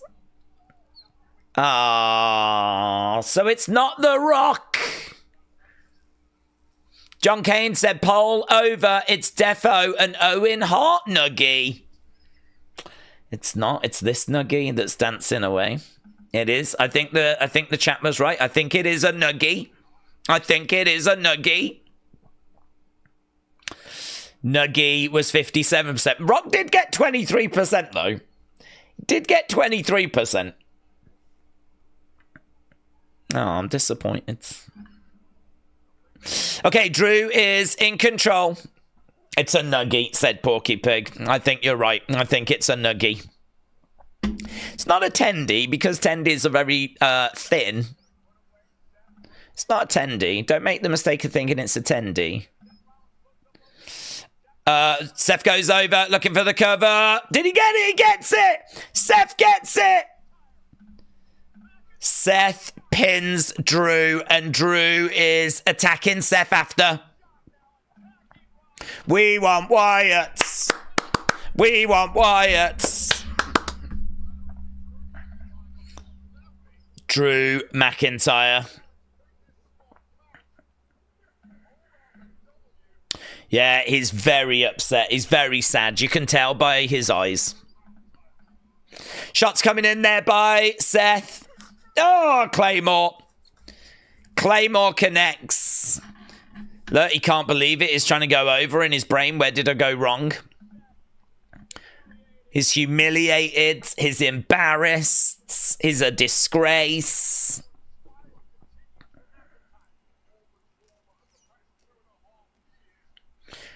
Right now, we've got Drew going to the outside. Let's get the poll.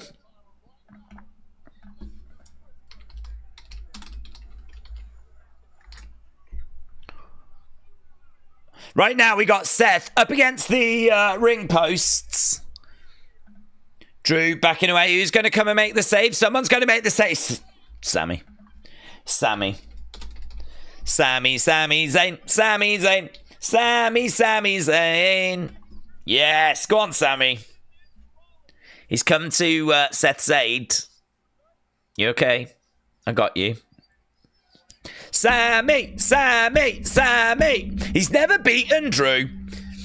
Oh, God! He just got headbutted. Oh, jeez. Oh, you shouldn't have got involved, Sami, you fool. Oh, into the barricade. Oh, my God. This is the worst. Why are we always murking Sami Zayn? Seth is in the middle of the ring. We should be on the same team. You are so damn selfish. Oh, no! Oh, God! Oh, Sami! Oh! He's just hoovered Seth. Oh, God. Oh, Sami. Boy, he is such a klutz. Oh, God. It's so hard being a Sami Zayn fan. We take L's every week. We take L's every week. If someone's dishing out L's, we're taking them. Oh, God. Oh, he didn't mean to do it.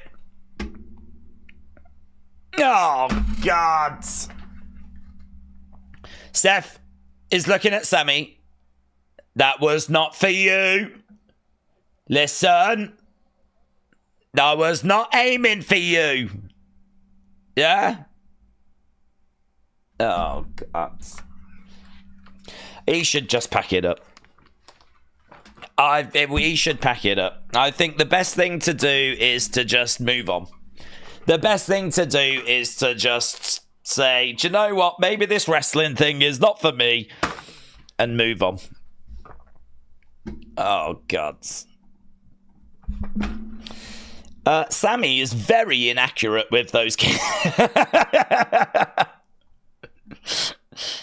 He very much is. He very much is. Karrion Kross said, I told you. I told you. I don't know what he told us, but he has told us. That's where being too nice gets you. He needs a new move. He does. Something that... He needs a new move, like maybe a GTS or something like that, where he definitely can't hit the wrong person. I mean, do you know what I mean? On the shoulders, bang, yeah? Not one of these where you go running in full pelt and like, oh, I'm going to kick whoever gets in my way. Like, that's, in many ways, you're asking for trouble, aren't you, really? You are asking for trouble. Oh, God.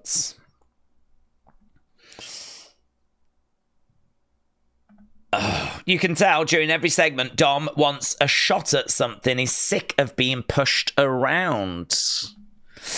A move where he holds them like the mandible claw. He'd probably get the wrong person with that as well, to be honest.